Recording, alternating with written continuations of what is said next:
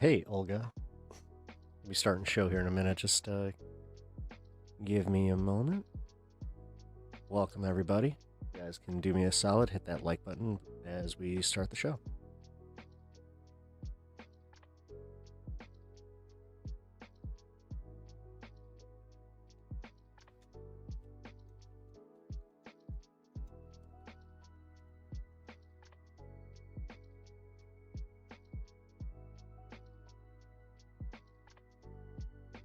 What up, Hermit? What's going on?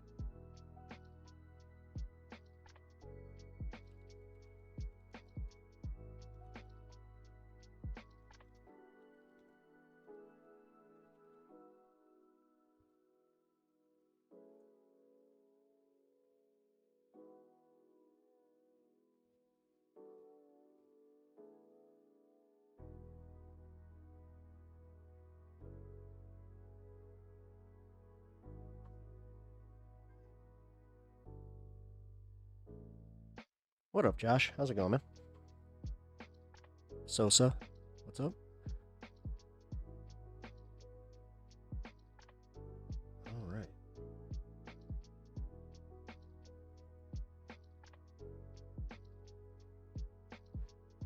Let's start the show.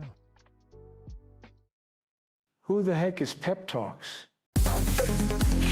I'm not gay, but I fantasize about Marco Rubio. Pep talks. Pep talks. Pep talks. Let's eradicate the Kung flu. I'm literally coming. Pep talks. Pep talks.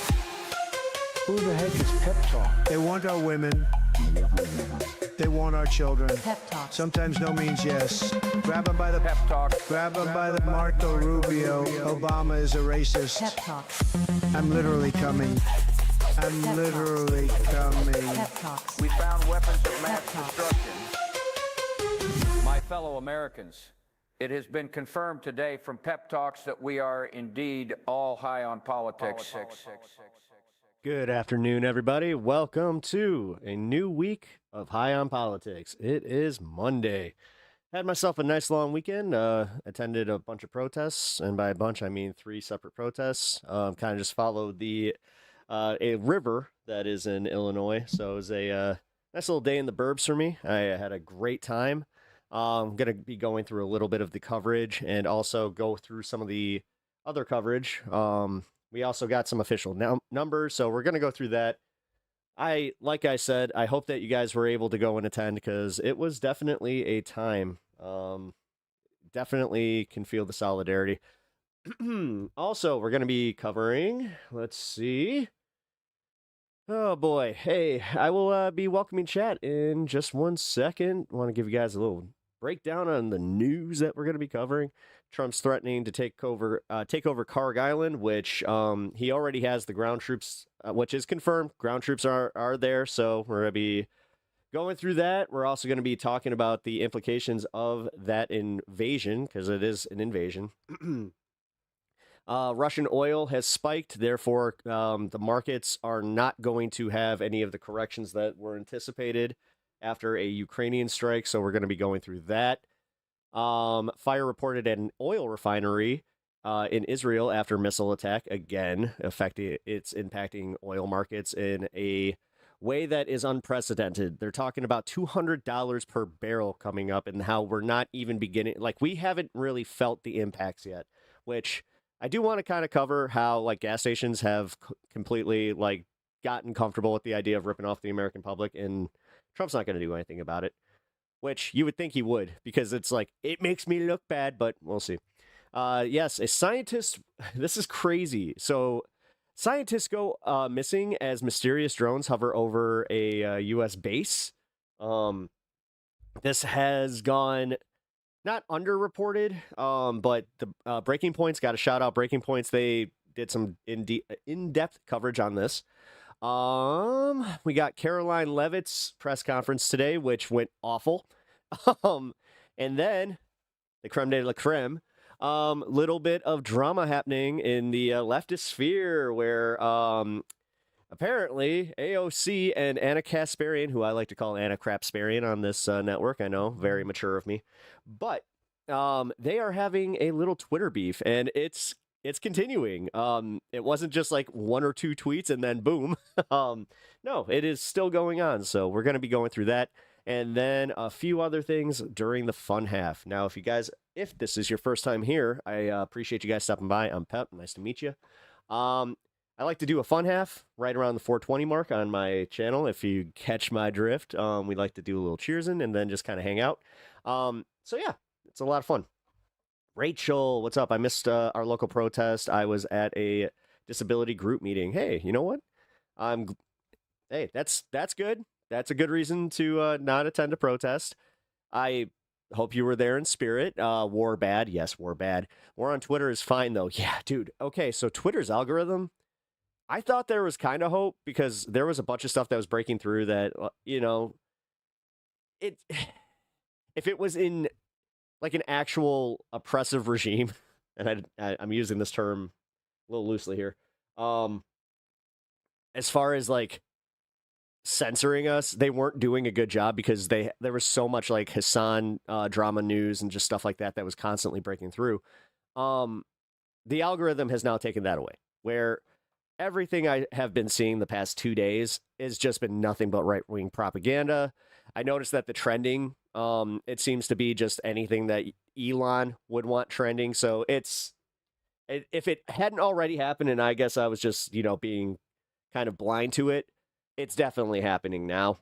But yeah, it's unfortunate. So Twitter is, if it hadn't already gone the way of the dodo, it's going the way of the dodo because there's nothing you can do. You can't trust it. Like, it sucks. It's the same with Facebook.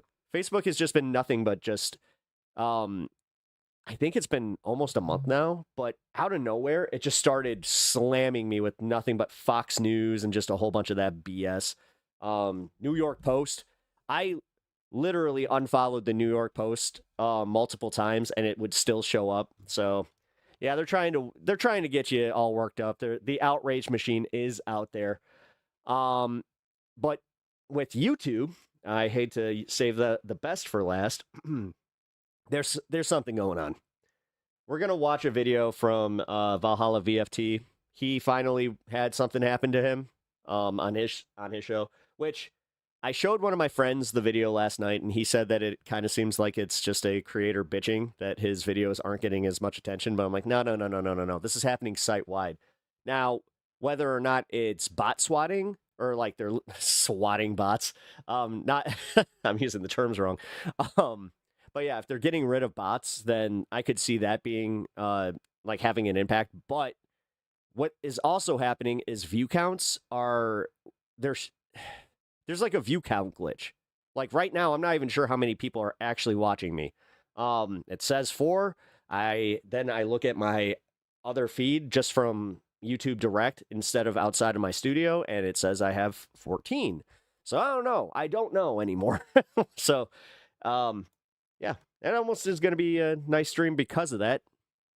Because yes, I will admit that me as a YouTuber, and it happens to all of us. We all start focusing a little bit on the numbers, especially if you see a little growth. But Pakistan, I have no idea what that means, but yeah, we'll also be talking about the Pakistan response to this. What's up, Jackal? How you doing? Pinkerbell, how you doing? Hope you guys had a good weekend. I know that, I was only gone for one day, so I hope you all had a good Sunday. I was definitely a little burnt out yesterday, not gonna lie. I kind of burnt the candle at both ends. Man, I'm just going through all the phrases today, but I really did. I didn't really plan what happened after the protest. So if you guys are in our Discord, I got invited by my friend that I was staying with. He wanted to go shooting. And you know what? That's exactly what we did. I went shooting. I had a great time too. So, if you guys were in the Discord and you guys got to see the video, that was a 30-30 Winchester that I was testing out. It was fun. It was a lot of fun. Accurate, and also got some kick to it. I really like that one. My second favorite was the NATO, the bullpup NATO. It was a 550 or a 550. That thing is I'm kind of surprised that they don't really use that in more official capacities, because that thing was very easy to use and also very comfortable. And then a couple nines. Not 556. No, no. Oh, 556. Yeah, no, my bad. My bad. No. The NATO 556. Yeah. Sorry. I'm not exactly like a weapons master by any means. I was learning on the like at the range where I was just like, what is this? Ooh. Although we did play some games as far as target games, and I did pretty well. I'm very, very happy to report that, yeah, your boy can shoot. But I had a great freaking time. If you guys want to see again, check out the Discord. I posted a quick little video and also just some pictures. I was, like I said, I wasn't like expecting to do that, so I had the most American day on Saturday ever. I really did. Going out and protesting, again, 3 different protests, seeing everybody having a great time, exercising our First Amendment rights, and then going to the, and practicing my Second Amendment rights. That was pretty cool, man. And then I got myself a fucking like a baller pizza, and then we had some beers afterwards. That was one of the most American days I think that I could have had. So good old way to kind of celebrate, And to Rogan's point, yeah, that's what makes America great right there. It was already great. I do actually I always thought that MAGA was kind of insane in the way that they were just always, it's like, why are you complaining about this? All right, Kat, seriously, one more fucking time that you're going upstairs. Oh yeah, little update. This little shit got down here before I could start. I was doing some show prep. I ran upstairs to grab a coffee. In the time that it took between me getting my coffee and coming back down, this little asshole ate all of his cat treats. An entire bag of freaking greeny cat treats. I am kind of pissed off at him right now, not gonna lie. Like, look at this little, here. Look at him. Look at him, he is shame. Look at him, he is shame. Shame. Bad kitty. You are bad kitty. You are very bad kitty. Yes. Eating all the greenies. So, just so you guys know, if there are any donations, it's all going to the dog today. Cat gets nothing. Little bastard. He's so damn cute. You guys saw him. He's very, very cute. But, oh, man, yeah, the cutest guilty face of all time. Yep. No, dude, seriously. And then I come down here, and I find the bag here. So, he already ate through the bag. So I had to get a plastic bag. Look at this. He destroyed it. So, yeah, he's feeling a little bad about himself. Cutie. I have 5. You have 5. Wow, I have 2, and that's actually a handful, I gotta say. He does. Oh yeah, he looks remorseful. Dude. He knew he was in trouble the second I came down here. He's very, very much like a dog in that regard, where he's just like, I fucked up. Oh, I fucked up. But Stan is upstairs waiting for his mommy to come home. She is at a appointment. Just got to give you guys a little breakdown. Nothing too big. She had a very bad weekend as far as just feeling kind of sick and tired. And it all stems from the fact that this is the last week of her chemo radiation, and we talked to a doctor about it. They said it's the worst, like to expect it to be the worst week. So, after this week though, she is off of the chemo radiation, and then we wait for the surgery. So, keep those positive vibes coming, guys, because I gotta say, we really need it right now. I'll be honest, I need it. I need a little bit of a boost. Some happiness would be nice, or just like a distraction, because I did have myself a little bit of a rough weekend with it. It was It was bad. Regretting life as one does. How are you? Ryan, how you doing, man? I've been worried about you. I'm actually doing okay. Yeah, as I was just saying, uni had a rough weekend this weekend, but we have a really good outlook on this. There's only 4 days left after this one today, as far as like the radiation, and then she goes next Monday to get the port. I guess not the port stays, but the plug comes out or whatever. But yeah, this sucks. You know, I've said it so many times on here, but I just have to reiterate, like, fucking cancer, dude. And I know that most people, once they go through this, that's why, like, you have this weird solidarity whenever somebody says fuck cancer. There's no emptiness there. You feel the weight behind it. And now I really feel the weight behind the whole fuck cancer. Also, I did kind of, I had a really nice interaction with somebody this, on Friday. Not sure if I talked about it, but I'll just say, it was somebody at her treatment center, and they gave me a very nice hug and just said, it's going to be okay. And god damn it, you know what? For a stranger to take the time out of their day to do that, they don't know what that meant to me, because I really fucking needed it. I really needed that. So that was wild. Cancer is real. Politics is horseshit. Good luck, man. Thank you, Todd. I appreciate that. I also agree, man. I literally had a sign for my protest that's pro wrestling is real, cancer's fake, or cancer, politics is fake. I don't know, man. I think it is in some weird way kind of all fake. It's all figured out. They're all just trying to fuck us. I'm getting back to that point, but at the same time, I also do kind of just think like, no, there's no. Again, if that was the case, then we wouldn't have votes. So I don't know. We love you, Pep. Thanks, Dennis. I appreciate that. I'm so glad you guys went medical the first time. As soon as you found out, catching people you know and love try to go all natural is painful, and it hits you hard when they get delivered the news. Oh yeah. I mean, I got delivered the news the worst way possible. I was putting my dog down, and then I got a phone call that they had done it, which I'm not sure if that was the best way to tell me. I kind of think back to that. I'm like, a little, whatever. We fight illness, not words. You know what? I don't know. I think that you should fight, words.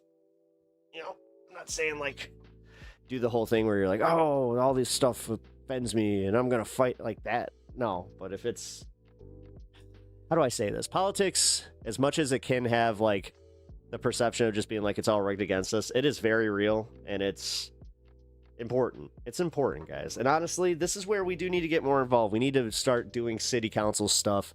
And I think there needs, for lack of a better term, to be a re-education for all of us on what these local positions do and how we can help, or how we can get how we can be involved in our local communities a little bit more. I don't know, it seems thick. If only the weather the day of the protest was nice. Yeah, it was cold as shit. Second one I went to, I realized that my hands were getting like frozen to the point where they started shaking. Like, oh, that's great. Yes, we need to start doing city council stuff. Totally, I agree with that. Yeah, no, I'm 100% on board with this one. The next election cycle that is coming up here, I think that it's very important that people get more involved. But in Illinois, unfortunately, it seems like all the candidates for these positions are already locked down. And if you, actually, Serena, you might be able to answer this. What can we do in terms of being a write-in candidate? And does that hold validity in Illinois? I'm not entirely sure, because I know that they go through this little rigmarole as far as like trying to get on the ballot, where you have to get, you have to petition for your signatures, blah, blah, blah, blah, blah. But yeah, whatever. Anyway, I fight lots of stuff. I don't know about you. You get used to it fast. Well, I mean, unfortunately, Ryan, I don't want to say I know where you're at, at mentally, because I really don't. Obviously, I have not experienced what you're experiencing, but I know the fight or flight response of your brain taking over. I would argue that I haven't been out of the fight or flight response since I lost my mom. And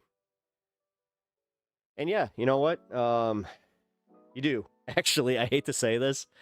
I hate to say that you do get kind of used to it. It fucking sucks. If somebody had said that to me right after my mom died, I'd probably get really upset. But, yeah. Hoarding money, not making it, to be honest. Wait, next election cycle is too late. You can literally get involved right now because we can actually be watchdogs for the various boards. See, now, yeah, come on, Darren Bailey is a viable candidate. Dude, did you see him have his Jeb Bush moment on the so like some local news station? I can't even like remember this shit. I'm not gonna spend time looking for it. Fuck it. If I was better at thinking, hey, this Darren Bailey clip might actually be relevant when I was watching it. But realistically, I didn't think that the gubernatorial race for Illinois was going to be that interesting. So why even, subject people to that? But he had a total Jeb Bush moment where he's negative Riz, dude. Like, I'm not sure if it has anything to do with his loss or anything, but he just seems to not have it this time. It seems like he's just running the numbers or just kind of autopiloting this one, which it is crazy how many people are still like thinking, oh yeah, you know what? Fuck yeah, let's do this. Also, guys, so you know how I mentioned that Trump store that was, I kind of had like a back and forth where I did this is where I did my oopsie into journalism, where I did an investigation on this woman because I found out that she kept getting out of tickets, and they're not just like little fucking traffic infractions. These are big ones that you guys would never get out of. And I was like, why? So then I found out that they give this to a random law firm that's not even they're not prosecutors. They're just random fucking lawyers that go in and settle these cases. And the guy was like some old douchebag that he did all right, well, I kind of feel that you were treated unfairly, and we're just going to throw this case out, but you gotta be good. Don't go out there online and doing your thing where you're going and taunting everybody. Well, what's the first thing she fucking did after that? And that's what got me involved, where I was just like, oh, fuck this bitch. Well, turns out, I found this out while I was going to the protests, that her store is not permanently closed. It is closed for restructuring, but then she went out and talked to a local reporter, and she just said it. She can't even get half of her rent. So, yeah. What the fuck? Okay, that's proper investigative stuff. I know. I kind of used, it's funny, Natch. I thought back to my journalism class, and I was like, well, I know how to do this, because I know that, if there's a phone number, listed or attached to any of these things, especially, court-related, they have to answer you. It's it's a freedom of information request. So I got a hold of one attorney who he even said, he's like, I can't discuss this, and he was laughing. He's like, I cannot discuss this because I didn't prosecute it. He's like, but... He's like, I don't have to. He's like, I'll tell you what happened. He's like, yeah, in the state of Illinois, we have law firms that work with us to prosecute anything that's not considered a violent crime. And I was just like, oh my fucking God. That makes so much sense. And it also makes sense why everybody talks about Chicago, the catch and release thing. That's why, though, is because the way that they classify violent stuff over fraud. Because, that's another thing. She was being looked into for fraud, and it was like, wait a minute. That just went away after she or had the other court case from her that had nothing to do with the fraud stuff. It was the freaking, it was a suspended license thing. She was driving on suspended, which, again, how did she not get locked up? How did her car not get impounded? And then she's just out there doing it again. She had two infractions. And the second one resulted in her getting arrested, but again, they didn't impound her vehicle, which is insane. They impound everybody's fucking car, but they didn't impound her fucking giant white Jeep, which I gotta say, man, I used to like be a Jeep fan, but fuck Jeep. You know what? I just gotta say it. Stellantis vehicles are awful. I've worked on Stellantis vehicles for a long time. I don't know when they were even like before Stellantis, before when, you know, Jeep was still a proper company. They also had some poor design choices. Like, I don't know why they decided to put the oil filter in the middle of the fucking engine. Not on the bottom, not on the top, the fucking middle. And every single time, there's a reason I have a fucking burn mark on my wrist. It's so stupid. And yeah, just in general, like, I have a Jeep. Like, I don't know why I was like trying to be coy about it, because I realized that when I was filming in my car, my seats literally have Jeep on them. So I'm just like, nah, yeah. But I drive a fucking, it's a shitty little shitty. It's actually it's a very responsible four-banger. It's a 4-cylinder Cherokee. I actually like my car. Like and love are two very separate things. Get out from, that's it, go. Now he's trying to like chew on the cords behind the computer. I swear to fucking God, this cat is testing my patience today. Gotta go to bed. I wake up in 4.5 hours for work. Oh my God. You know what, Ryan? Solidarity, bro. I'm not sure if this makes you feel any better, but you have about the same like sleep schedule as I do. As far as my get off here, go to sleep, wake up, go to work. Like, yeah, I should probably get a little bit better about that. I try to at least get the 6, but the fucking Jeep pickup trucks look like AI slopped the vehicle. Yeah, no, they do. I used to like them, but the thing is, I drove a Jeep Commander for long enough to understand that, you know, the boxy like Jeeps, like just in like, because I always wanted a Wrangler, but I couldn't afford it. And then yeah, now I hate them. I actually hate them. Now I look at Wranglers and they're fucking stupid, and also shitheads tend to drive them. That's one thing that I kind of got, where I was part of one of those like the Duck Jeep groups, which if you guys don't know, it's like a Jeep thing, which is cool, and it does kind of make you feel like you have a community. But then all of a sudden they had these Trump ducks, and it became literally a thing where they're just like, yeah, more Trumpers drive Wranglers than non-Trumpers. I was just like, you know, I don't even want to have this conversation. I'd rather just drive a Camry and just be fucking done with it. It's like, I'm over all of that shit. I'm over all these shitheads that tie their identity to fucking any brand like that. Like, I was thinking about this. I live by a house where they're a Chevy family. Gay. Fucking stop. Oh, God. Oh, my God. I'm a Chevy family. I'm a loyal customer for life to this fucking company that makes shitty trucks and shitty car. Like, stop. Like, goddamn, you can like what you like, but fucking don't just do like brand loyal. You never know when they're gonna fucking use, you know, some cheaper parts or have like, trust me, like, stop. That's fucking stupid. Unless you're, I don't know, do you work for them? Because even if you did, that's fucking weird too. Capitalism has won, hasn't it? Oh yeah. Oh yeah, totally. Like, because I pull that shit occasionally where I'll kind of think about, like, the Jeep, actually. It was kind of a thing. I got another Jeep because I was like, oh, you know, I like my last Jeep. I might as well get another Jeep. Instead, if I was practical, I would have gotten a fucking, you know, like a 4Runner or some shit. I don't. But it's always like that thing, too, where you're like, well, I don't want to go full minivan, dude, you know? I don't have kids, so I'm not going to do that. But it's like, that's the next step up from a fucking minivan, is a fucking Toyota 4Runner. I don't know. They seem very mom-car-y. Hey, what's up, Zombie Banana? I'm just kind of stun-locking on shitty cars and how people get locked into, like, being one type of car family. I don't know. But yeah. What else do people do that with in America? Let's see. I mean, occasionally, food is different. Because food, it's like a trust thing, and also, like, if you're, if you like texture and stuff like that, and just how, like, something cooks, like, I gotta be honest. This is one for me. I have tried lots of box mac and cheeses. I'm sorry, Kraft. It's like, no.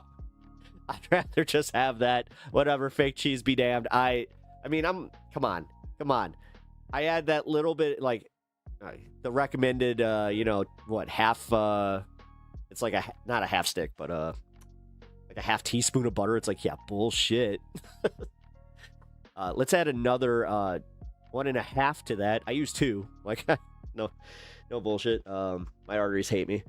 But, yeah, and then I gotta add some extra cheese. Like, yeah, you use the bullshit cheese, you mix it up, and then you gotta put some real cheese in there, some Colby Jack. And then you got yourself a fucking bomb-ass little plate of mac and cheese. I'm trash, and I'm totally fine with it. At this point, I'm owning it. I don't care. Like, America did this to me. Although, if I was making, like, $1 million, like, I hate to do the bare naked ladies thing, but it's like, if I had $1 million. Oh, wait a minute. They literally talk about eating craft dinner. We wouldn't have to eat craft dinner, but we would, because it's good. We missed 420. Fuck.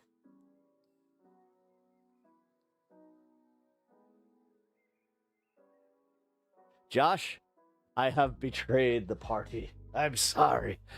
All right, guys. Well, there, we're good now. But yeah, if you guys are just joining the show, welcome. Appreciate having you here. I want to have a nice place for conversating or conversing, politics. And honestly, guys, like, I'm so over the people that come in here, and it's not even the trolls. It's the people that, like, automatically assume that they can't be in here or that they're going to get kicked out. Like, I've been thinking about this because that means that almost every other channel is just like, yeah, get the fuck out of here. Hey, F it, embrace whatever you like. I don't know about having trashy likes. I mean, that's if you do the quick mac and cheese in the microwave and cook it in 2 stages, you can put a slice of cheese on the top. Effing heaven. Yeah, I've done that. I've done that. When my wife first got diagnosed, she could only eat like so many things, and they actually said that, like, that fake mac and cheese or whatever, the Easy Mac, they said that was a really good thing for her to try, like, to eat, because it was technically lighter on her stomach and easy, whatever. I'm not gonna get into it, but we ate a lot of that, and that was the one thing that I figured out where I'm like, oh, I gotta spice this up a little bit. Like, this is kind of gross. It makes sense. I've been kicked out of so many streams for disagreeing. I don't get it. I really don't, because I kind of had a moment, and I don't want to say who I was watching. You might figure it out, but I was watching this leftist stream, and we actually have, like, some of the same mods, but the way that they just literally crush anybody that says something that's, like, even a joke. I saw some jokes get, like, taken down, and then they were like, I was joking about that. And then they were just like, well, you can't read context in this. And the chat wasn't even moving that fast. I was just like, okay. That's weird. What up, Etch? How you doing, man? Good to see you. Makes sense. I don't know why your chat just doubled up. That was weird. Yeah. Did you mean to hit? I don't think you even hit that twice, because... Oh, there's a what the hell? Okay, hold on. I gotta fix this. I have like a 8-second chat delay on my side here. What the hell? Yeah, this is bad. Is this the Mr. thing? Okay, not the Mr. Or MR thing. Oh, Mr. What MR thing are you talking about? I don't know what MR thing you're talking about. I sent it once. It was so cool. It was so cool. YouTube posted it twice. Yeah. Mago always simply wants to own the libs. I get it. In this economy, that's all they have a chance of owning. Well, well said. Yeah, I gotta say that the minority that wants to just troll people, I almost think that it's a response, like it's an anger response, because they get it, where they're just like, oh, the getting banned. Okay, yeah. The getting banned from chat thing. Well, I mean, I haven't been banned from MR chat. Did somebody, I don't know what happened. Natch, you can post it in the mod chat. because I don't really remember what you're talking about. Can't make this up. The left is everything they say they're against. Oh, yes. What's that? What's that? And how are you monolithing the left today? The weird thing is MAGA monoliths itself, where they're proud of it. Whereas on the left, it's just like, stop trying to lump us in with Democrats and, you know, in my case, it's like, stop trying to always like say how I'm like, oh, you're a Democrat communist. It's just like, no, I'm not. You're stupid. And honestly, I think that if you just doing that reductionist bullshit, that just means that this is why people react to you. Like, if you're not a bot, people will react to you like you're a bot because that's all you're here for. You're here to further the divide. Congratulations for contributing to the actual decline of America and American discourse. You're literally the brain poison that is online. Just do yourself a favor and take yourself offline. And I'm talking like just delete your YouTube, like get out and touch grass, because I think that honestly you might be happier, but who knows? Maybe this is like your hobby, which I've been noticing a lot of people are just so fucking miserable in MAGA that's all they do. They just sit on fucking Facebook. Oh, look at this. Look at these leftists, blah, blah, blah, blah, blah, blah, blah. None of it's real. None of it's real. I'm telling you, man. I met a few people at the protest on Saturday that they even said, they're like, I was MAGA. And they're like, I kind of feel bad because I used to call these protests paid protests, and they were like totally those types of MAGAs. And then, yeah, it turns out that having the broken promise of no new wars result in high gas prices was a bridge too far, because they can't look at the gas price every day on their way to work and just be like, hey, Jimmy, did you see the price of gas? How's that for some TDS? You still rocking that TDS there, Jimmy? Jim Bob? Come on, buddy. You gotta admit, $2.50 or $1.99 gas, that's some good shit right there. And then all of a sudden, they're just like, $4? $4? $3? Oh my God. Oh, damn. How much is diesel? Oh, shit. Well, I got a truck. Oh, shit. Like, it's kind of one of those things that I'm seeing. TFS, Trump fatigue syndrome. We all have it. Everybody's fatigued with that asshole. But I also do love how, like, Iran and the rest of the world told him to get fucked today. That was pretty funny. Like, I'm going to just say it. Like, when he was trying to move the markets again, all of them and none of the markets responded the way that he wanted them to, where he was just like, how come nobody's freaking out? Come on, guys. Come on. Timu Mike from PA. I am way better than Mike from PA. There's one thing I have is enough self-respect to at least recognize that. Mike from PA. Mike from PA was always one of those, like, I don't know. He was like a radio call-in guy. You know, he always like, if you guys were Howard Stern fans, he reminds me of Stuttering John, where Stuttering John was like originally just a fan who became an intern, then started working for the show. Kind of like that. All right, what do we got? Gas prices are little compared to taking down Iran. We're not taking down Iran, you fuckhead. Dude, we didn't get the gas from Iraq and we didn't get the gas from Afghanistan. That's why gas prices were so high under Bush and Obama. Kind of weird when we were fighting, an oil war, and we all knew it. But dude, even with Venezuela, and then you have fucking Russia and Ukraine, like, dude, no, oil is going to be high for over 2 years. The rest of us that kind of exist in the real world, we're listening to economists who don't give a shit about the politics behind this. They're just like, no, these decisions have led to this, and because those decisions had some repercussions where now we have oil fields that are no longer functional, we are going to have high gas prices. And we've just seen the beginning of this. If it gets up to $200 per barrel, bro, I have a feeling that you ain't going to be fucking in this chat sitting here going, it's a little hiccup. It's okay. It's just a little bit to go and get fucked. America first is the one thing that I have to actually agree with on this one. The likes of the Marjorie Taylor Greens and the shitheads that I still think they're shitheads, but they're less of shitheads than MAGA, which is insane that you guys lost them. They created America first, which does have a lot of traction because a lot of them were like, no, motherfuckers, this is fucked up.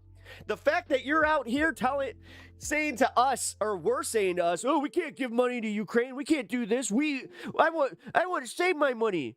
I don't want to help nothing. I don't want to do nothing. I don't want bases. America first. Isolation. And then the second that this orange motherfucker goes out there and starts saying, I want to bomb this. I want to bomb that. I'm going to take this. I'm going to take that. All of a sudden, you're just like, yeah, drop that beat, homie.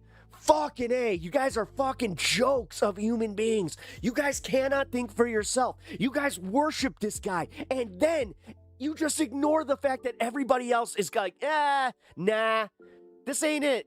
This ain't it.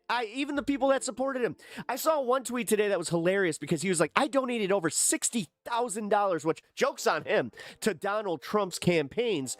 And you know what? This guy even said, I can't do this anymore. And for anybody coming out here saying, oh, you got TDS or you're just a liberal. He's like, don't listen to those accounts because they're grasping at straws because they realize how dire this is. You guys are sitting there realizing how bad this is for you. And this is you reacting. I do love it because you guys are so angry and it's just, you're so insecure, why? When you have all 4 branches of government, how can you still be that insecure and still blame Democrats for all the woes of the TSA or any of that bullshit? Which I like how I saw this shit today. They came out and they're like, oh, yeah, you know what? The Democrats are mad that Trump made a deal with the TSA. They went and they voted this down 5 times they completely ignored what the GOP just didn't want to vote on, especially that last bill that gave them everything they fucking wanted. Huh? Weird. Started turning to Ben Marcellus, voice cracking. Whatever, King. You're fucking stupid. Everybody thinks you're stupid. I think you know that. That's why you're here. Either that or you're a bot. Like I said, man, the fact is there's so little organic support behind Trump. And this is the funniest part, the ones that still support him, they're doing it to troll. They think that it's just, whatever. You sound extremely racist, to be honest. How, Sarah? What am I being racist, or who am I being racist against? I think that you don't know what the fuck you're talking about. Believing in end times prophecy crap is anti-Semitic as fuck. It's also retarded, and they are retarded. They need to sit there and think about why they're retarded and maybe work on that. But I don't think they will. Biblical prophecy, not fairy tale. Oh yeah, it is fairy tales like a motherfucker. Did you think that the end times, or do you think that the people during World War II didn't think that it was the end times? They totally did. Go ask, you can still talk to some people that lived through it. But yeah, man, Jesus ain't coming back. And nail his ass to a boomerang. I've always liked that one. Doof Bay Boof. There is no God. I am kind of more along with that one. What up, Oh, by the way, Porgy, what up, dude? Just realized that you were in chat. Also, Unlisted, what up, dude? I hate when I miss your chats because we get these guys that like to spam because they're so insecure. Again, I have never had to stand up for somebody the way that these people do, which is insane to me. I do have to I can't wrap my head around it. I've never liked somebody that much. Felt that much loyalty to, even in my own family. This is where I have just come to terms with the fact that they cannot function without him telling them what to do. And that's what were they doing before Trump? Were they just aimless through life? Is that why they were so miserable? I don't know. Oh, hey, Rango, what up? How you doing?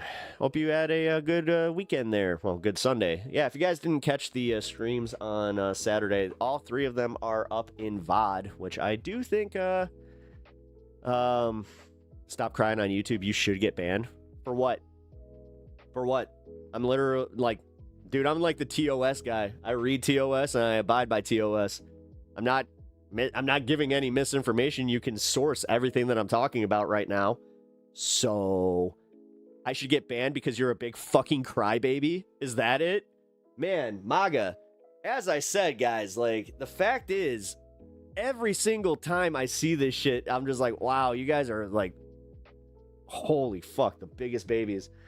Ha ha ha, Kirk protectionism is hilarious. Speaking of Kirk, yeah, when I fired that 30-30, he even said, he was just like, no, this is what they claim is what Charlie got hit with, and I was just like, okay, well, it's a 30-06 that he got hit with, but similar type of kick and exit. And I can tell you right now, no fucking way. No fucking way. I had already fired a 30-aught, but now that I like had it fresh in my mind, I'm just like, oh yeah. Are you for the First Amendment? You endorse censorship? I mean, he's insane. Like, that's crazy. Like, he's so anti-American, anti-freedom. Probably gonna cry that some leftist is talking about practicing his Second Amendment rights on the same day that he practiced his First Amendment rights. Also, I'm more American than you, douchebag. I just don't wrap myself around in the flag and fucking cosplay as a patriot. I'm reporting you, clown.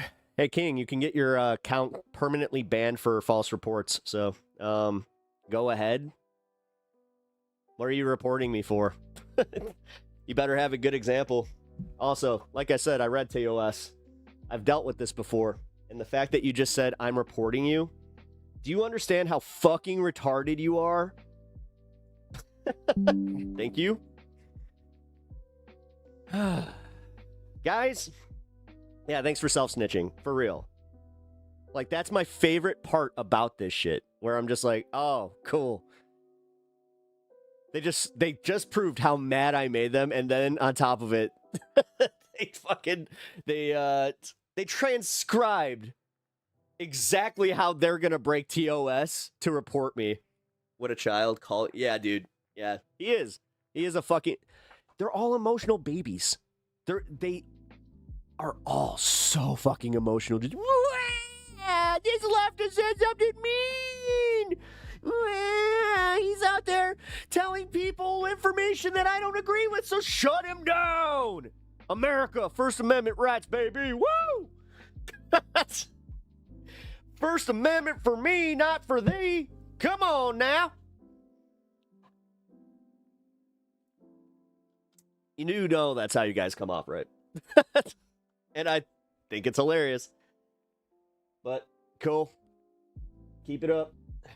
Also, MAGA, come get your grandpa. Like, can you guys ever, like, I don't know, in this chat, I would respect a few people that are just straight up MAGA that would attack people like that, where it's just like, dude, shut the fuck up. What's wrong with you? Want to navigate the Strait of Vermouth? Advoca. Porgy, you, I don't want to think that you're a bot, but goddamn it, dude, you have said that joke like a few times in my chat. So, it is funny. Well, was funny the first time, but yeah. Unrelated, want to grow sugar beets for elk and deer? Should I do seed packets or go full 5 pounds? I don't know. I know nothing about that. I don't live anywhere near where I could have elk or deer. I get rabbits. Like, we get, rabbits in our yard and shit like that. Like, rabbits, squirrels, lots of birds. I have a birdhouse, and that was kind of a mistake. Because I didn't realize that. Sorry, it makes me laugh. It's alright. I'm just saying, Porgy, like, careful. Just... I don't know. I don't want to try and be like, well... I'm going to give you a little piece of stand-up advice, whether or not you choose to take it. Know what room you're in, and if you, like, again, the fact that I had seen the joke probably 3 or 4 times by this point, that's where I was like, ugh. Like, new stuff. It's okay. Scratching it from the memory bank. You don't have to do that, because you could use it in other chats. It's just, yeah.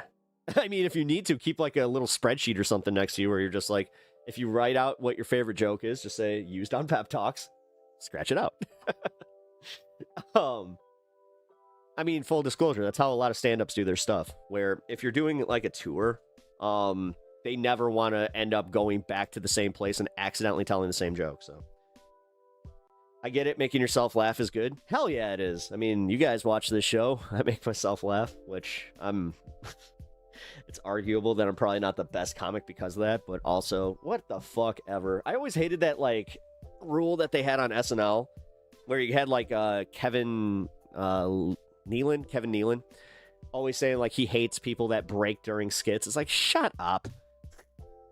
When people break during skits, it actually kind of shows how funny the goddamn skit is, and it makes me fucking think that it's even funnier, so, I don't know. Hey, Pap, I got arrested at No Kings 3 downtown with Lady Oh, you were there with the Lady Liberty? Was like the... Wait, yeah, the LA... Holy shit, you were there for that? Yeah, I saw her. Is it bad that, like, the #1 comment I saw on that post was just like, Lady Liberty not wearing a bra? I'm just like, that's what you're focusing on? How did you think the No King protest went? No, it went well. Eric, it went really well. I mean, I went to 3 of them in the suburbs. The first one I went to, I think there were about 700 people. It was just under 1,000. Then the next one I went to had over 4,500 people show up, which it felt like it, man. That was crazy. The more people kept showing up as I was leaving. I was like, whoa, okay. I'm leaving at like literally 15 minutes before the protest ends, so not sure if that went a little bit longer, but yeah, then I ended up going to another town a little bit farther down the Fox River.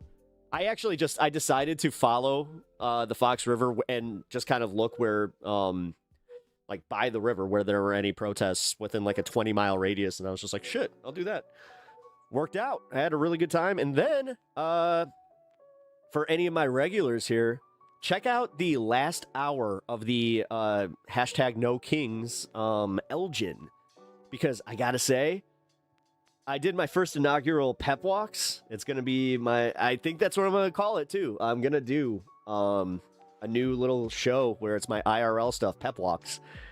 And if I cover protests, cool. If I cover just weird shit, then cool. That's what it's gonna be. I think that it's I don't know, I had a lot of fun.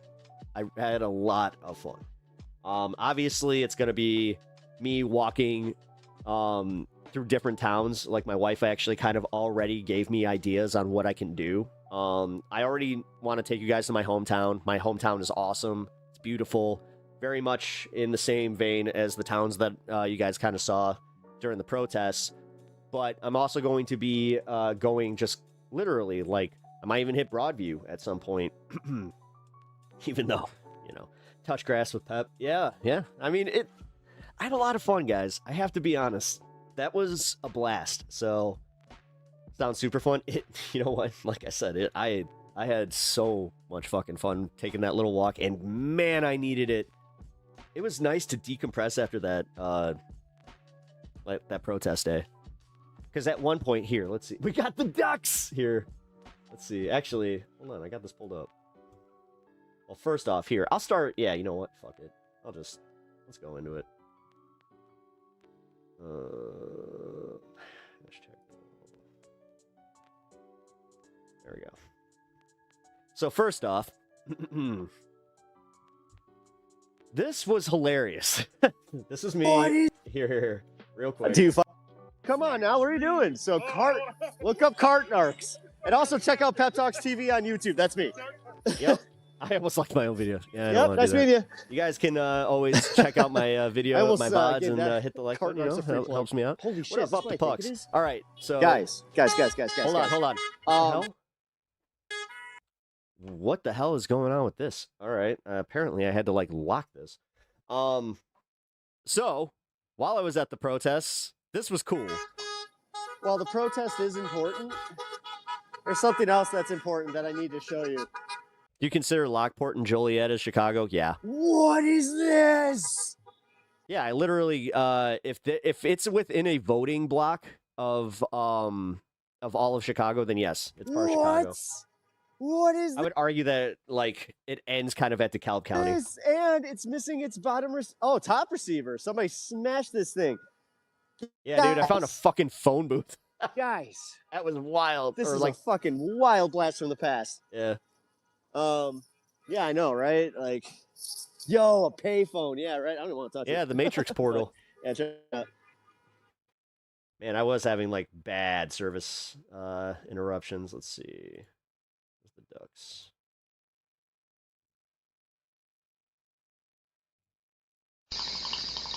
Oh, here we go. Oh, great job getting out there. Thank you, Eric, for the $9.99. Appreciate that. $9.99. Great job getting out there. All right. Yeah, here's the first inaugural pep walk. It starts at 1 hour and 8 minutes. You guys can check it out. Hey, Stan. This is cool, man. Yeah, so the river walk was completely clear, too. Yeah, as I said. Love the shades. Oh, thank you. I grew up one town over. It was kind of like cool, like knowing that I was coming out here. Another thing that if you guys missed any of this coverage, you can catch my show Pepaganda on this space on primetime on Wednesday. I think 8 o'clock. Yeah, 8 o'clock Central, 9 p.m. Eastern.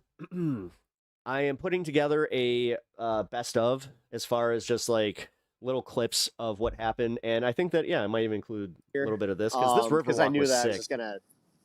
It's like, yeah, you know what? I might as well. Where's the Ducks? I want to find the Ducks. It's like We're Ducks. We're Ducks. Yeah. Here we go. Here's the Ducks. we got ducks. We got Ducks. We got the ducks. All right. Yes. We got the Ducks.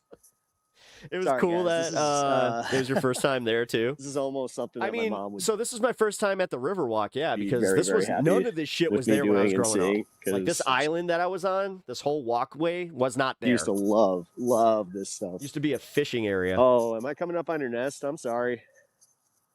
I will not fucks with you. I will not fucks with the Ducks. Hey, Mama Duck. Hey, Papa Duck. All right, so this was the last protest that I hit. Actually, you know what? Fuck it. Let's just start the coverage. So let's do this breakdown from the mainstream media, see what they had to say about the protests, and then we will get some about 5 to 10 minutes per clip of me walking through.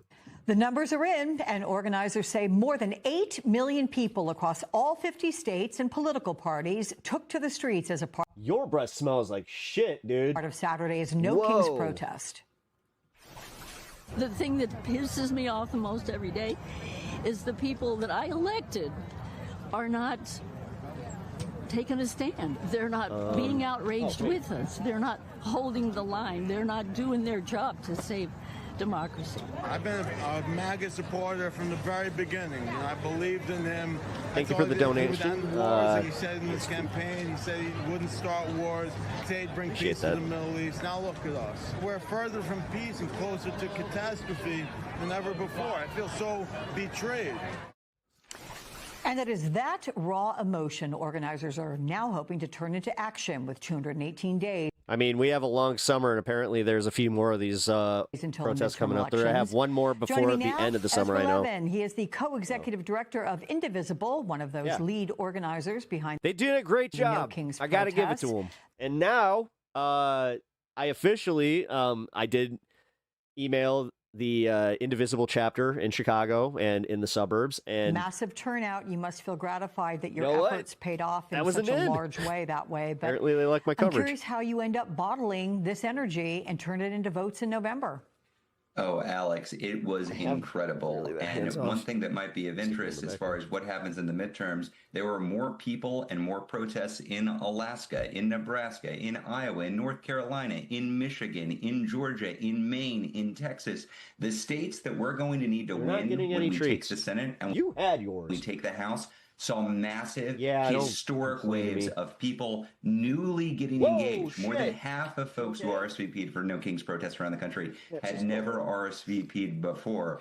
So these people who are not politically active, maybe didn't think of themselves as organizers, maybe didn't think of themselves as activists, maybe they didn't like the political system at all, didn't like Democrats or Republicans. They are out now. These are going to be the same folks who are showing up, not just to vote, but to get out the vote and to protect the results when Donald Trump tries to sabotage I'm already over him eating his treats. them, as he is currently publicly promising to do. And as we just heard together, we had specifically one Trump supporter who feels betrayed by the president and his policies. We, in fact, heard similar stories on my show. Yeah, St. Paul was insane. By the way, one cat Abu Ghazaleh was in St. Paul at that protest, and I caught something kind of interesting about that, where I was just like, she's like, I don't know where we're going from here, but we're here at the No Kings in Minneapolis. I'm like, oh, is she looking for a seat to run for in Minneapolis? I said it in her chat, and people fucking got mad at me. It was over the weekend, and it happened during the protests as well. What do you do with that? You welcome them in, Alex. This is really important. This is why it was so important to have everybody from the Democratic Socialists of America to the League of Women Voters. Yes. And everybody. And now this is the problem that I'm seeing is people already jumping and being like, we can't have these liberals with us. I'm like, stop. If you don't know how to fucking coalition build organically and include those people, then I don't want anything to do with you. In between, being able to say one thing very clearly. It's getting annoying. It's getting really annoying how fucking gatekeepy everybody is about this shit. Ideologically, we might not have the same presidential fucking candidate. Have a little bit of a crash on a DSA member too, where I was just like, no. Preference for 2028 or agree on what that particular Democratic virtue signaling bullshit platform ought to be in 2029. But right now, in the year of 2026, we collectively can say in one clear voice, we don't want this guy. We don't want this agenda. We don't want an illegal and unconstitutional war. We don't want a secret police force that is terrorizing our communities. And we don't want a would-be king raising our prices, wrecking our economy while he lines his own pockets. It is our responsibility right now to... You're just going to blatantly be a racist? Then you're banned. Welcome everybody who agrees with that into the movement, whether they're don't test my fucking good faith. Democrat or not, whether they voted for Kamala Harris or not, whether they previously... I would like to have these conversations with people that are not ideologically aligned with me, but that type of shit, I will not tolerate that. I will not tolerate anti-Semitism in my chat. I will not tolerate fucking just blatant racism in my chat. I'm sorry. Like this is just not okay. Slurs, going after the gay community. You know what?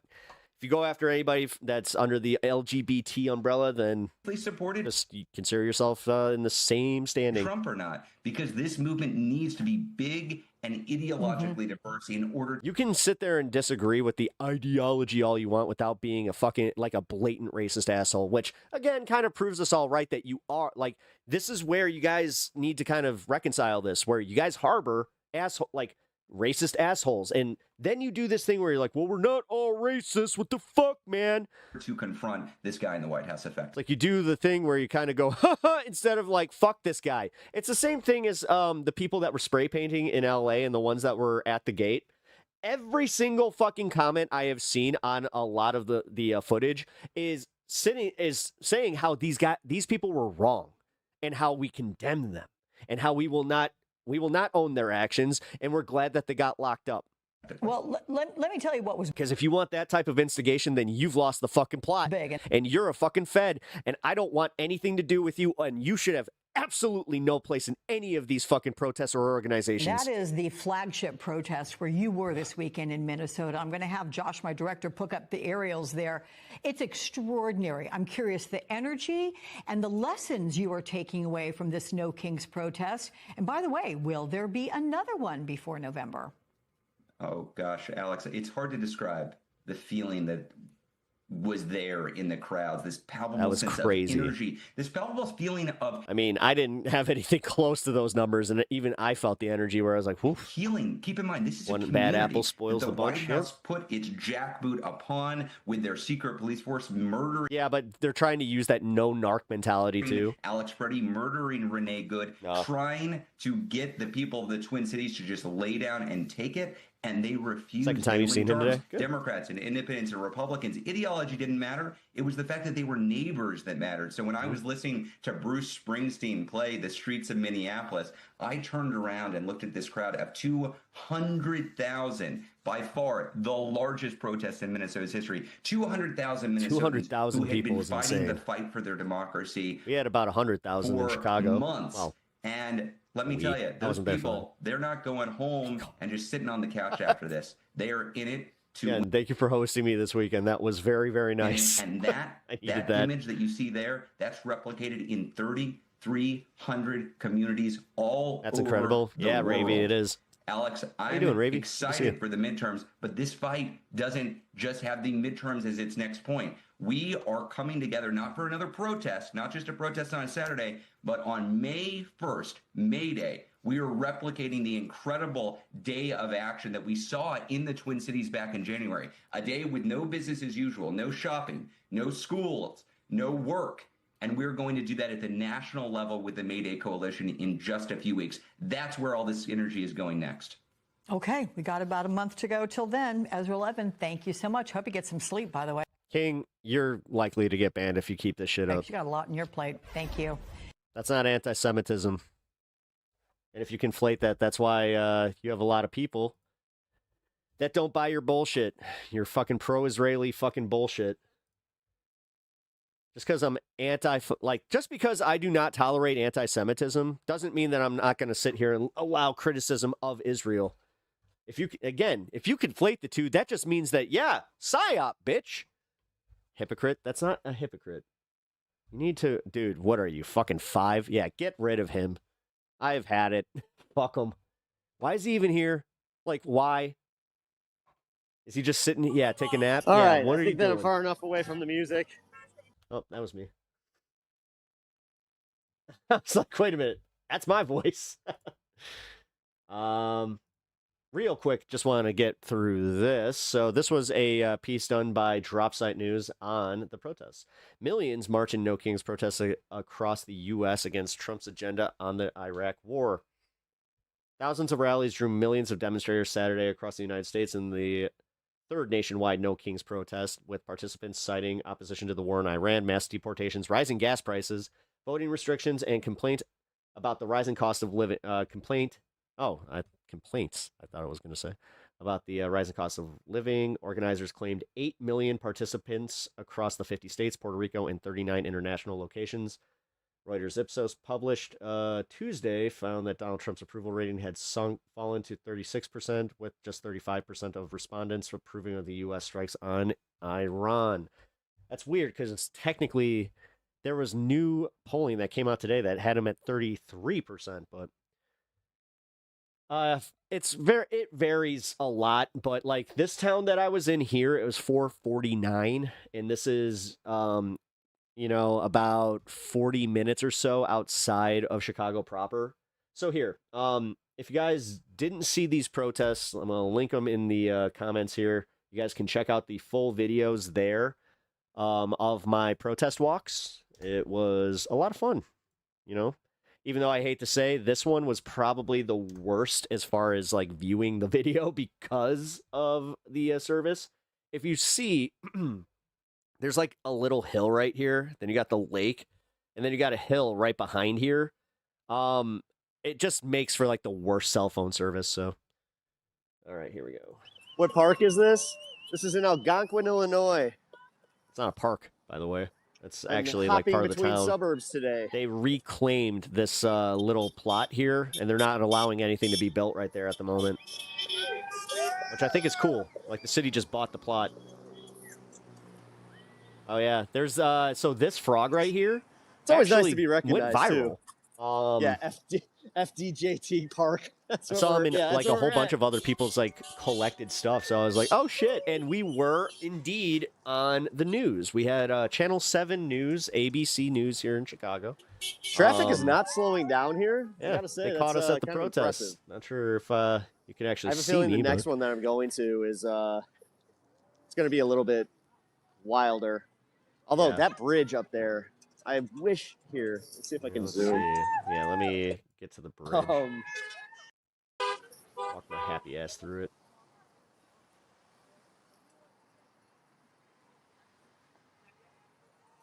Okay, so I was walking through with a sign that said, Trump doesn't return his shopping carts. So if you see people laughing, that's what that was. Hey.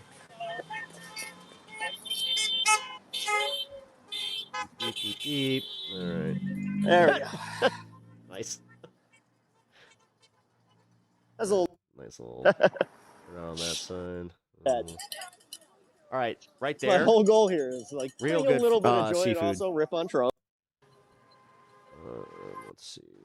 That's beautiful. Can I get a look at the bridge? You're welcome. Shout at this guy filming this amateur. Come on. Turn to the bridge. Turn to the bridge. See the bridge. Every time they get a little close, I'm like, let's see. Nice. Oh, here we go. All right. So this went all the way up to the top. I tried to walk it. Like I tried to go there. That's when I lost service like immediately. Bro looks like a Redditor. Please check his PC. Yeah, sure. Okay. Quietest rally. There. It's not look at the necessarily protest a buffs. rally, I guess. I don't know. Okay. So like I said, you guys can check out the rest of the full video here. I appreciate that. Now, let's go to this one. This was in Crystal Lake. This was a town. It was about a town over. It only took about 5 minutes to get to. Where did I start walking? Here we go. All right. Where's the drum lady? Wait a minute. Oh, here she is. She stood there for the entire protest. Did not move. I was like, okay. All right, now let's see. Where is my view of the full protest? This was at the back end of it. There we go. Thank you.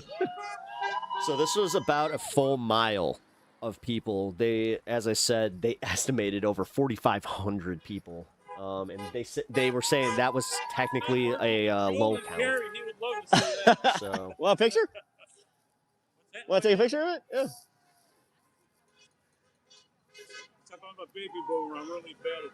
Oh, don't worry about it. Take your time. Yeah. He's just like, I can't figure out my phone.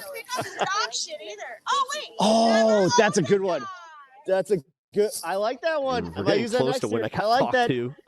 That was kind of funny. Like I, at one point, had one of the protest organizers come up to me and they were like, "Hey, we noticed that you're filming. Who are you with? What are you doing?" And I was just like, "Oh shit." And I got this vibe. That I'm like, are they gonna ask me to leave? It's the only thing they got. No.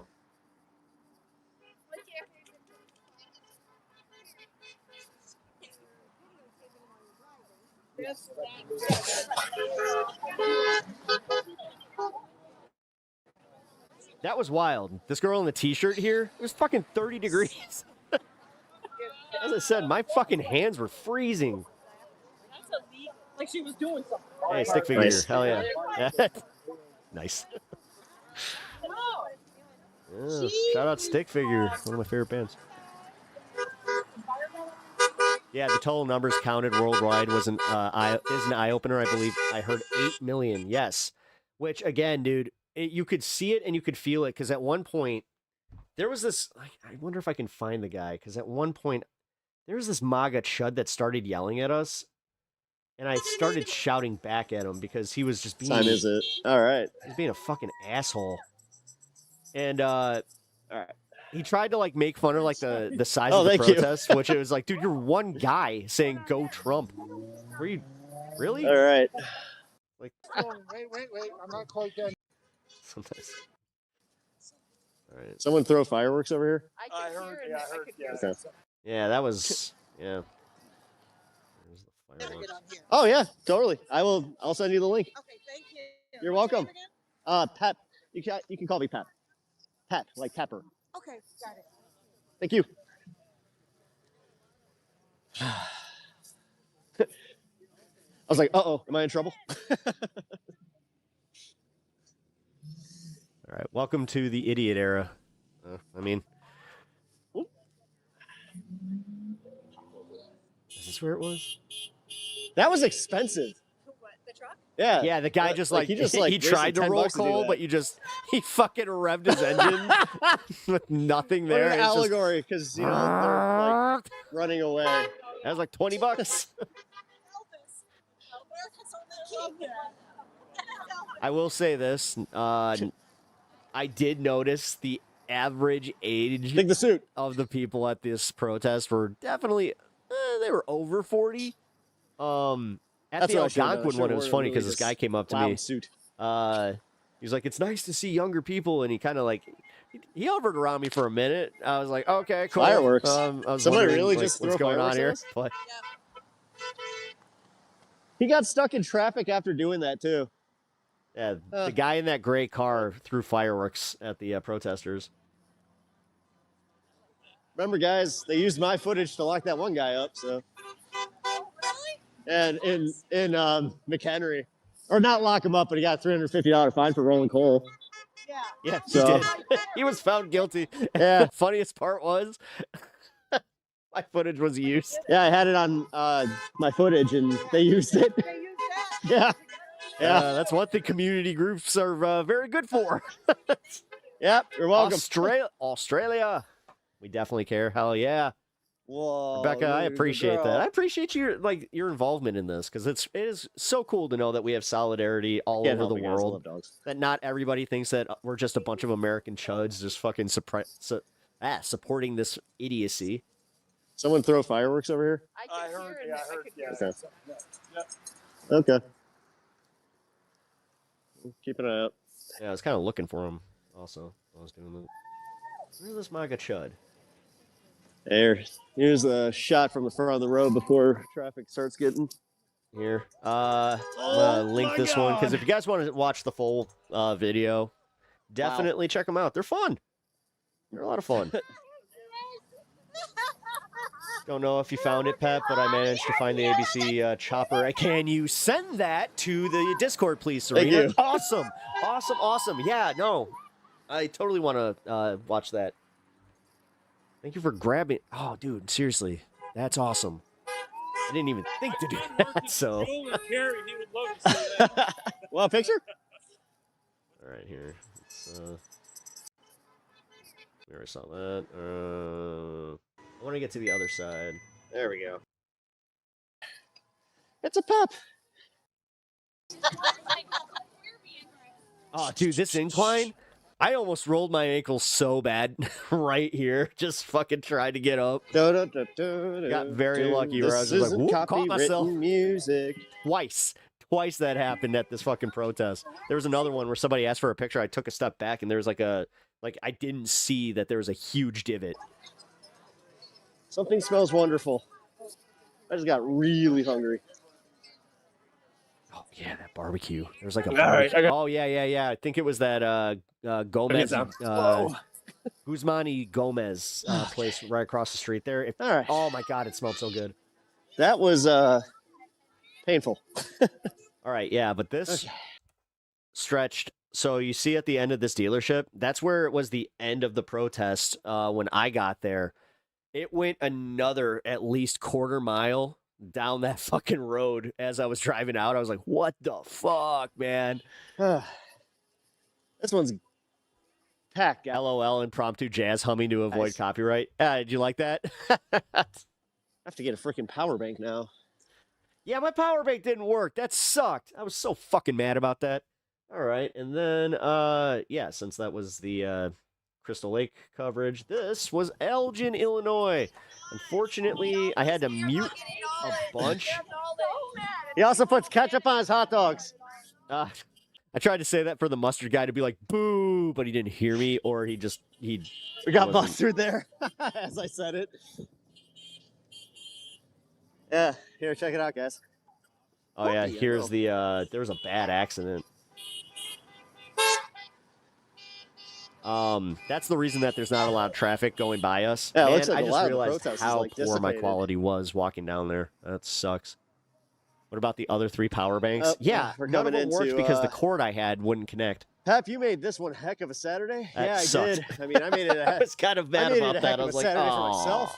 man, my whole plan just shot down. What is this? But it worked out because I ended up needing to leave that other protest and go to this one. And in between, it took about 25 minutes. It gave me enough power. Yeah, cool statue over there. Should have. Here's the bitch of it. I'm not sure if you guys have been putting off, what is it, iOS 26 or whatever the fuck, the newest iOS. If you are doing that, stop. It actually doesn't have the same impact on older iPhones that the other ones used to, where all of a sudden your battery life will just fucking turn into, go to half. Nope. It actually improved my battery life pretty significantly too, where I was just like, oh. Yeah, you got Hemmons Auditorium. That's where one wee little Pep did some of his first stage work. I was in Peter Pan. Have to say. That was one of the Lost Boys in Peter Pan. Over here you got the Galeborn Library. That's the new one. That's one of this the nicest libraries around too. It's really nice. Where this parking lot is, that used to be the library. I used to do some fun stuff over there. How's everybody? All right, so what do we got?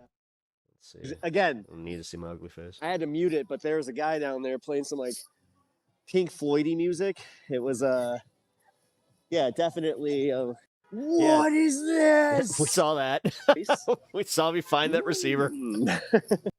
Yeah, this one had maybe 100 people at the end here. Still a cool vibe. A lot of fun. Yeah, they had the giant rat there. That was cool. And this median, this was cool. The way that they actually let the protesters and like the organizers use that median, I gotta say that kind of made for like a much better like speaking platform. This is cool. And whoever was actually like speaking, the guy with the megaphone over there, he was good at this. All right, guys, let's. He was good at leading the chants. He was good at like keeping everybody kind of engaged. I think the guy with the blowhorn's gone. Yep, we had the. That is cool. Happy to join in with you. Hey, I appreciate you being here. Yeah, so guys, if you want to check out Thanks the for full checking out VOD the on this stream. one, which is also the inaugural pep walk, so you This guys is can check a, it out at the it's a link good time. here. You know what? This is my third And protest then we're gonna today. move on because I don't. I'm really necessarily happy wanna with the decision I made to watch come and my protest do this. and like I said, I'm going to be doing something more in depth with this on for Wednesday's show. So come and check that out, Primetime Pepaganda, when it airs. But until then, let's do this. Now to those No Kings protests across the country. Music legend Bruce Springsteen performed at the flagship demonstration in St. Paul, Minnesota. Millions attended rallies across the nation voicing their opposition to the Trump administration's policies. Organizers say it was the largest single day of nonviolent protests in modern American history. Here's ABC's Melissa Adon. Across the country, from New York, Dallas to San Francisco, They had to blur out a sign. millions of people out for the No Kings protests. No ice in our streets! Demonstrators calling out President Donald Trump and his administration's policies. In Minnesota, They voted for a serial rapist, but the rallies are the problem. Bruce Springsteen performing streets of No, Minneapolis. the thing is, guys, the reason that so many people are freaking out about this, and I shouldn't have to reiterate this too much, is because they know the writing's on the wall that people are pissed off, and they are very unpopular right now. Not just Trump, but them too. On the streets, Yeah, this was cool, and it was a great song, but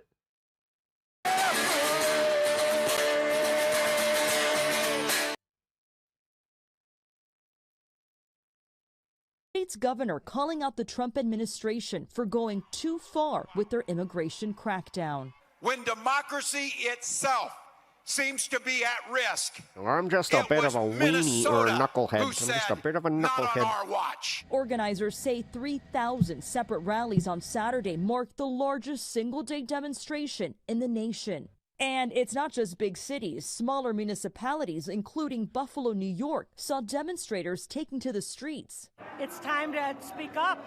I don't want to be a bystander to this. Out west, crowds marched down the streets of San Diego. And in Los Angeles, there was isolated violence. Federal law enforcement deploying what appeared to be tear gas. Outside a federal detention center, police ordering dispersals. The LAPD arresting 75 people. Good. Good. Lindsay, President Trump has not commented on these latest rounds Good. of protests. I'm glad. I'm glad that they locked those assholes Now, up. last fall, Trump Fucking idiots. did say he is not a king. Lindsay? Melissa, thank you. I love how they fuck it and they end it. And Donald Trump has come out and said that he's not a king. Good job, dude. I saw some reports about mainstream media and how they are just hemorrhaging viewers. It kind of makes sense that they are. All right. Well, oh shit. We're going to have to go to this coverage here in a minute. Until then. Oh, here we go.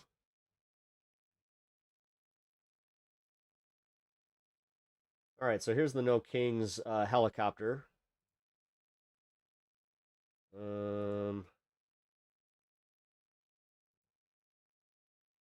Oh, wow. This was like the whole trip. What was that? Oh, I know where this is. This is South Barrington. Yeah. Right here. I used to go to art school, like right down the street there. Well, that's cool. South Barrington had I didn't even know South Barrington was having anything. That's kind of cool.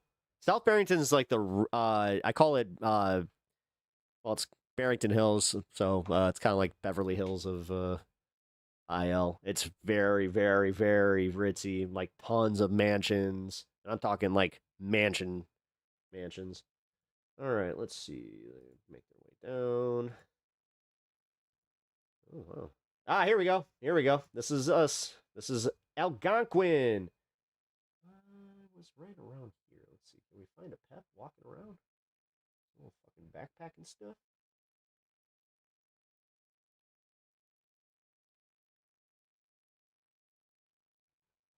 Oh, shit.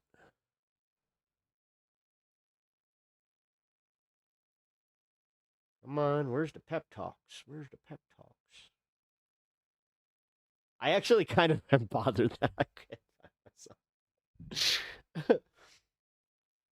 Yeah, this side, I was actually kind of wondering why this side didn't get a little bit more packed up. Kind of weird. Although it doesn't help that this parking lot you see right here, they were told, like, they literally said, do not park in our parking lot. So that might have something to do with it. Yeah, that was like right around here. I was recording them.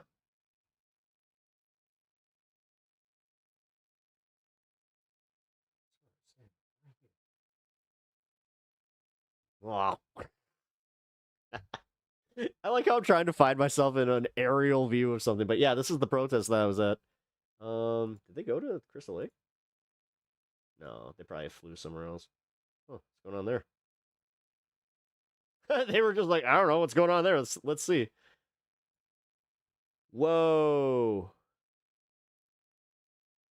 What was this? Common area.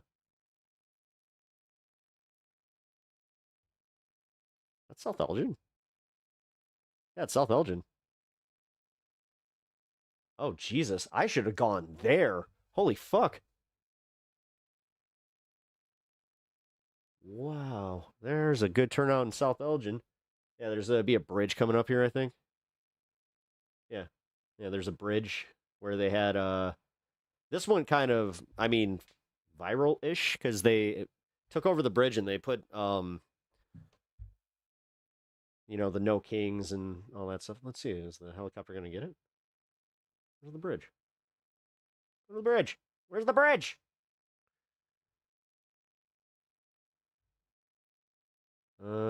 There it is. Here's, yeah, it's a bike path.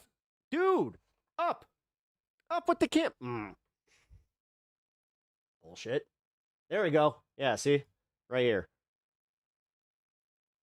Because I thought about that where I was like, oh, I could have fun kind of filming from there. Well, next time.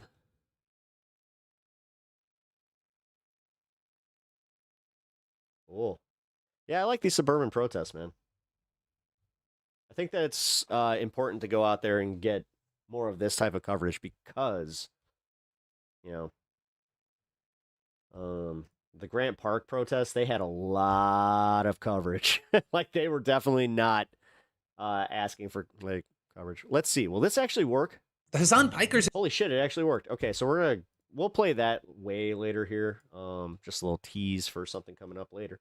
All right, let's get into some of the Trump stuff. oil news and all the fun, because Trump is doubling down on all of his threats and just kind of fucking up, man. Like, the oil markets are back down again.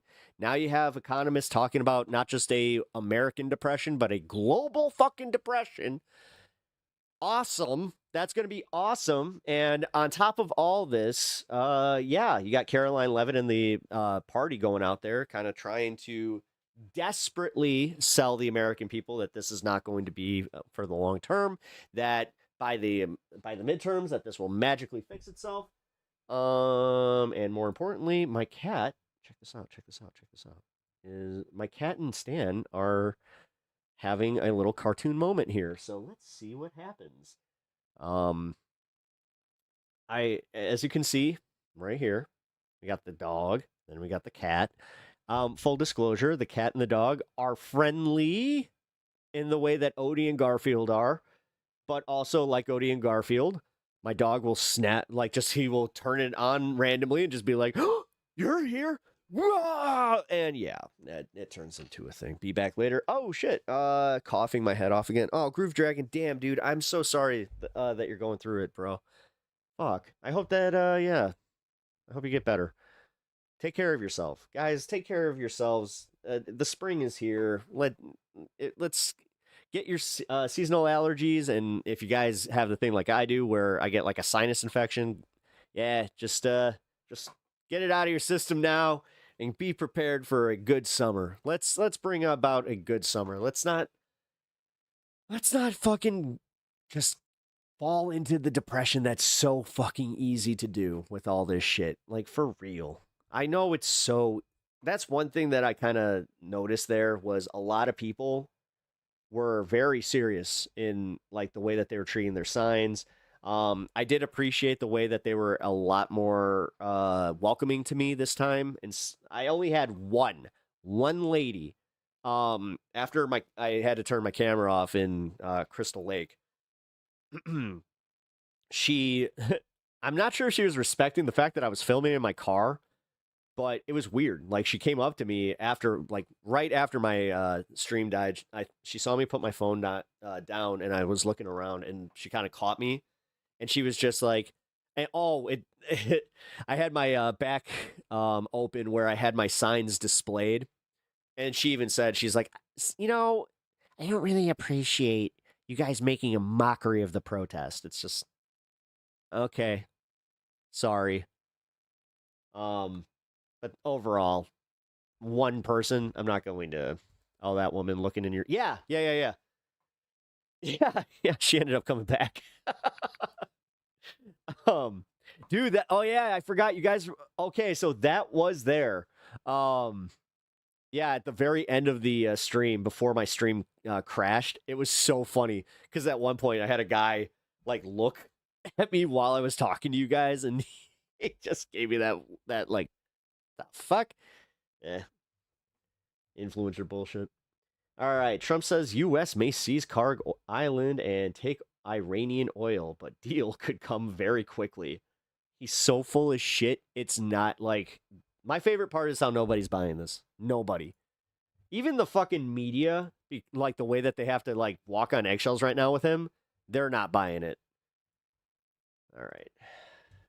Delusion. Columnist reacts to Trump saying U.S. could take Iranian oil. Let's get the experts, shall we?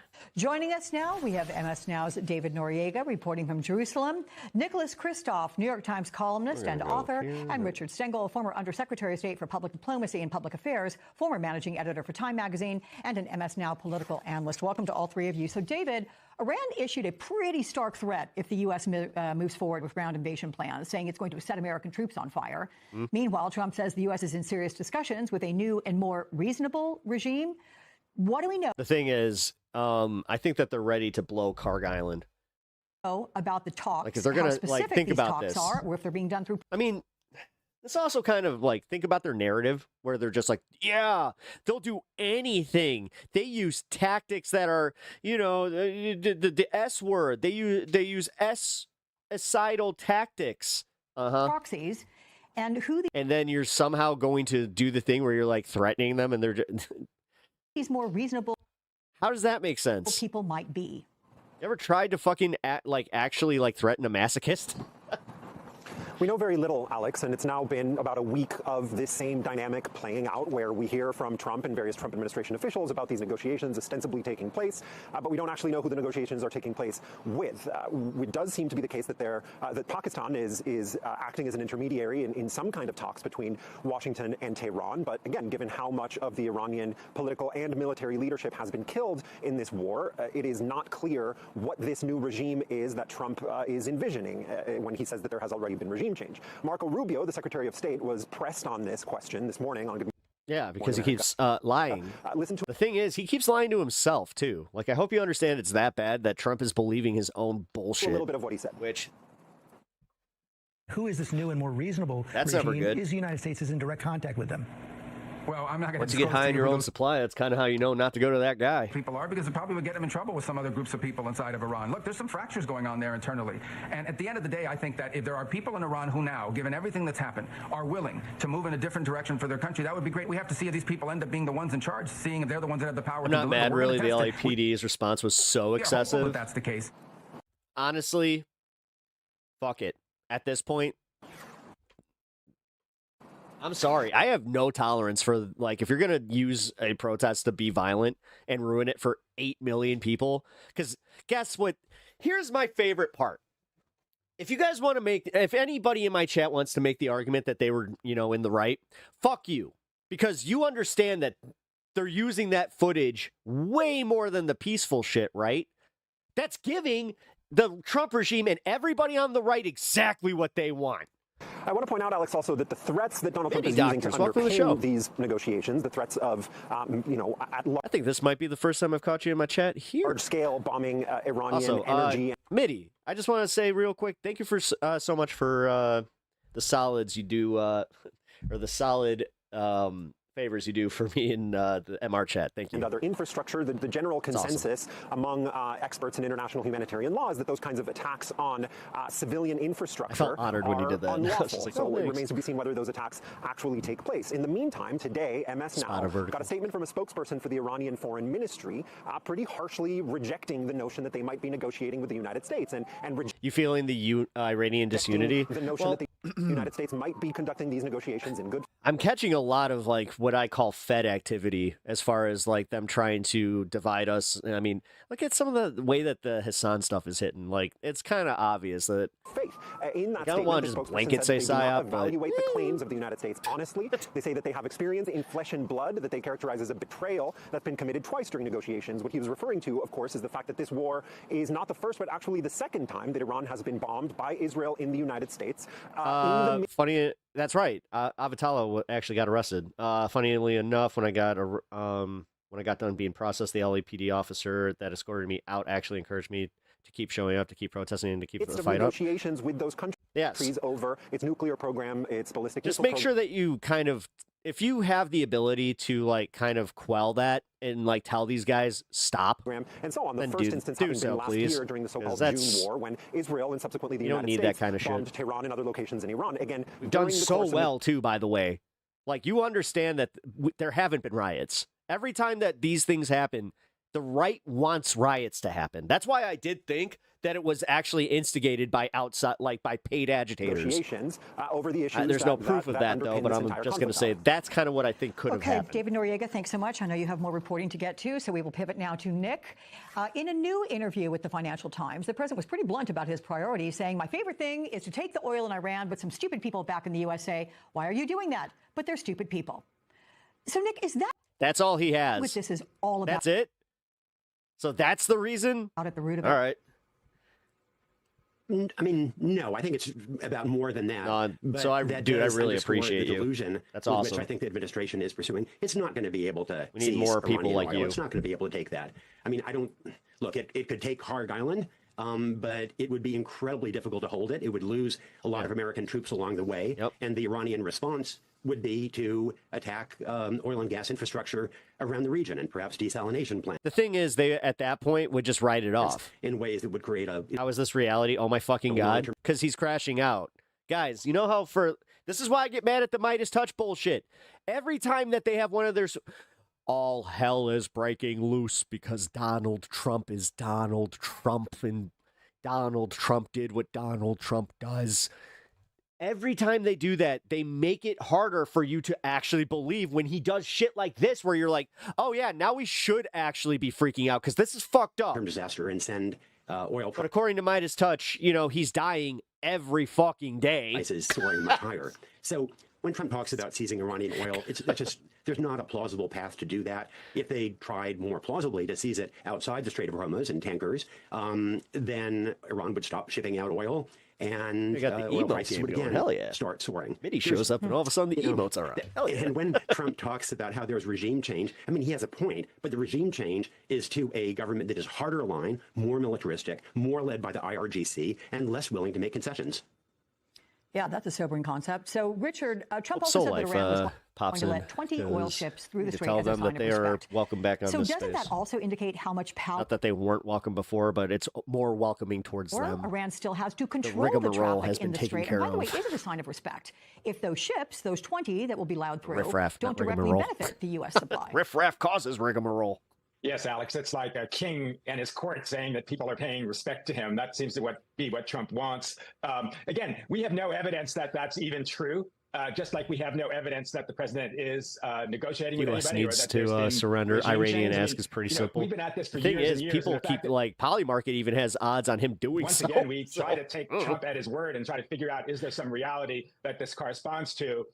It seems to be a bad endeavor. But that's what sucks about Trump is you can never take him at face value. I would say part of the reason he's saying gotta go. we need to negotiate. All right, Avatala. Thank you for popping in and also sharing your story with us. I really appreciate that. Thank you for. You know what? Realistically, I want to give you a proper shout out here. Thank you for attending the protests this weekend and putting your body on the line, man. And the fact that you got arrested and are still coming out with a good attitude.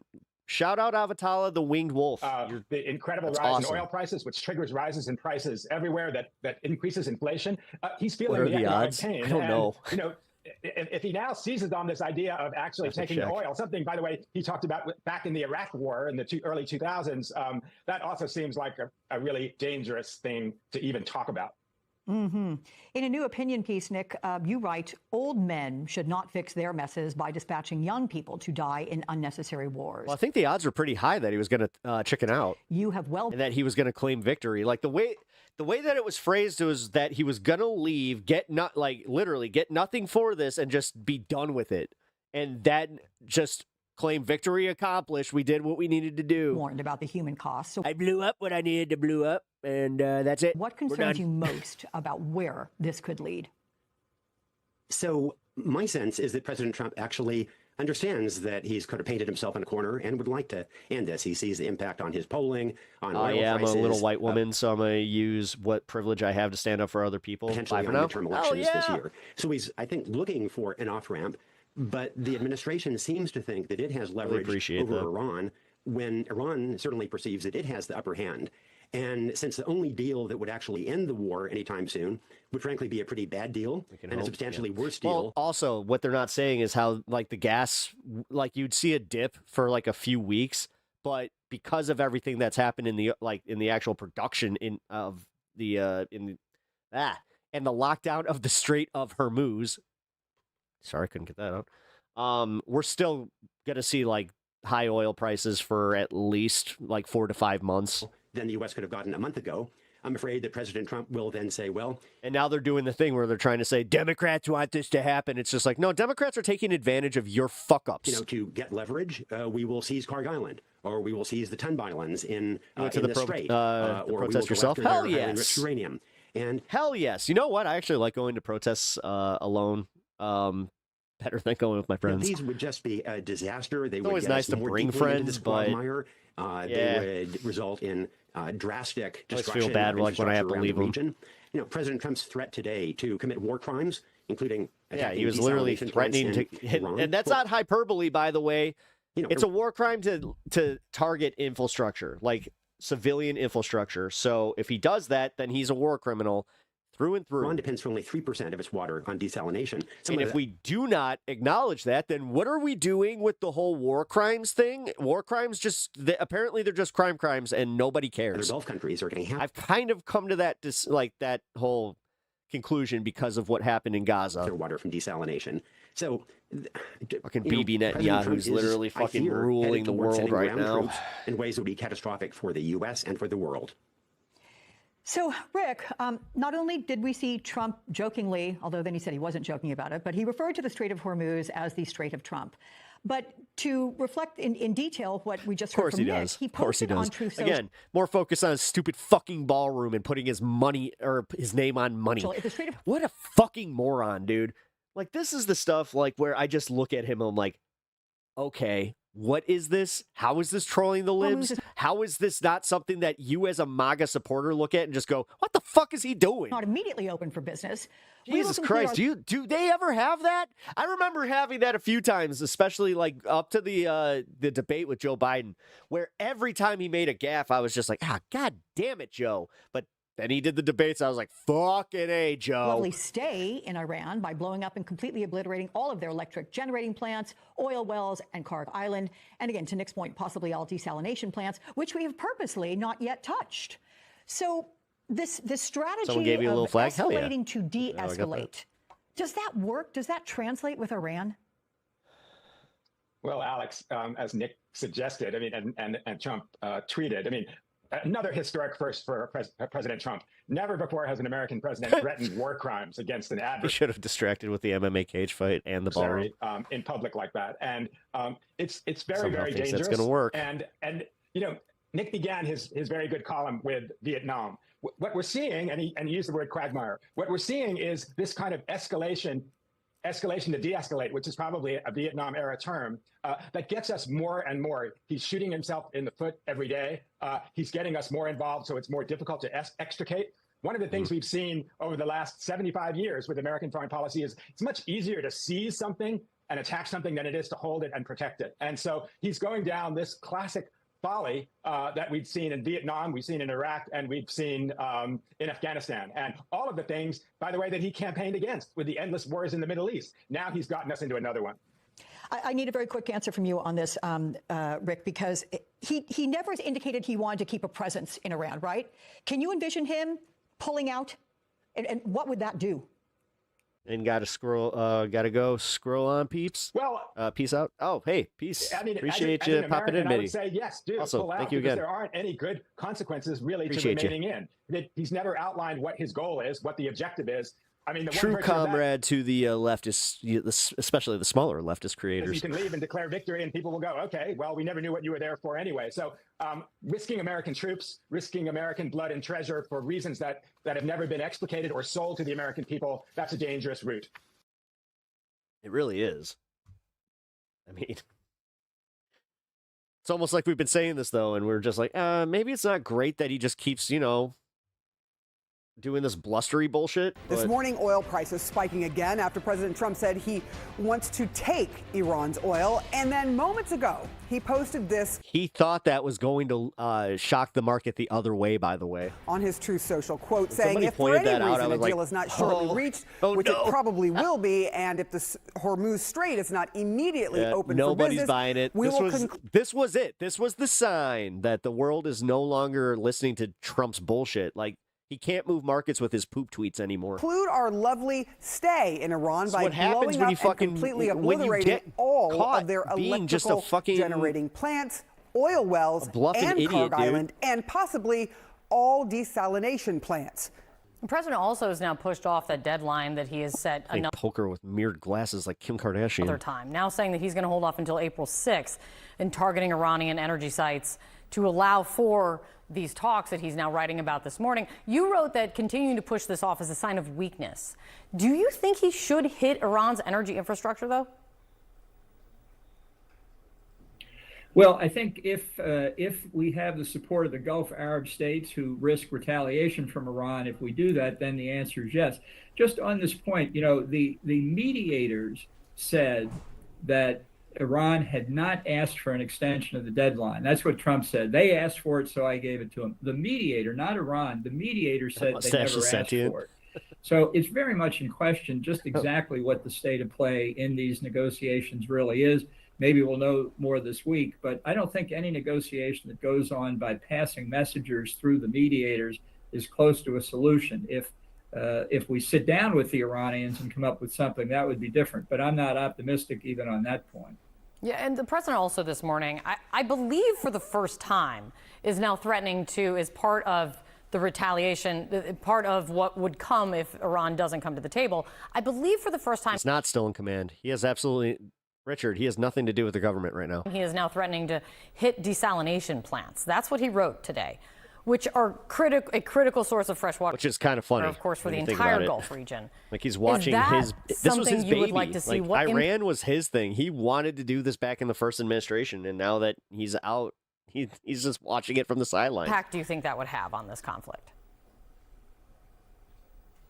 No, I wouldn't recommend that, again, mostly because I'm concerned about retaliation to our Gulf Arab allies. And you know what? To the point that Trump doesn't give a shit about any of this and he's just enjoying vacation. Yeah. And that's something we need. He's bored with this. This is the reason he wants to move on. He's done with Iran.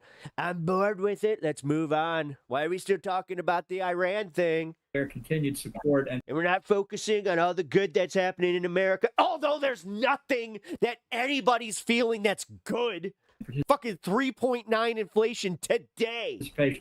I think the president's focused on one thing and fucking one thing skyrocketing. Only, and that's the international price of oil. You're telling us how Not great thinking it about is. nuclear weapons, ballistic missiles, Ironically, now making us MAGA because now we're actually like, now we can make America great again, but we have to fix what Trump did.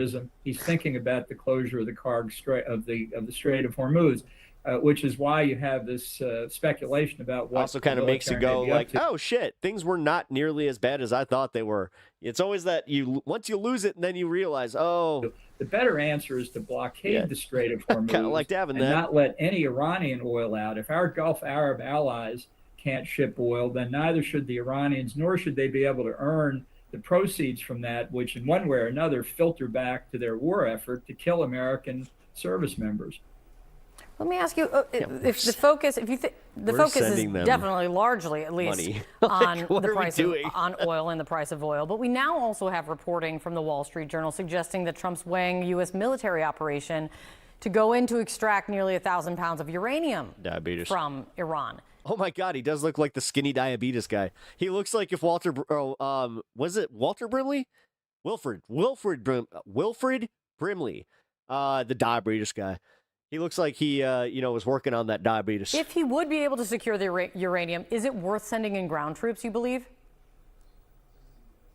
Every time I watch Rambo, it's I think at some point we have to make sure that the enriched uranium, the centrifuges, all the sensitive materials and information about the nuclear program don't fall into the wrong hands. At the beginning of this, I thought the time for that to happen would be as the regime collapses, when the disorder might permit people to get parts of that enriched. Wonder why their war effort is now turned towards killing American service members. Seems like that wasn't the case even back a couple months ago. Wonder why. Uranium shipped out of the country. I don't think we're there yet. I think Trump is making everything better. As long as we can keep attacking. Trump is making the world a better place to live in. Attacking the program, that for now that's sufficient. I would be more inclined to take steps to make sure that Iran can't continue to finance its effort. They've blockaded the Gulf Arabs in effect. We should do the same for them. That's how to impose more economic pain. Malcolm Davis is a senior analyst on defence strategy and capability with the Australian Strategic Policy Institute. He joins me now from Canberra, Australia. Thank you so much for being with me, sir. I appreciate it. Let's just start by bringing us up to speed on where things stand right now. We are hearing such mixed signals from President Donald Trump, talking about progress and holding back on strikes, but also speaking so aggressively. How do you read the strategy at this point? Look, I don't think there is a strategy. I think that's the short answer. I think that talk of peace negotiations and the war coming to an end are simply not credible. At very best, very premature. I think that what you are seeing is a build-up towards. Man, they're so kind to him. Probably the way that deployment of ground forces. Don't go. But before we get to that point, the air campaign by the Americans and the Israelis will continue to attack the Iranian missile capabilities and other targets across the country. And then at some point, probably in the very near future, I would say within a week or so, you probably will see ground forces being introduced into the battle. So there's no way you can say that this is heading towards an off-ramp or peace. As you say, we have seen a significant US buildup in the region, thousands of Marines and sailors arriving there. What does a deployment of that size tell Stupidest war ever. This is embarrassing. about the direction of travel right now? Well, I have to. No, guys, for real. What got me like even into activism was the Bush era of handling the war. I thought that there was no way that anybody could be more incompetent than the Bush administration. Say it's a small. Here we are. If you really want, it's actually scary because it is kind of showing us how competent the Bush administration was to do a massive ground. This is for real. If they were as incompetent as we thought they were, the invasion of Iran, you'd need scary. much more larger ground force deployments than what I we're wouldn't put seeing. it past Trump to literally fucking accidentally tweet a top secret mission that's going on and be directly responsible for that failing. I think what we are seeing is sufficient ground forces to be able to do limited operations. Do you think about that? Actually, dead serious. No jokes. Do you think that the people at the head of the intelligence agencies keep stuff from Trump so he doesn't go and blabber about it? I have a feeling that's the case. Of the sort that could. The fact that he gets his White House updates or his morning updates through a little iPad that shows him all the cool stuff. Be deployed because he has the attention of a fucking salamander against Cargo Island to seize the oil infrastructure there. Potentially a ground force insertion into Iran itself to secure control of highly enriched uranium and extract that from Iran to deny Iran the ability to have nuclear weapons. Potentially ground force operations to seize other islands. Stephen, I wasn't giving him a pass. I was literally saying that he was actually they weren't as inept as I thought. In the Persian Gulf and in the approaches. Specifically in the fact that, we don't have to worry, or we didn't have to worry about them tweeting something just because they wanted clout. To the Straits of Hormuz. No, dude, we live in a profoundly stupid fucking time with Kash Patel and Pete Hegseth. All the cast of characters that he has that are in charge of our country is insane.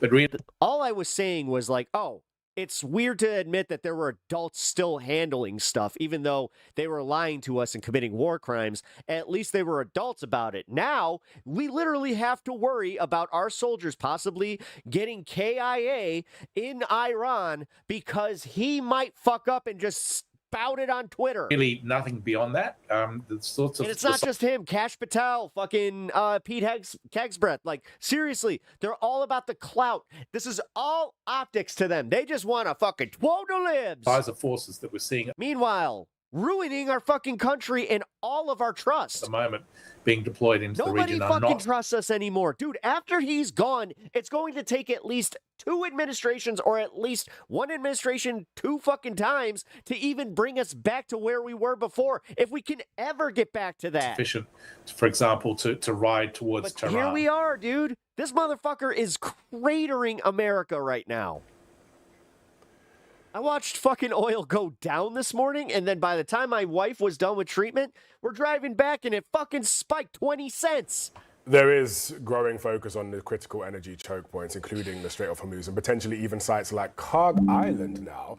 How central are those to US and Iranian planning? And if all you have is TDS to say to anybody that is criticizing your your Lord and Savior, you might want to work a little harder, dude, because nobody sees the words or the letters TDS or hears the words Trump derangement syndrome and goes, whoa. And how risky would any move? You're not clever. You're kind of actually trolling yourself because we all look at you like you're a fucking bigger loser than you came in here. You didn't have to prove that you were that kind of loser. You could have actually had a conversation before, but now that you're just even one of those types, I don't care if you support Trump, but using TDS, you do understand that you're running from the fact that he's failing, and that's it. And seizing Carg Island is to deny Iran any sort of access to its oil revenue, because Carg is the key location through which 90% of Iran's oil goes through. So by seizing Karg, supposedly the Americans could control that oil infrastructure and then deny it to the Iranian government and use that as a means to coerce the Iranian government into signing a peace agreement. I'm not convinced that it's actually going to work out as well as they plan. I think that the Iranians can probably sit back and attack the Americans on Karg Island. Yes. They would rather destroy the entire island than let America have it. Casualties will mount up. And yes, trust me, that's the whole point. They can't wait for boots on the ground because they're like, oh, just wait, Trump. You think you're unpopular now with America? You think that protest was, pretty well attended? Well, just wait until actual American kids start fucking dying for this shit. You only have a bunch of, you have a few shithead moms that still believe in this, but realistically, once their kid is sacrificed to it, you're not going to have many going like, he died for a righteous cause. He was protecting America. I'm not convinced that Karg is actually going to deliver some sort of peace from a world that Trump literally created. Peaceful conclusion. He made the world more dangerous. He did it. His decisions did it. War. In terms of the Strait of Hormuz, that's the critical area. So long as the Strait of Hormuz remains closed, the energy and economic damage at a global level will continue to rise. And at some point, the Americans do have to force open the Straits of Hormuz militarily. That will demand a multi-week campaign to destroy Iranian defenses, to destroy Iran's ability to interdict shipping in the Strait of Hormuz, to clear the strait of any sea mines, and to attack Iranian forces well inland to deny them the ability. Stephen, in your assessment, who's the one who knows what they're doing? To attack shipping as it enters. None of them know what they're doing. Fucking dude, Stephen Miller he's overplaying his hand to the point where Trump is about to throw his ass out. Straight. So remember Tulsi sold no war with Iran? Isaac Newton 98 $5. Thank you for the $5. Remember when Tulsi sold no war with Iran t-shirts? Yep. Smiley face emoji. Oh yeah. Have a whole operation even beyond Karg. I remember. Pepper Farm members. My opinion. On the defensive side, Israel and its allies are still intercepting large volumes of missiles and drones across the region. Is there a real concern about how sustainable that is? What is going on? There is a concern for the simple reason that both the US and Israel are running low on interceptor missiles. No, and the thing is, I didn't see anybody waving a communist flag. That's the sort of missiles. I saw more American flags. Like Patriot and THAAD for the... I waved the American flag. I also went shooting right after and practiced my Second Amendment right after the protests. Practiced my First Amendment, Second Amendment. Americans. And then had me some beer and pizza. America, baby. And arrow. Yeah, here's the bitch of it. You guys can sit here creating this this narrative that we hate America. I don't. And I'm a leftist and I don't. I got other leftists that would probably call me, a bootlicker or some shit, because, we do have some virtue signaling assholes, but just like how you guys can ignore the most extremes of MAGA, the ones that are racist, the Nick Fuentes types, we can ignore the other side of that rainbow flag. Well, you're just a fucking asshole. David Sling for the... Yeah, it's almost like diversity and inclusion actually warrants a good community. Israel. It's almost like I didn't see a single fucking counter protester. That's crazy. As they stayed in their fucking cars, dude. So yeah, it's almost like this thing where I'm kind of like, I don't think you're real.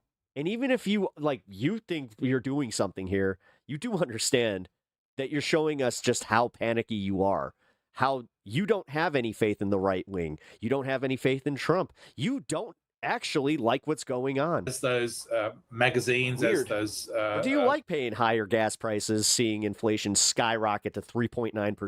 Stockpiles of ammunition get lower and lower. Whatever. It's easier for the Iranians to get drones. That was and weird. No missiles counter through. protesters. Yeah. And these missiles, like Patriot, are very expensive to produce. Beer They and cost pizza about should $1 definitely be billion right. Hell yeah. Each to produce. Compare that to the cost of a Shahed drone at $20,000 a drone.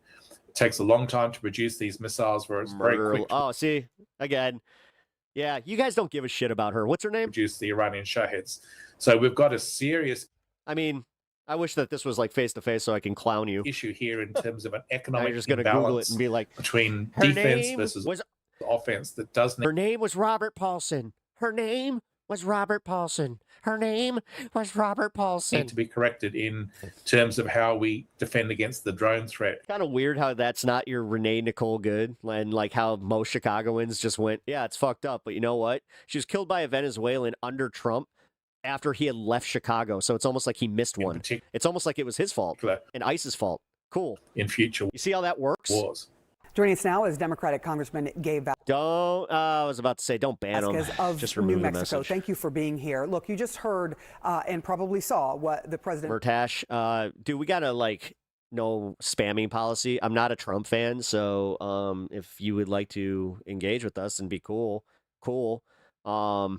But yeah, you can. We do have some Trumpers in chat here that you control directly, but please don't spam my chat. Put out on. If you do, then you just will likely get your. You get one warning, and then we remove you. Social media saying if Iran doesn't open the Strait of Hormuz, he will take out Epstein the Fury, electric isn't it? generating Oh, plants, oil wells, Karg Fury. Island, and possibly all desalinization. Have you guys seen that there was a mod of Five Nights at Freddy's that's going around like American high schools? Plants. That's Five Nights at Epstein. What do you think about? It's fucking wild. Like got the same game mechanics where he jumps out. He's just like, first, you've I think been caught. The president is trying Like, to fuck. negotiate the United States out of war that he single-handedly started. Sorry, gentlemen. Look, no the worries, attacks man. on the infrastructure on Iran and these empty threats. It seems like I always I believe try don't to hold a lot of weight, considering that the president is negotiating a major international conflict by social media. I think the United States needs to get serious about putting an end to this conflict and not being litigated by social media. So it's very hard for our. That's all it is. The thing is, dude, if you have friends that are like, I don't really pay attention to news, especially like social media, it's like, then they're kind of clowning themselves, because that realistically is kind of where everything is happening, because that is where that's where Trump is. He's online. He's watching fucking cable news. He is the one that's like sucked into all this shit more than any of us. Americans to understand, one, the intent of the actual war itself, second, how it winds down, and then third, and the most important, is what the role is going to be of American troops playing a potential role in a ground invasion, because that puts our military, our servicemen and women at risk, which I don't think anybody wants to see. The president has Apologies also if you're claimed over on that Twitch. there is. I don't know what's going on, guys, but my Twitch feed for some reason is very is having a really bad connection issue. Change there, that they are now talking with people who want to negotiate in on Twitch's Iran. side. What is your sense of Perfect, the situation signal in numbers Iran? here. Is there regime change in your mind? Look, I really don't think so. I think the president has found himself in hot water, has found himself Danny, you bootlicking fuck. ICE doesn't have the jurisdiction to do any of that. in a mess with To pull out American citizens from a car like that. honestly very predictable outcomes. There's a reason that even Trump backed off of that. Dude, do you understand how much you clown yourself when the guy that you're protecting here has even walked that shit back? Come on, bro. That were not thought through in a way that is deserving of the American power that we wield across the world. And what we're seeing now is, of course, we are sort of on an island. We're standing on a ledge by ourselves. Danny needs it too, because he wants a civil war. He wants to dehumanize everybody that he doesn't agree with, and it's much easier for him to try and convince other people where it's like, well, you should agree with me that she should have not done that. It's like, okay. As the president is asking our allies to get involved, and they refuse to. This is a product of both failed international diplomacy, failed friendships with our allies, and now we are seeing that Iran is actually continuing to benefit from some of those sales of oil as those prices reach record levels. We're seeing that Iran is actually making more. You're not a protective nobody? Oh, that's weird. Then you're anti-American. You do understand that we're your neighbors, and you do understand that you would gladly sell us out to a fucking foreign power if that meant that you felt like you were doing something to help your Trump daddy? At this like, dude, you're pathetic. You're fucking pathetic. point, and You're all pathetic. Like, seriously, get some help or go suck a dick already, because you are so gay. You understand how gay you have to be for a man like that, to sit there and just be like, oh my God, please trickle down on me. and some of their vessels that are being allowed to transfer through the Strait of Hormuz. Fucking treating him like with more reverence than your own fucking father. It's actually like, Jesus Christ. We get it. You fantasize about his little tiny orange mushroom. And giving them more money. And I believe that as long as that continues to happen, pull the schmegma and the pubic hair out of your fucking teeth. There won't be a regime change until the people internally in Iran call for. Yes, I'm triggered. So triggered, John. But I don't believe the conditions just yet are ripe for that, as we have seen before, despite the numerous killings of their top leaders. Yes, it's triggering. You do understand that you're controlling yourself, because I'm actually more upset that this guy can't have enough conviction to just, go actually stand up for the shit he believes in. Instead, he has to try and create these new narratives to try and do this thing where he's like, I'm going to separate us even more, because that's the mission. Look, Iran keep us separated.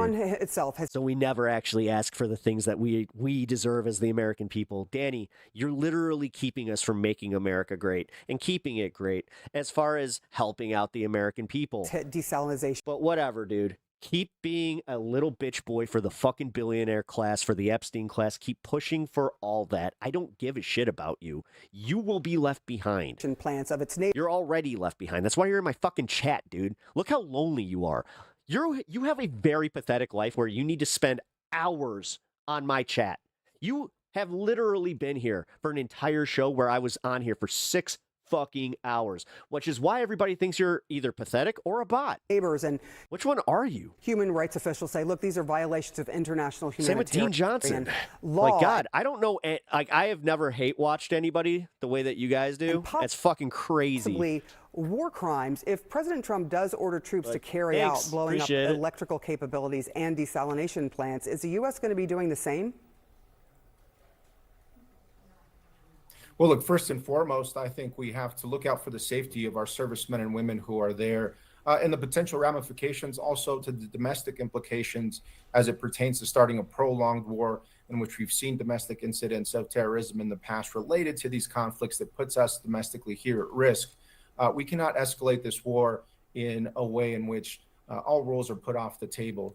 In my opinion, look, there are millions of people that live in Tehran and Iran. These are families. These are folks with ambitions, with school, with Danny.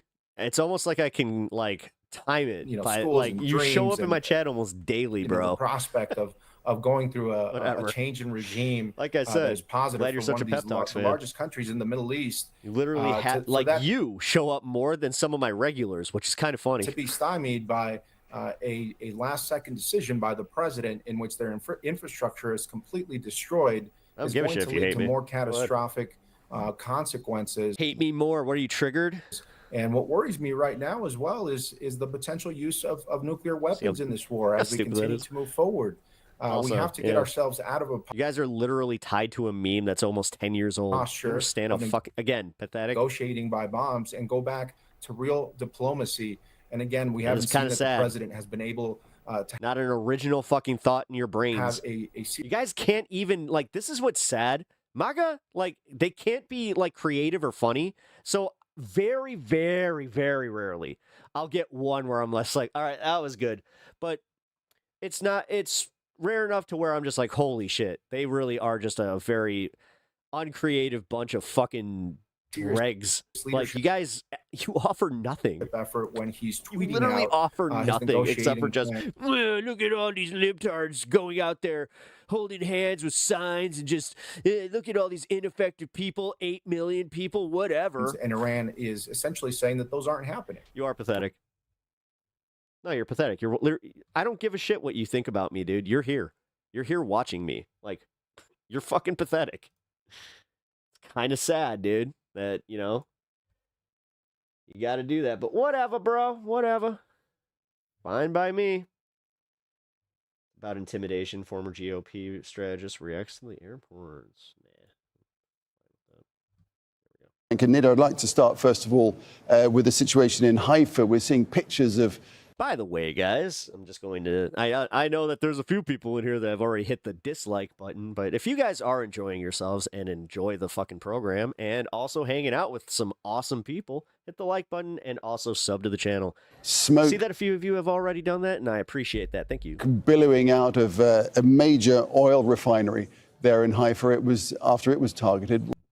Dean, if you give yourself that much credit, that's more do we know? I got in your head rent free. About that. The only reason that you were in my head at all was just recognizing that you're here daily doing the same shit, that you spend hours on a leftist chat fucking, I don't know, thinking you're trolling. You're only trolling yourself, my guy. You're also helping my channel, ironically, so cool. Isaac Newton, thank you for the for becoming a member. That's really, I really appreciate we don't have that. Official information. Now you will be able to watch the IRL streams that are for members only. As to what happened inside Haifa's oil refinery, but we've seen these pictures that we are showing. Did you think that was an insult? On our screen right now about you ate the cannoli, hit that could have happened from shrapnel from the Iranian-fired or Hezbollah-fired they're living their fantasies. as well as the or it could be from an intercepting missile. This is unclear at the moment, but what's clear is that there was a joint and a coordinated attack. Your channel, it's good entertainment. Hey, appreciate that. Between Hezbollah and Iran against northern Israel, with the Israeli ambulance talking about impact sites reported in 7. This tastes incredible. What is this? Essence. Pineapple Express. Different locations, not just in Haifa, but also in other areas in the Galilee and in northern Israel, leading to 2 injuries. At Pep Talks, ask him what redress means, as in redress of grievances. We can petition and protest our asses off because we are true Americans. One of them is critical. Now, like while we wait I'm more American than any of these fuckheads. Like, I went out and I went to the range and I fired off some awesome pew-pews, you know, practicing my American rights. Felt great. And also, it was hilarious because me and my buddy had he had a patch on his bag that said "fuck ICE" and I was wearing my "abolish ICE." And you could tell that the guys at the range were just like, what the fuck? What? Nothing funnier than watching these dudes think that they own the idea and the concept of, you know, pew-pews in America. Caused this fire? What caused this specific fire? We can talk about the Bazan oil refinery. Like I said, in Haifa. Got to fire 2 9s. One was built a lot better. The other one was a bit plasticky. I also fired a bullpup NATO 5.56, which I had never even seen before. Holy shit, that was comfortable. That was really comfortable. I'll just say that. And then I shot a Winchester 30-30. That has been hit 4 times in 1 year, 2 times in the you guys can check it out in the Discord. Previous 12-day war between Israel and Iran last June, but now it's the 2nd hit during this war. And in the first one, we've heard what's sad about it? Isn't that like the American dream right there? Protesting, going out with your friend, firing off some shells, and then just hanging, drinking some beers, having some pizza. The oil refineries say, yeah. My life is so miserable, guys. That some of its facilities have incurred damage that smoked a fatty after that. Took a few days to fix, but now we are looking at the bullpups from yet another hit to the oil refinery that has one of the or that provides the Israelis with energy, with oil, it has a petrochemical facility as well, but it also exports to the outside world. So such a hit could also affect its business, could affect its ability to operate, but also its standing in global markets. We are looking at a strategic asset, and usually when these things happen, the Israeli military sensor is alive, is very much at work trying to diminish and Oh, Danny, are you insulted? Are you sad? Was the big mean streamer mean to you? How much visuals, how much is being shared with the public about the intensity of the way that I just picture some of these dudes being fucking in their like mid-50s alone, obviously. Attack. You know that, or their wife straight up hates them. I need, as part of all of... Fucking don't even have a hobby. Like, dude, as I said... This Israel's military now... I somehow, in Chicago, am more American than you, going to a range and, you know... Now being ordered to push further into Lebanon. 2A, baby. Well, this seems to be the Israeli strategy. They're very adamant on diminishing the threat of Hezbollah, on disarming the group, and part of doing that requires them, according to the Israeli defense minister, to push deeper into southern Lebanon, not just to the south of the Litani River, but also they're talking about areas in Libertarian sounds good. It's a nice way of saying capitalist greedy the scumbag. north, because they have been saying also their world of like true anarchism, where there's literally no regulations on anything, you know, free markets. That a significant number of rockets being fired from Hezbollah are being fired from the north of the Litani River. They talk about capabilities that the group had, that what's a miserable life?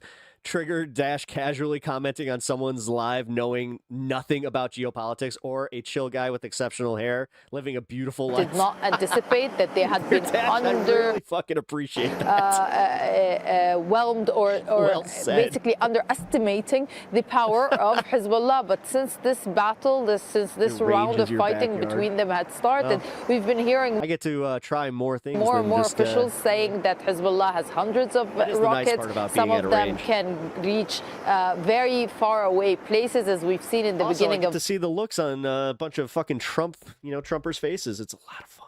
The War 1 mid-range missile managed to arrive or to hit areas in Beit Shemesh, that's very close to Jerusalem, a place where there's a lot of Israeli strategic assets and military sites. At the time, it was revealed that it was a satellite station that had been hit, but this is something that the Israelis have taken very seriously, and they've said that they need to... Yeah, Danny, how do you feel about our government now all of a sudden saying that we shouldn't carry guns? Push more soldiers and occupy more lands in southern Lebanon.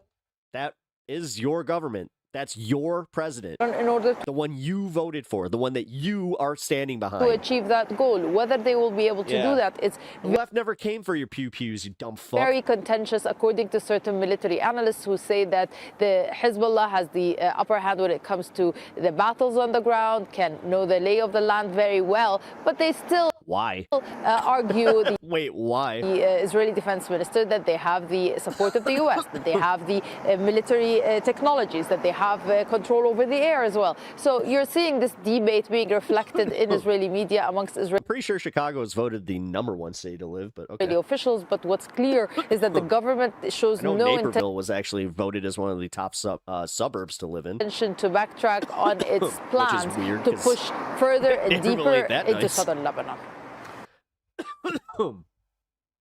Gotta say. Well, join me right now. We have the president of the union representing TSA workers at the country's busiest airport, Hartsfield-Jackson in Atlanta. This was not what I thought it was. My bad. The impact of this war continues to ripple across the world. Global oil prices jumped and stocks fell sharply on Monday in Asia. The price of Brent crude, the global benchmark, was trading at nearly $116 a barrel a little earlier.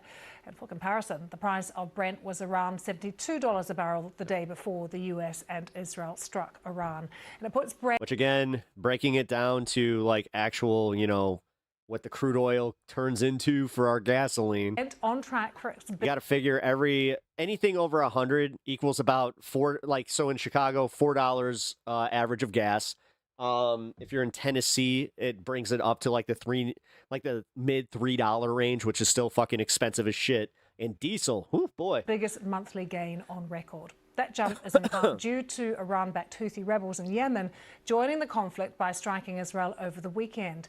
And it's really important to take a look at why that was so significant, because the focus so far has been solving Iran's effective closure of the Strait of Hormuz. That's that key shipping pinch point.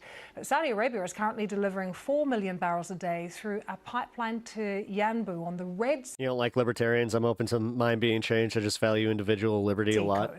I think that you guys take it a little too far. And that means it can maintain the flow of oil to the Asian market by safely sailing it past Yemen.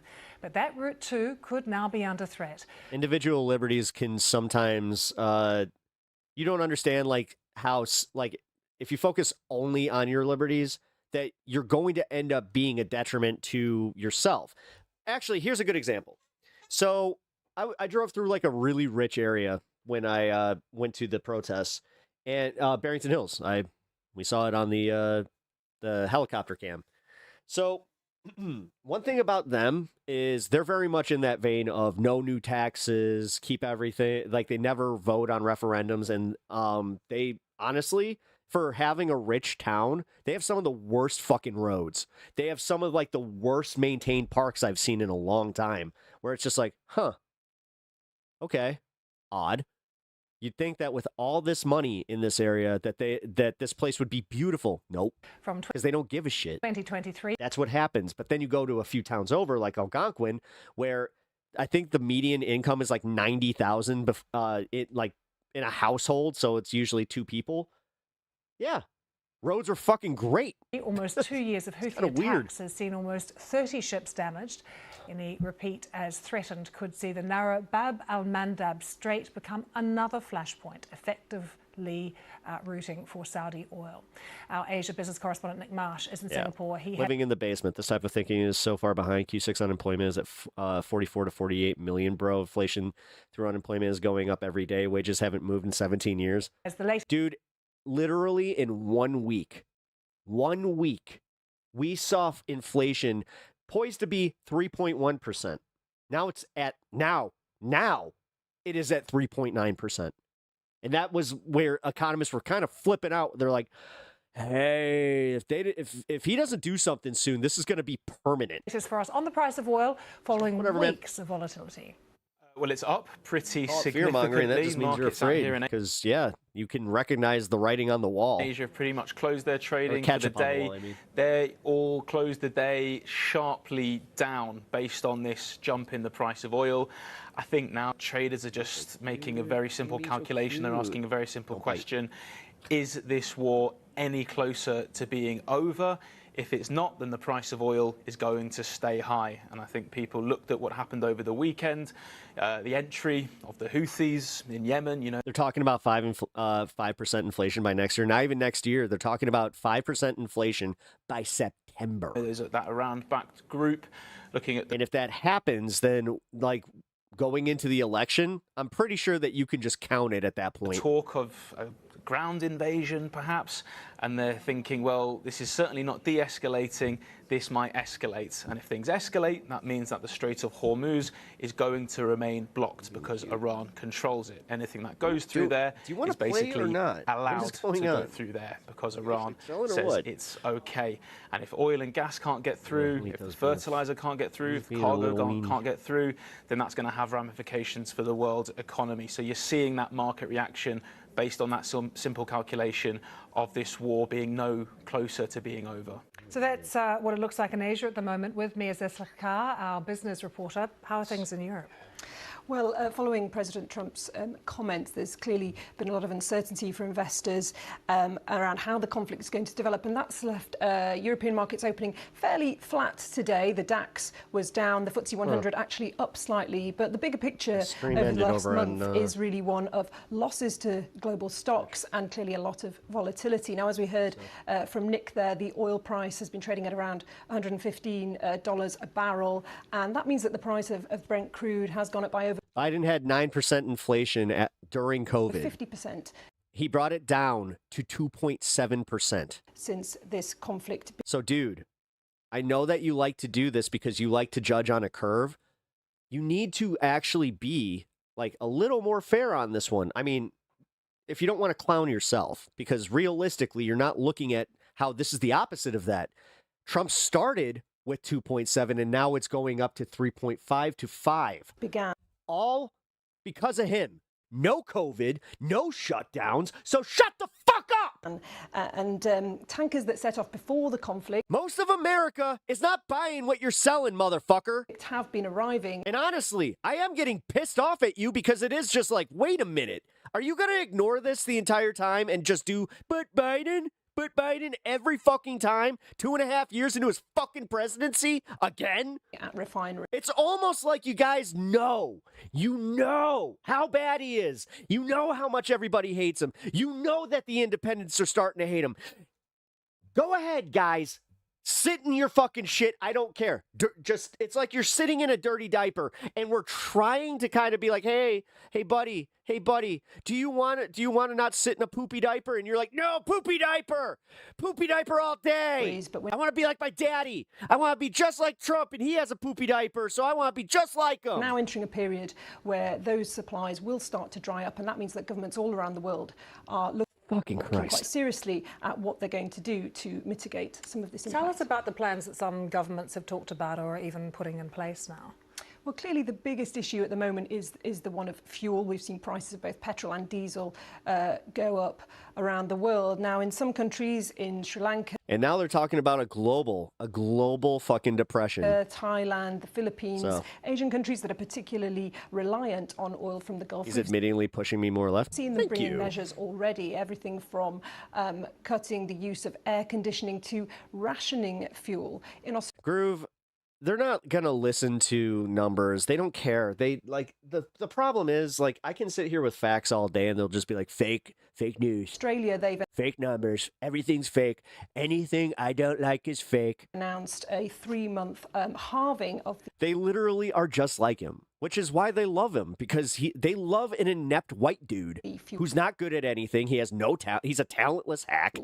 The only thing he's good at is manipulating people, which great talent. And in some Australian states, they're offering free public transport to try and cut down. Trump war, they started it. Yeah, they did. It's Trump's war. And to conserve fuel that way. But of course, this isn't just about fuel. As the conflict continues, there's also concern about a crunch on all kinds of supply chains, from aluminium to helium. And you love money? Well, then guess what? You better get used to having less of it. Fertilizer, which is so crucial in food production and farming. So today, G7 finance ministers are meeting with central bank governors.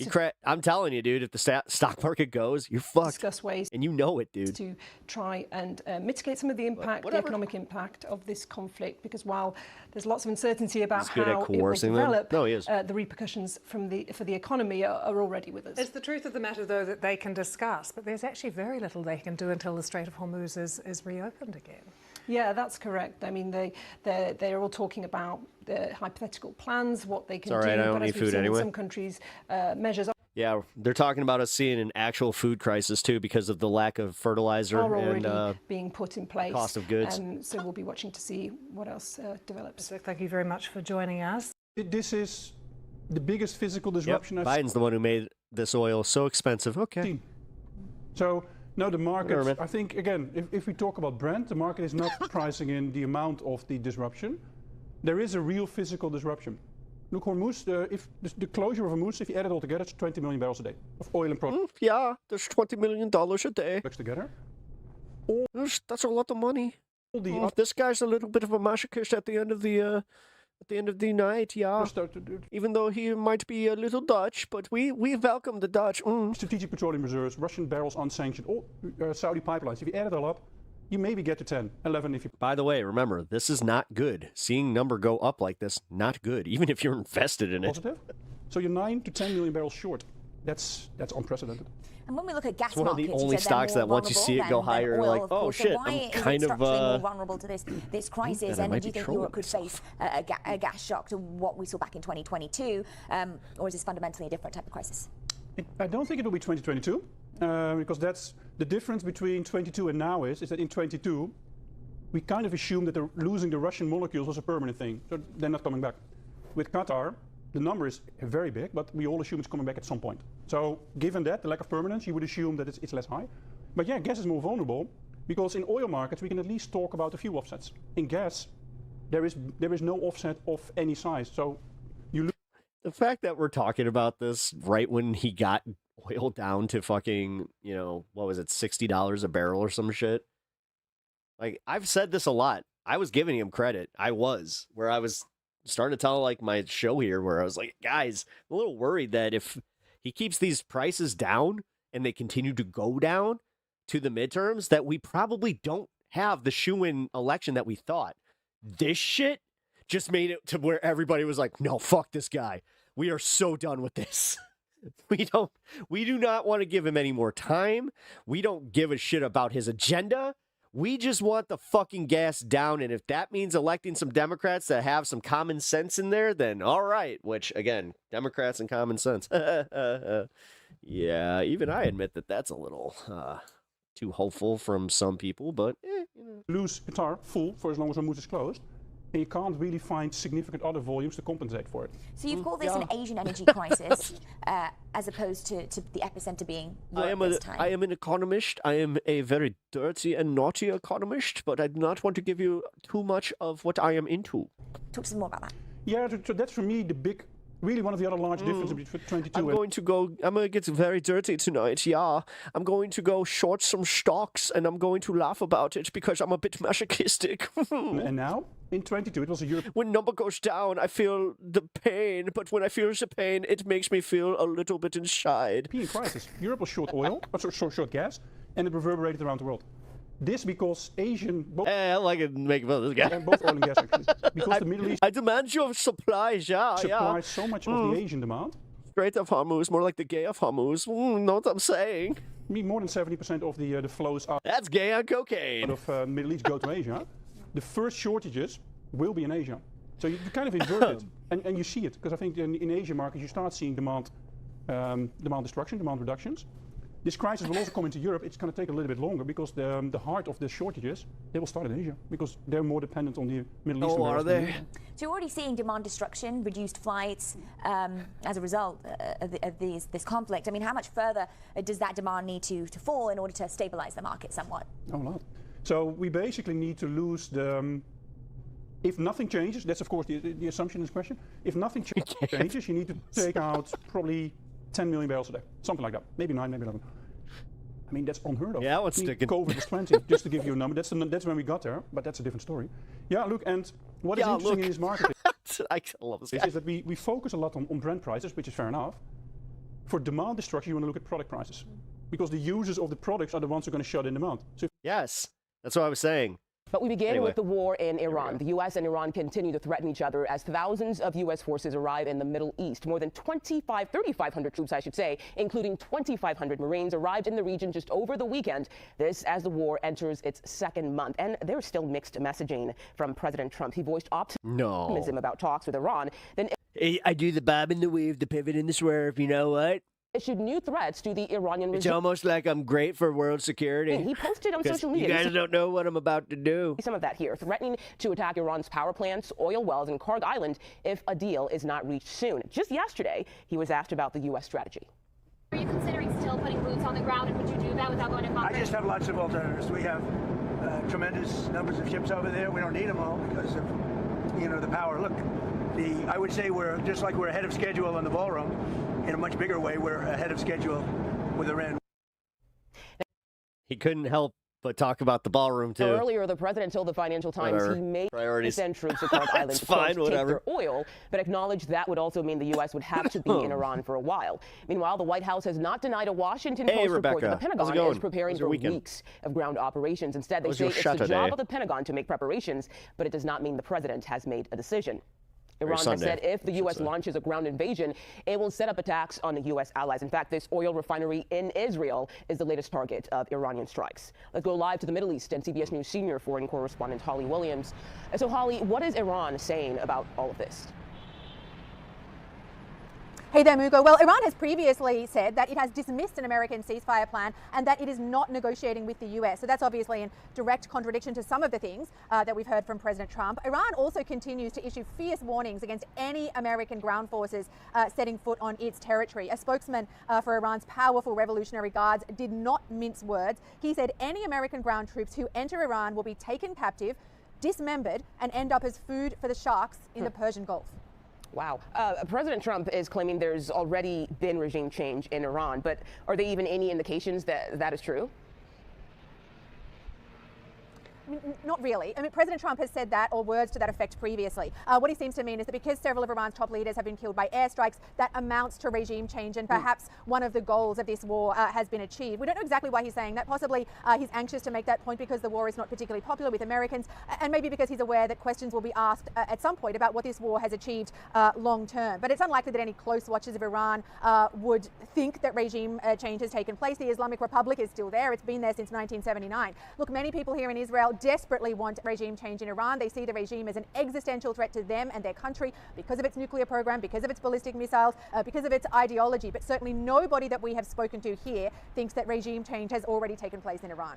Yeah, but we all think the same thing about Israel. Okay, and Holly, I also want to ask you about this because Yemen's Houthis, they are claiming... Kind of odd how, like, they keep saying this regime change thing. Is that a Godzilla I see? Yes, it is. MV Godzilla. Israel. Does this raise concerns that the war is now widening in the region? Yeah. Same one as your profile there. Legendary Godzilla. Yeah, I think it does. Look, the Houthis are an Iran-backed group in Yemen, so they're an Iranian proxy group. They've now entered this conflict, firing missiles at Israel. Now, why is that important? Well, energy prices are already soaring because of the war, because Iran has control over the Strait of Hormuz. The Houthis control territory. Yes, this is very Zilla-friendly territory. In Yemen that is adjacent to the Red Sea. That's another critical waterway that carries oil, much like the Strait of Hormuz.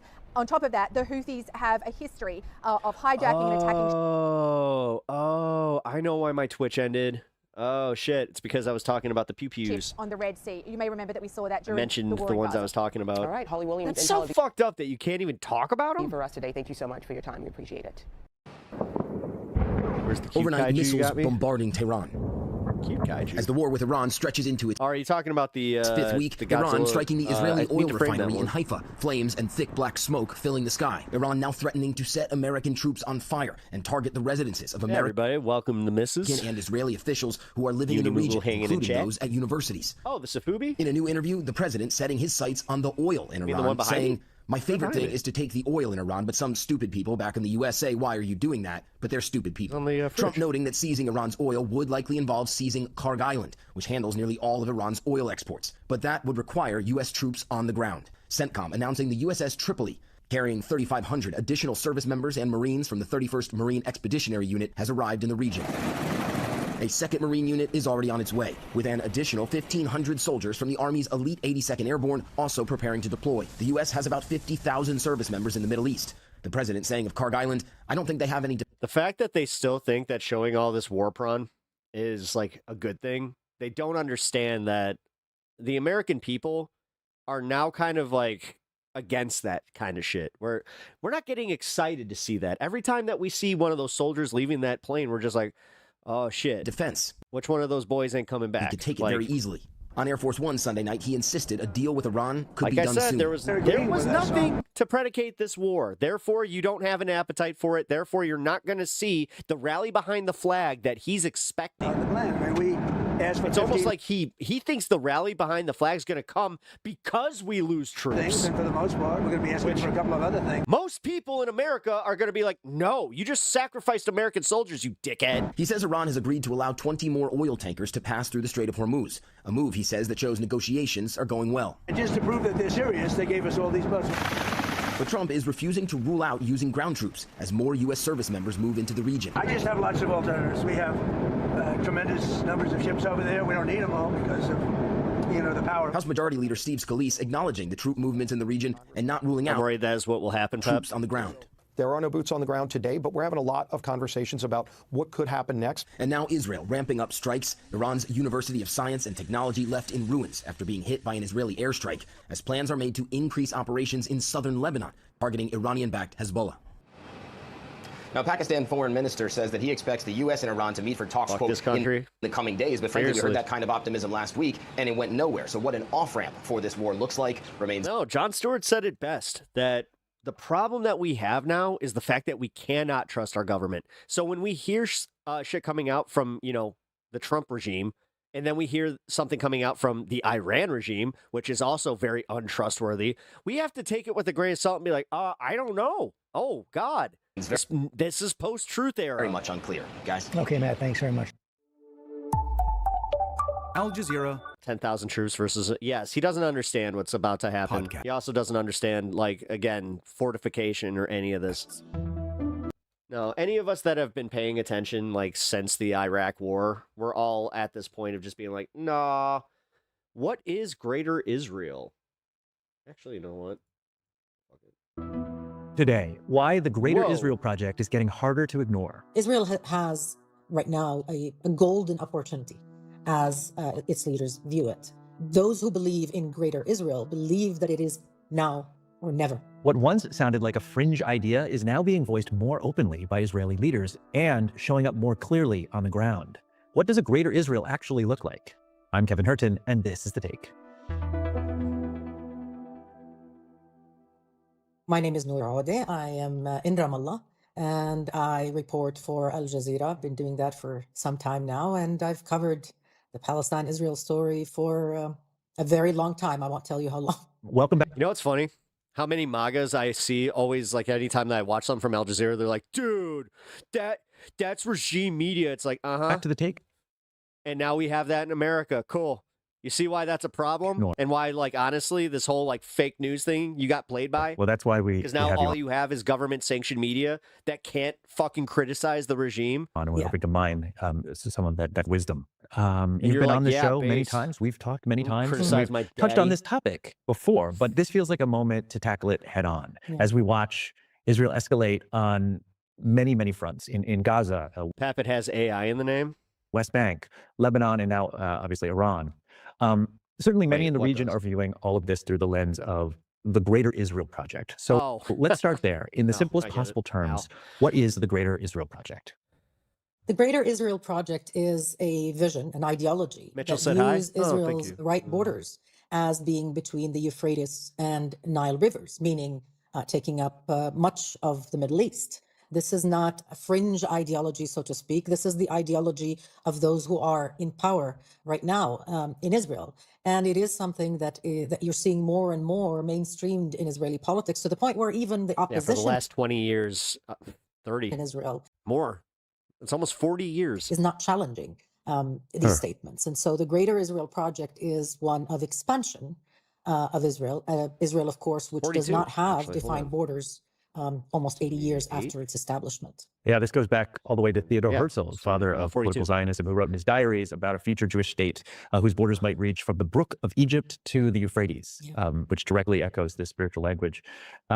Israel, for reference, is about the size of Slovenia, about the size of New Jersey. I mean, Israel expanding its territorial... I don't want to make fun of this guy because I don't know if he has alopecia or something. It is not a theoretical exercise at the moment. On Tuesday, Defense Minister Israel Katz... It's just, you ever seen the show Fringe? He said Israeli troops will take control of South Lebanon as part of the army's campaign against Hezbollah. Now, this is a huge amount of land. Defense Minister Israel Katz made its plans clear to occupy up to the Litani River and create what he called a defensive buffer for northern Israel. That's about a tenth of Lebanon's land. I'll be right back. They've ordered thousands of residents to evacuate and say they won't be able to return until, quote, security is guaranteed for the residents of North Israel. But Noor, we have seen this before. As you well know, Israel invaded Lebanon in 1978, in 1982, and occupied in the south up until the year 2000. So what's your read on what Israel is doing now in southern Lebanon, and does it feel different to you than what came before? There's a fundamental difference, and I'm glad you asked me about this, because in 78 and in 82, Lebanon, or southern Lebanon, was occupied, but the people of southern Lebanon stayed on their land. So Israel occupied the land and its inhabitants, much like Palestine. This time, Israel is drawing on the lessons of the genocide in Gaza, just like we heard from Israel Katz. It is using the model of Rafah and Beit Hanun, again quoting the Israeli Minister of Defense, which is to depopulate, to ethnically cleanse the area before occupying it, to demolish the homes in that area so people forcibly expelled from it have no homes to return to, and then to take it over. So to turn it into a wasteland, basically, before expanding Israel's borders to the new front line. This idea of Greater Israel is based on a biblical verse. It's Genesis 15:18, in which God promises Abram, who's known as Abram then, the land between the Nile and the Euphrates. So there's always been strains within Israel, within Zionism, that saw this as maybe an end goal. But you've spent time in that land. You've spent your career reporting in these places. You know this history. Now you're based in Ramallah. I want to ask you about two important historical events and how they may have contributed to this notion of the Greater Israel Project. So maybe we start with the Six-Day War in 1967. In 6 days, the Israeli triumph was complete. The Arabs, thrown back upon diplomacy, demanded condemnation from the United Nations Security Council. But with the ceasefire, the strategic situation had changed. Israel now held secure borders. Let me just start with pointing out an irony, which is that the Zionist movement was not a religious movement, but it understood the... That is so cute. The power just of so like comfortable in the bed right now to rally support and invoke like, all of that passion and fervor. My bed now. 1967 showed the right wing in Israel the revisionist Zionists in Israel, that if Israel takes more land and expands the territory, as the founding fathers of Zionism and revisionist Zionists proposed, there would be no consequence, because Israel was able to devour the West Bank and Gaza, to take on the Syrian Golan Heights, a little part of Lebanon and a little part of Jordan, and the Sinai Desert in Egypt. There were no consequences. There were no sanctions. And so that ignited or reignited the Jabotinsky doctrine. And Jabotinsky, of course, is the role model of the current Israeli Prime Minister, Benjamin Netanyahu. He believed that Zionism can only survive through force, through power. Yeah. In the aftermath of 1967, a Greater Land of Israel movement emerged, and it explicitly opposed withdrawing from all of this new land that they acquired, and also kind of launched a campaign of Jewish settlement in these newly occupied areas. Yes, and the interesting part about this is that the founding fathers of the settlement movement was the so-called left in Israel, right? So when we talk about Israeli expansionism, we should not really view it as a purely right-wing leaning or inclination or ideology. The fact is, those who planted the first settlements was the left in Israel.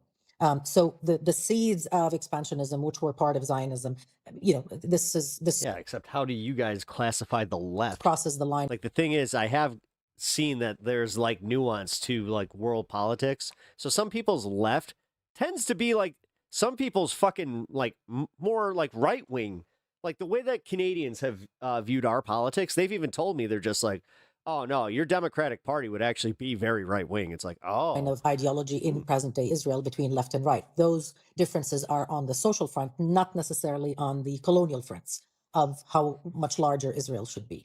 And so you saw those settlements building up, taking up more and more land. My but the iced tea. packaging was different, Shit, that right? sucks. The Israeli left and liberal Zionists in Israel and their counterparts in the West had a way to rationalize those settlements as part of Israel's attempt to secure itself, to protect itself. And now you have nearly 800,000 Israeli settlers living illegally in the West Bank, including East Jerusalem, on top of, Thanks, Natch. of the thousands who live. You see how chill my chat is? We're telling you to just be like, you know what? Put the 3 in there. Just make it illegally, of course, in the occupied Syrian Golan Heights, all of whom feel entitled now to take over more land by force themselves with the protection of the army.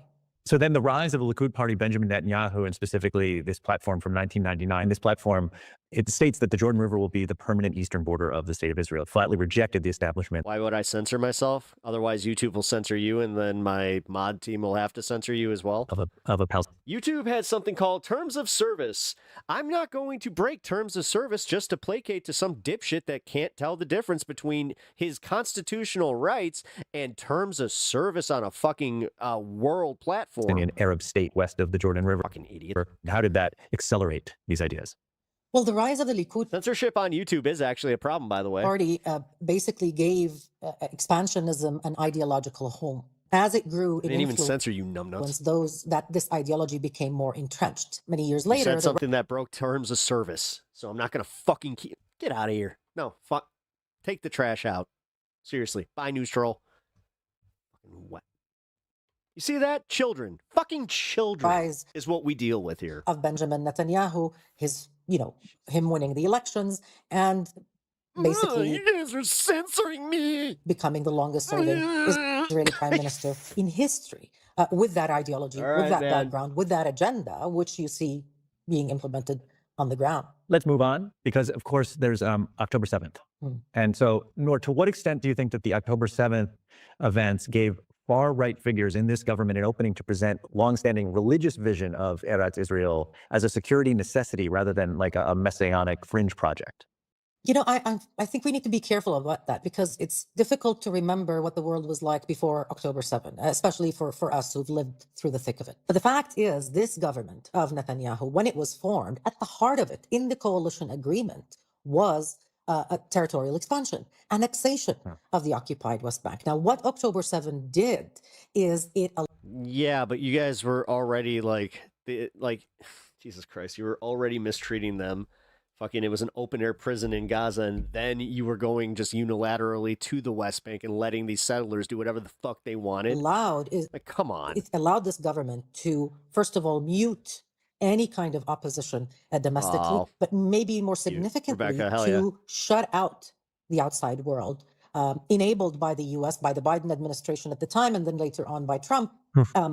But basically what happened is that October 7 gave this government carte blanche to do what it felt needed to be done militarily, i.e. to that's why a lot of people called it a fucking false flag, commit but genocide whatever. In order to fulfill this I like how ideological agenda, like, because at the they end of can be the biggest conspiracy nuts leading up to shit like this, but the second that it does happen, they're just like, don't question the official narrative. days, you want the land without the people. That the idea of expanding Israel's borders does not include tolerating non-Jews. It's about purity, right? It's about total control and domination. So you need to get rid of them. You kill them, you dispossess them.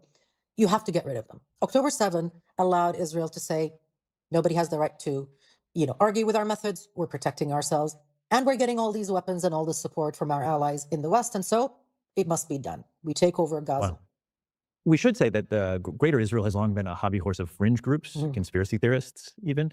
But in recent years, the subject has become really part of the official discourse. Yeah. Prime Minister Netanyahu has publicly said he's on a historic and spiritual mission and feels very much connected to the vision of Greater Israel. Minister Bezalel Smotrich has talked on camera about expanding Israel's borders as far as Damascus. כתוב בחז"ל שעתידה ישראל, עתידה ירושלים, להתרחב עד דמשק.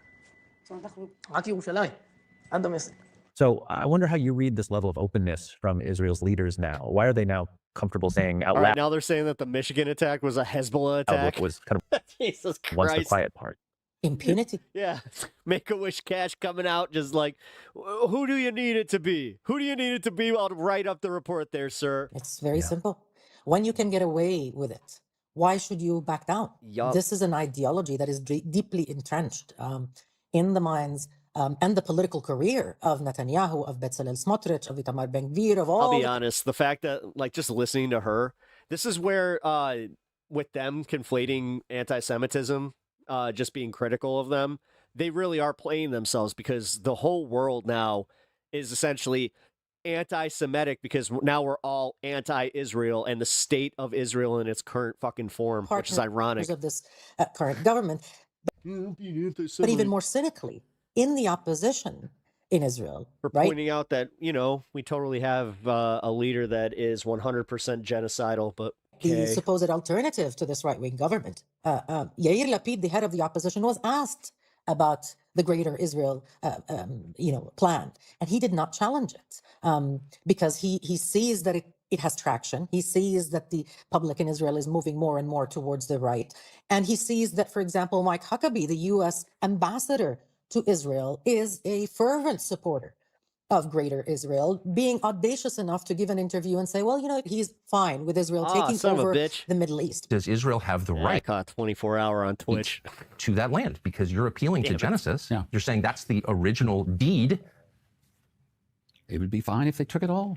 But I don't think that's what we're talking about here today. And you have no challenge.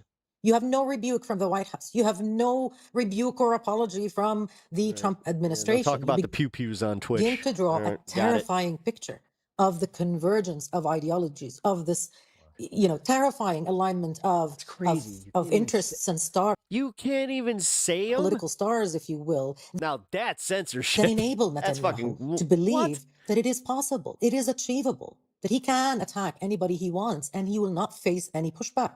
Yeah. It becomes hard to know what's political rhetoric and what's policy language, but at some level, perception becomes reality.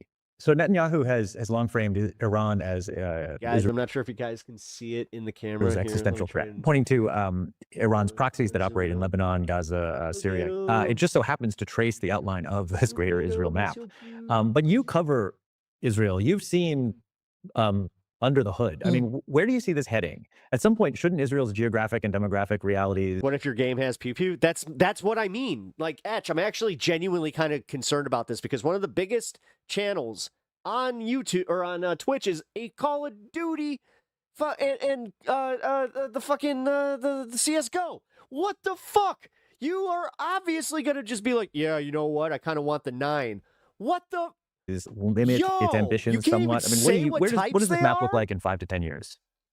Well, it all depends wild, on dude. what kind of decisions are taken in Washington, and also, quite frankly, what kind of decisions are taken globally. I mean, this war I is wasn't not even just saying that, affecting the though. I peoples was of the literally talking about what I fired at the range. region. It's something that's completely legal in America, like hardcore illegal. You know, it's almost like enshrined in our Constitution. not just upending the lives of tens of millions of Arabs and Iranians. Or like call it Dookie. and Israelis, for that matter, who've, you know, been in shelters and haven't been able to send their kids to school for a month now. Yeah, it's almost like cause and effect, you dumb bitch.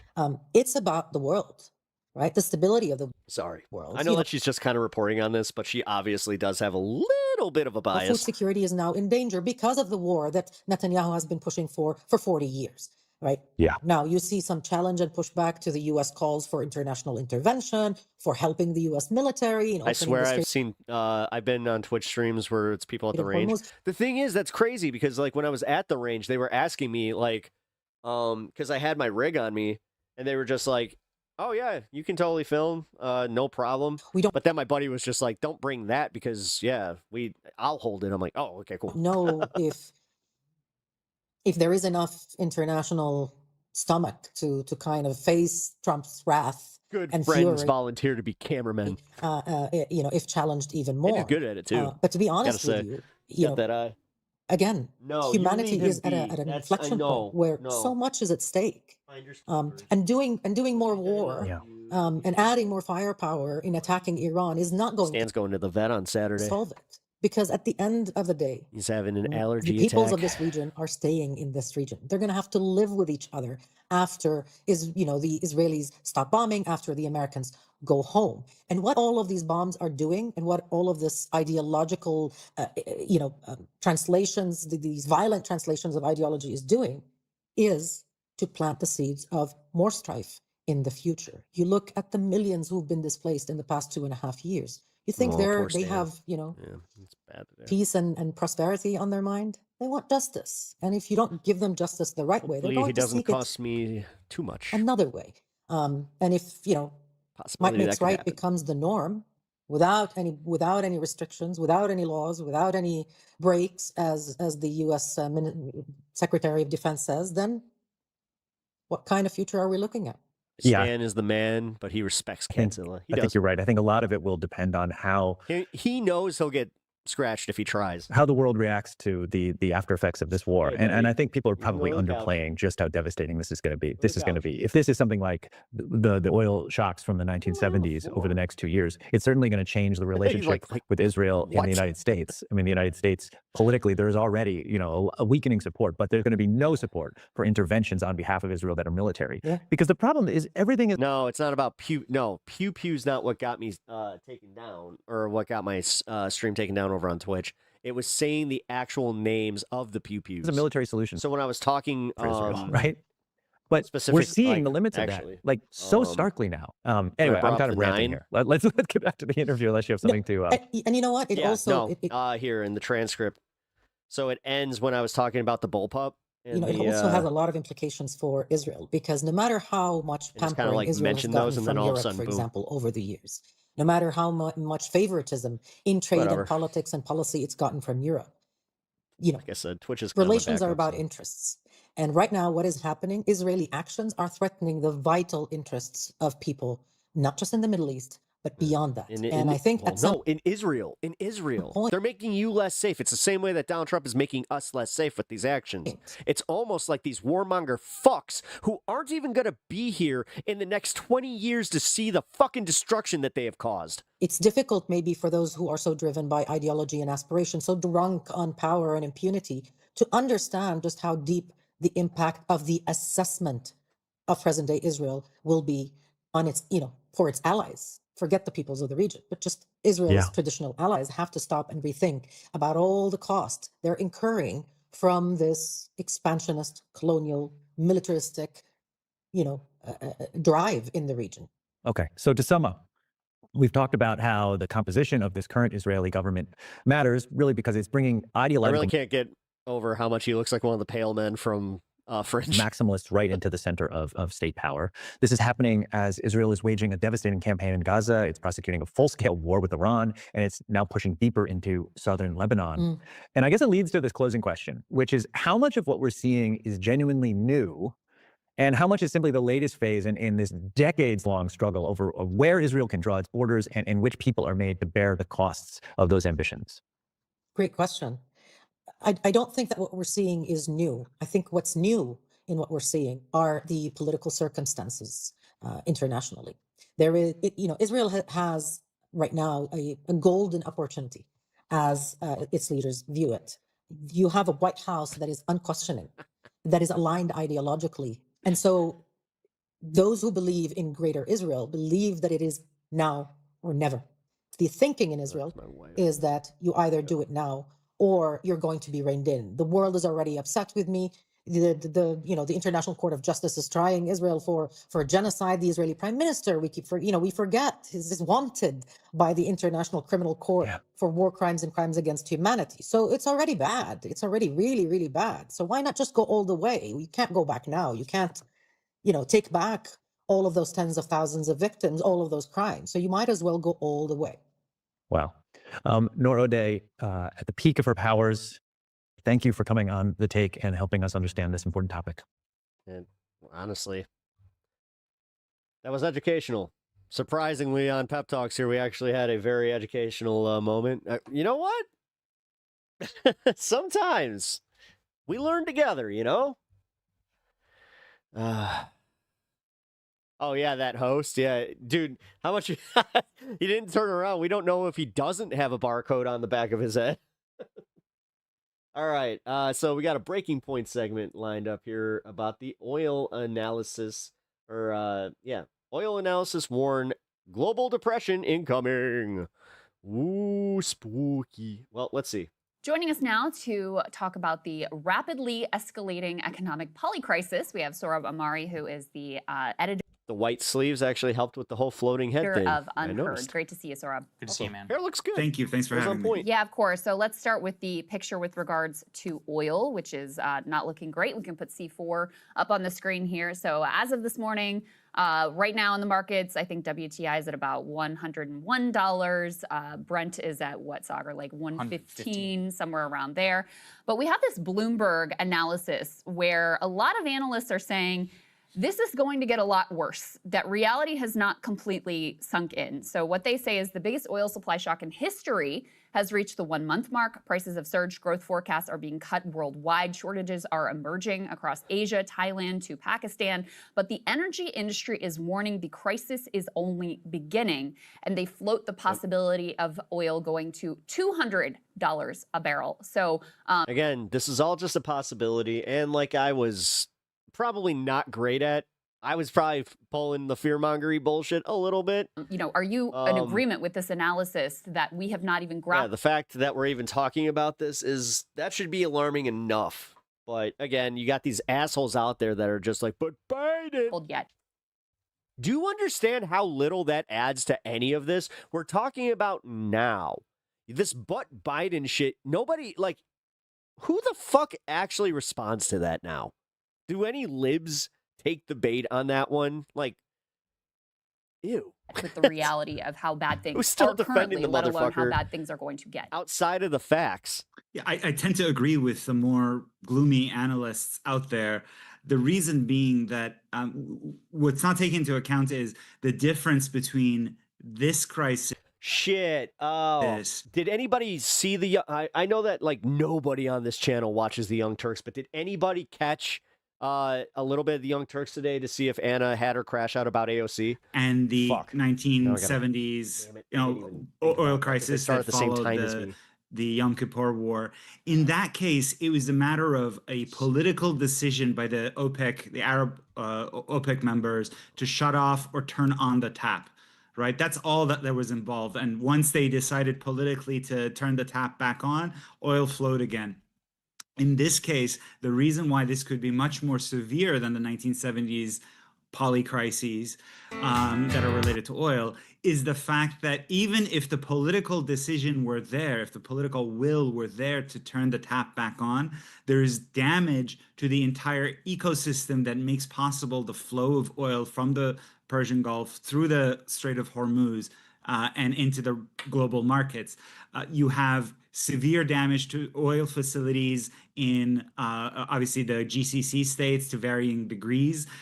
Some Iranian strikes have hit those in response to, I should say, to Israeli attacks on Iranian oil infrastructure. It's only her today. Have shut-in fields in Iraq, where a country that in a given day you have like 4.3 million barrels is now down to like 1.6 million barrels. And after a while, when fields are shut in for a long time, it takes a long time to turn them back on. Oh, but Pep, have you considered that this might be Biden's fault? Hunter Biden's laptop. So again, even if Iran tomorrow were to capitulate, which doesn't look likely at all, in that fucking massive hog, and were to reopen the Straits of Hormuz, the fundamental structural problem, the damage, the fact that in many of these cases, for example, and now this is not oil, this has to do with LNG, but the Qataris have called force majeure for 3 to 5 years. So that's all going to take a long time to get back online. And during that time, you're going to see price spikes. You're going to see, right now, I just read today in the New York Times that, 2 Australian states, 2 of their provinces have made public transit free in response. You're going to see more and more of that. You're going to see fertilizer plants that rely on petrochemical products How you go doing? offline. That affects farming. I mean, the ramifications are huge and legitimately like Mad Max level terrifying. And the crazy thing is that it was all a choice. It was a war of choice. It was Donald right after we just got rid of renewables. Trump and his coterie deciding to do this, not something that was imposed on the United States or the world the way like the pandemic was, where it was just this random freak event. And okay, whom can you blame? Here, there is blame. It's like Bibi and Donald Trump. Yeah. They didn't want COVID to be force majeure. Again, realistically, it comes down to they couldn't deal with the fact that it was something they couldn't see, which is ironic that they couldn't believe something they couldn't see, but they pray to God.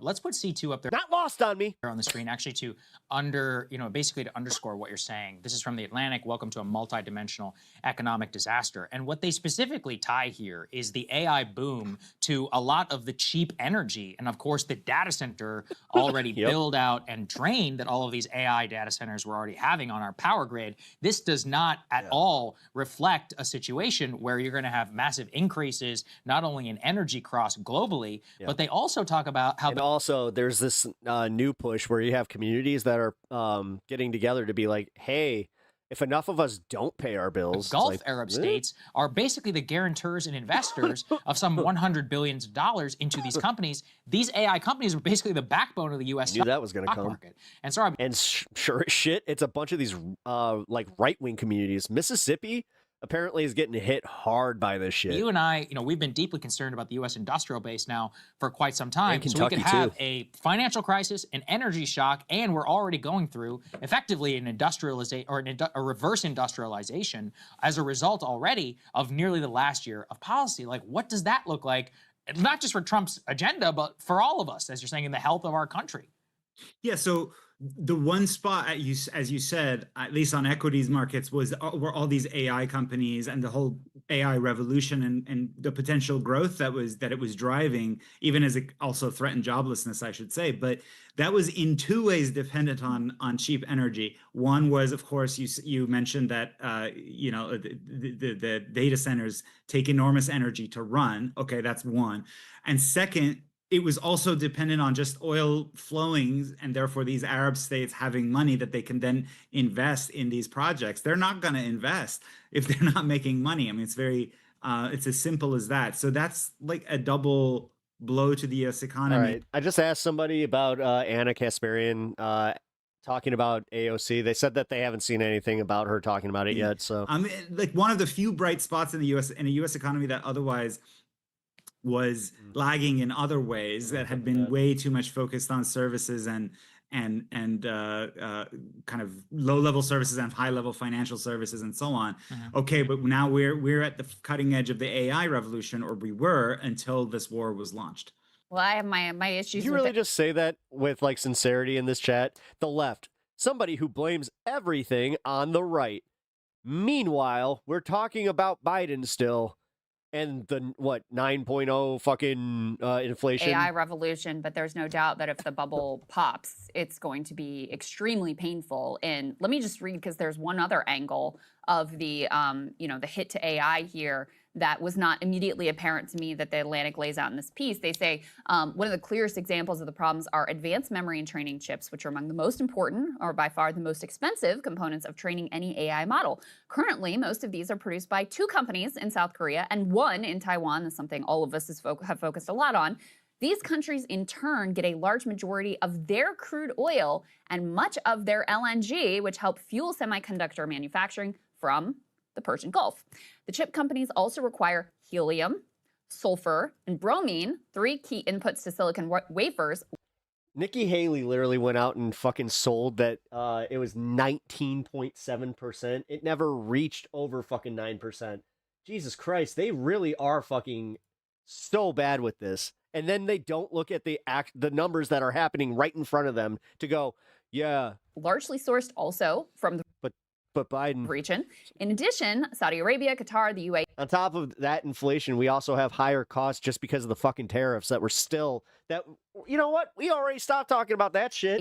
And other regional petrostates have become key investors in the American AI firms that purchase most of I got a little bit more in your taxes. Those chips. And I think that's a really important example. But I also think, Saurabh, that it just underscores, it's almost impossible to wrap your head around the disruptions here. I mean, the best analog we can look to is our recent past history with the combination of the Russia-Ukraine war and COVID, obviously, which just screwed up supply chains. Actually, the left blames everything on capitalism and the systems at play. Libs blame the right. Good point. In a million ways that even, experts could not fully anticipate how it would, create problems and backlogs that would then go on to fuel inflation and have all of these residual, both real economic and political effects.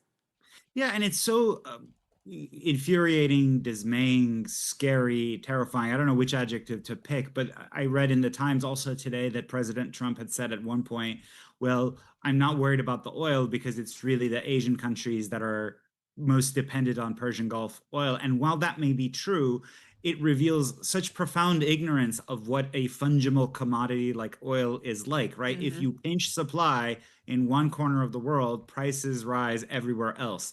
And just in general, that you gum up the whole economy when you do that. So unless you're willing to impose domestic, for the US, export controls, right, where we keep our oil for ourselves, and that could also cause all sorts of problems. Unless we're willing to do that, the fact that this very important choke point in the global economy is being squeezed is also bad for the United States. It was just part of this broader mentality where I think the American right and the Trumpians got too high on their own supply. Yes, the U.S. is blessed in many, many ways.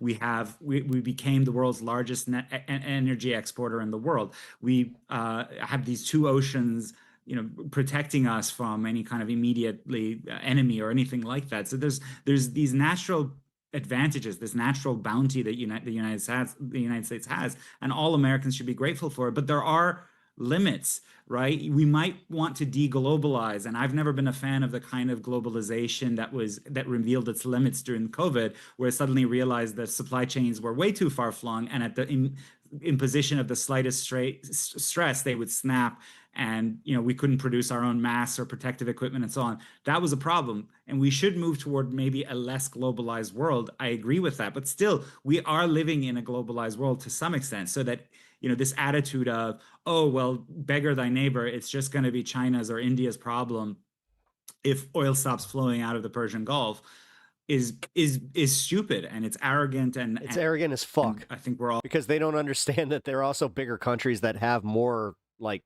capacity. All going to pay the consequences. Like, dude, there's nothing worse than a fucking American that's just like, we are the center of the world, don't tell us otherwise. It's like, for it. And to that point, actually, I think we have a good piece here. Let's put C6 up here on the screen. We literally put the worst person that we could have possibly put into the White House twice. War has already rippled across the world. Now, and you know what?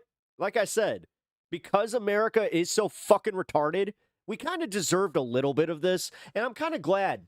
I am. There's a part of me that's glad that, this might push us a little farther left. I know that it's pushed the populace a little bit farther left because they've gone, oh my God. I mean, literally, I just don't like Trump, and they're calling me an extremist. Now, as you said, look, it might be China or India's problem. It might be South Korea's problem. South Korea, by the way, is, a top 10 trading partner. So is Japan. Last time I checked, they're pointing out South Koreans are being told by their president to take shorter showers. In Thailand, another actually vital ally in the region, they're saying you need to make sure that you're wearing short sleeves to work so that we can At some point, if you're just one of these guys that's like environmental impact is nothing, then shut the fuck up. You know nothing. Air conditioner use. I'm looking at news out of India. But sure, because you can't conceptualize what's going to happen in a few years. Dude, you probably already have cancer cells in your body that have been caused by the lack of oversight on some institutions. But fine, man. Keep spewing this whole, well, the left get rid of the refinery, even though Biden did a baby drill effort, essentially, where he opened up a whole bunch of new fracking and all that. Yeah, sure, man, this whatever. Is personally tragic for me. You're a disingenuous cunt who can't be honest about a goddamn thing. And for all the white tourists in New Delhi, butter chicken has now disappeared from Indian menus because they don't have the cooking gas to be able to make it. Dosa, apparently, there's a huge shortage. I talked to my family recently. They're rationing cooking gas, and they're looking at it.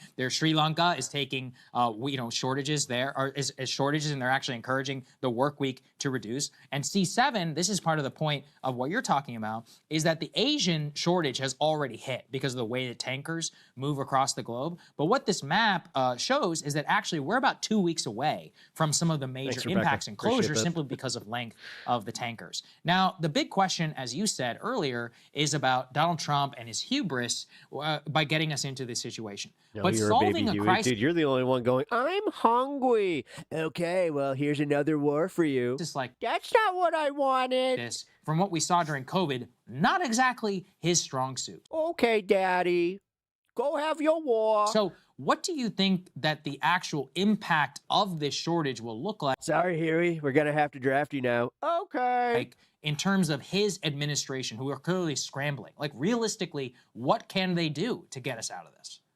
I really don't know, because what it comes down to is recognizing, strategically speaking, that Iran had always this potential to close the Straits of Hormuz, that they were able to always do that, and now they've exercised it, and there's no easy return to the status quo ante.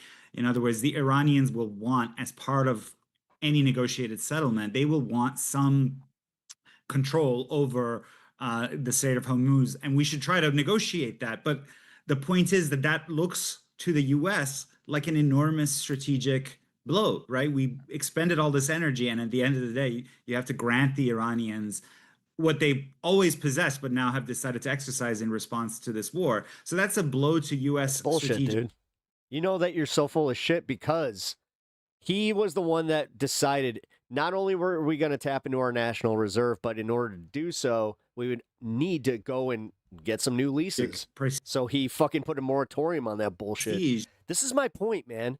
Even when he did something that you would technically on paper fucking be 100% for, because it was the old man that the fucking blue teams supported, then you also have the disingenuous fucking bullshit where you're like, yeah, it's team politics, blah, blah, blah, you can't see your forest for the trees. A really incalculable blow. We can't even begin to measure the scale of it.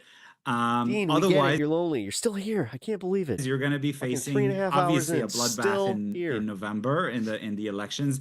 You're still going to face that. It's only a question of how bloody the bloodbath will be. But if you think about it, there's a great tweet this morning I saw. Shit, you see the iron lug? Someone said, that's what I'm expecting. The objective of the war has become to restore the status quo ante before the war. Dumbest war ever. Yeah. It really is. Like, it is. It's the dumbest war ever. And it's like, Trump is going to go down as well as if we still have an American empire, which I don't think we are. I don't think it's going to survive Trump. Is the point? His arrogance is going to take us all down with him. Of this operation now is to open the Strait of Hormuz, which was open before we went in. Almost like we saw this. He bankrupted casinos. The regime hasn't collapsed. Its will has hardened. Great. It can still fire ballistic missiles. As the front story in the New York Times today, basically saying the U.S. keeps saying 500% of Iran's capacity has been destroyed. And that very evening, an Iranian missile will fall on some U.S. facility in Saudi Arabia and destroy a very kind of expensive command and control aircraft.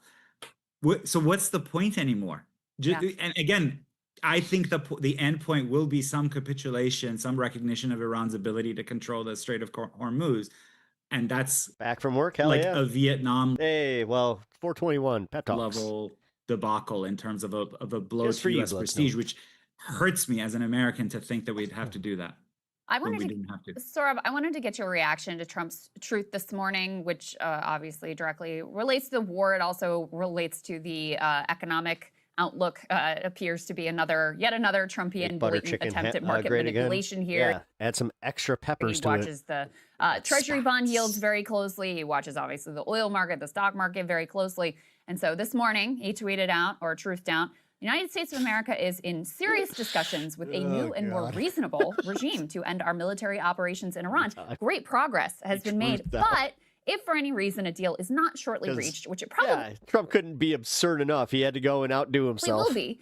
And if the Hormuz Strait is not immediately open for business, we will conclude our lovely stay in Iran by blowing up and completely obliterating all of their electric generating plants, oil wells, and Clark Island, and possibly all desalinization plants, which we have purposely not yet touched. This is him pre-announcing war crimes, by the way. This will be in retribution for our many soldiers and others that Iran has butchered and killed over the old regime's 47-year reign of terror. Thank you for your attention to this matter. I think people probably know you're not a fan of the Iranian regime. You are quite a vociferous critic of the current government in Iran. But what do you make of what Trump is claiming here about how there's a new, more moderate regime in place that he's totally working on a deal with? I don't know where to begin. That's such a kind of this barrage of stupidities piled atop stupidities. I don't know where to start. So first of all, I watch Iranian state TV, 24/7, just to read the mood. There is the regime is there. It's called the Islamic Republic of Iran. It's become more militarized. What's happened is all the restraining forces, which, believe it or not, as much as a fan of, I was not by him, he defined my life. The course of my life would have been completely different if he weren't around.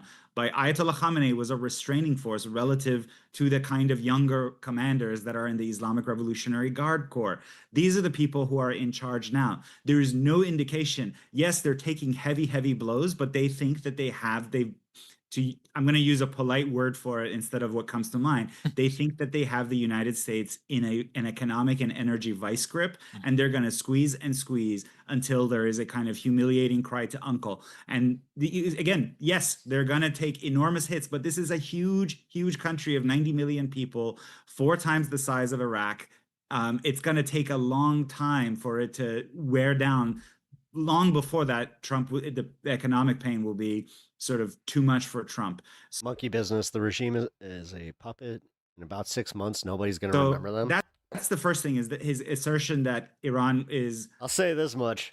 They're going to remember everything about this shit. As the regime has changed. And the fact that I hope that you're not one of those arrogant ones. Like, are you talking about Iran or America? Because right now, I can't even fucking figure, out the difference when we're talking about the regimes and the heavy-handed tactics. There's just no sign of that.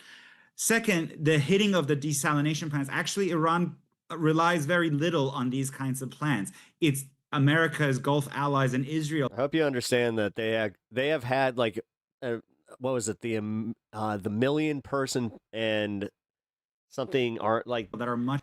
They pushed for this with their society, where they were just like, no, you're all going to be ready for this when it happens. Much more dependent. And now what's happening is anybody that was thinking about rising up and going against the regime, they keep getting bombed by the U.S. and Israel. So they keep going, you know what? I guess the enemy that's in my country. It's the same way that if some jackass came in here that, I don't know, the right and the left would finally put their differences aside and be like, yeah, you know what, at the end of the day, we're just Americans. On these sorts of facilities, and as Iran has proved, it can hit those and create, you get it, calamitous effects for lots and lots of people who live in those countries. And again, same thing with the electricity infrastructure, the power plant. Well, at least I did. they can do that memory, just as quickly, except Iran's electricity system and the grid is far less centralized, so that if you hit a single plant, it won't have the kind of effect that it would have, for example, if you did an analogous thing. If they did the analogous thing to a country like Israel, whose power system is much more centralized. You hit one node and boom, Israel goes into darkness. So I mean, these threats aren't everyone. This is not some secret. Exactly. Like they could do it, but the thing is, they keep doing it with this arrogance that Iran has nothing to push back with. They believe their own hype. Intelligence. This is all, which is fucking. That's dangerous. In the public record. So it just the stuff that he says. Like it was funny when it was about Rosie O'Donnell a decade ago. This kind of bluster. It's really, really depressing and scary. Yeah, you can laugh. When it's a world on the precipice of geopolitical and geoeconomic calamity. And you don't detect, as you're watching Iranian state TV, you don't detect any of their attempts to sort of like soften the line and create an opening to sell to the public some sort of. You don't see any of that. Not at all. Every night it's about revenge, the daughters of Minab, the school that got hit early in the operation. And this is a culture that thrives on martyrdom, Shiite Islam. So every time you kill a commander, it creates like the closest equivalent is a Catholic cult of the saints. Like it becomes some new basis, or it'll be, they killed they hit a police station, the Israelis did, and they hit a street sweeper, just a guy, like a random guy. So of course he becomes like this, his coffin is laid out and people line up in huge numbers to touch the coffin and then rub it on their faces to get like a blessing from his act of martyrdom. That's the kind of people you're talking about. And again, so fucking all crazy. Much of the perception about what Iran is, or the kind of people, is driven by this. I'm part of it. This Iranian diaspora, very secular, very embittered. I understand the embitterness about the regime, but they led us. I think they led U.S. policymakers for years to believe that that's how all the Iranians planning are, for and nuclear forget that war. no, it's a Shiite Muslim country. Lots and lots of people are not cynical about their religion. When they talk about Imam Hussein and martyrdom and Karbala and all this sort of iconography of bloodied saints who give their lives for a greater cause, they really mean it. Yeah. They mean it. Hey, if you like. Yeah, I brought this up on Friday, talking about how they believe their religion a lot more than Christians believe theirs. Trust me. Because at the end of the day, if you asked a Christian to actually, go in the name of God, well, I have a feeling that they wouldn't. I have a feeling they would stop short. But I know there's some crazy ones that totally would. But not many. Show y'all, and boy oh boy, do we now saying the quiet part out loud yet again. He's openly saying and admitting that his goal here is to steal Iran's oil in the same way he's stealing Venezuela's oil. We have certain parts of a desalination plant. We have a desperate Joe Rogan panic to show on Patreon. Let's start with this. One of the things people have been saying is at the beginning of every week, he gets to it. Trump goes out there and says, things are going great. Actually, we have peace negotiations, and it looks like we're on the brink of a big deal. These people are actually really good to work with. Things are going phenomenally. And Trump does that every Monday. Why? To calm the markets. So that we don't have a massive stock market crash, which in turn spirals into the Greater Depression, which we're on the brink of at the moment. And so Trump, a nice jacket. Trump is just that is. day after day manipulating the market. Now, sometimes he manipulates it just so that him and Kushner and Witkoff and his idiot sons can basically profit off of it and make millions of dollars off of pain and suffering. And sometimes he's manipulating it just... Oh, sorry, Rebecca. Oh, yeah. Jesus. What? Oh, petticoat and 10-pound skirt. to try to stave off a massive crash. And so he came out at the beginning of this week and he said the following. The United States of America is in serious discussions with a new and more reasonable regime to end our military operations in Iran. Great progress has been made. Backstreet Boys manager. But for any reason, a deal is not shortly reached, which it probably will be. And if the Hormuz Strait is not immediately open for business... Today. Just got home. Hello, and hope you were able to protest on set. Hung out with good people. Hell yeah. No, I played a little bit of it today. I did 3 of them. We will conclude our lovely stay in Iran by blowing up and completely... Definitely check out the Elgin one. Robin, there's a segment that I know you would enjoy at 1 hour and 8 minutes. If you go to the Elgin one in my VOD, it starts the inaugural episode of Pep Walks, where obliterating all of their electric generating plants, oil wells, and Karg Island, and possibly all desalination plants. So just openly saying, I'm the war criminal man, and I'm going to commit endless war crimes, just so all of you know. He says, which we have purposely not yet touched. This will be in retribution for our many soldiers and others that Iran has butchered and killed over the old regime's 47-year reign of terror. Thank you for your attention to this matter. So, as predicted, he did the thing. He came out and said, everything's actually going great to calm the markets. Well, guess what? It's not working like it used to because people caught on to the game that every Monday he says everything's great. Then every Friday when the market shuts, he basically starts bombing everything in sight and committing war crime after war crime. So it's no longer working, and people are recognizing, way too late, by the way, but they're recognizing we have the biggest, most disgusting liar in human history that's currently occupying the White House. Okay, look at the broader economic impact here. Price increases since the start of the Iran war. Heating oil is up 77%. European natural gas up 71%. Brent crude is up 58%. WTI crude oil up 51%. Diesel or urea up 48%. Diesel up 44%. Sulfur up 43%. Gasoline up 42%. Fertilizer 29%. Coal 21%. Palm oil 14%. Iron ore 7%. Rice 7%. Great. U.S. natural gas up palm oil. Yeah, what's that? 6. What do we use that for? That's not good. That is not good. And of course, this is going to hit working people the hardest. Yeah, developing countries are already barbecue chicken, dog. They already have long lines. They're already rationing gas. It's already a nightmare scenario. Yeah, the Philippines are like literally in a crisis mode right now. And this is slowly but surely going to spread throughout the world. And then you're also going to have a situation. It's not just limited to gas. Oil and gas is sort of like the lifeblood of the modern economy. So you're also going to have a situation where grocery prices skyrocket, for example. You're going to have a situation so that we have a shortage of fertilizer. And when there's a shortage of fertilizer, you're going to have a food shortage. The farmers are going to struggle. Like, there are so many cascading downstream consequences of this that our idiot-in-chief did not consider or simply does not care about. Okay, so Trump spoke to the Financial Times. Ready for this? This one is rough. He wants to seize Iran's oil. Quote, to be honest with you, my favorite thing is to take the oil in Iran. Again, he just admits it. It's so crazy. He just admits it. He's just like, he has verbal diarrhea. He's like basically begging the international community to arrest his ass and throw him in The Hague. He's doing the same thing he did with Venezuela, where he stole their oil and sold it and put hundreds of... Stop fantasizing about seeing these leaders in some kind of fucking Hague position. Never gonna happen. Ever. Okay? Millions of dollars in a personal bank account in Qatar. It's more likely that he is going to, have the Mac attack or have the Iranian attack or something like that. He's just saying it. Specifically, he's considering taking Karg Island, Iran's main oil export hub. The Hague ain't happening. You're never gonna see Benjamin Netanyahu or Donald Trump in front of a fucking court. Okay?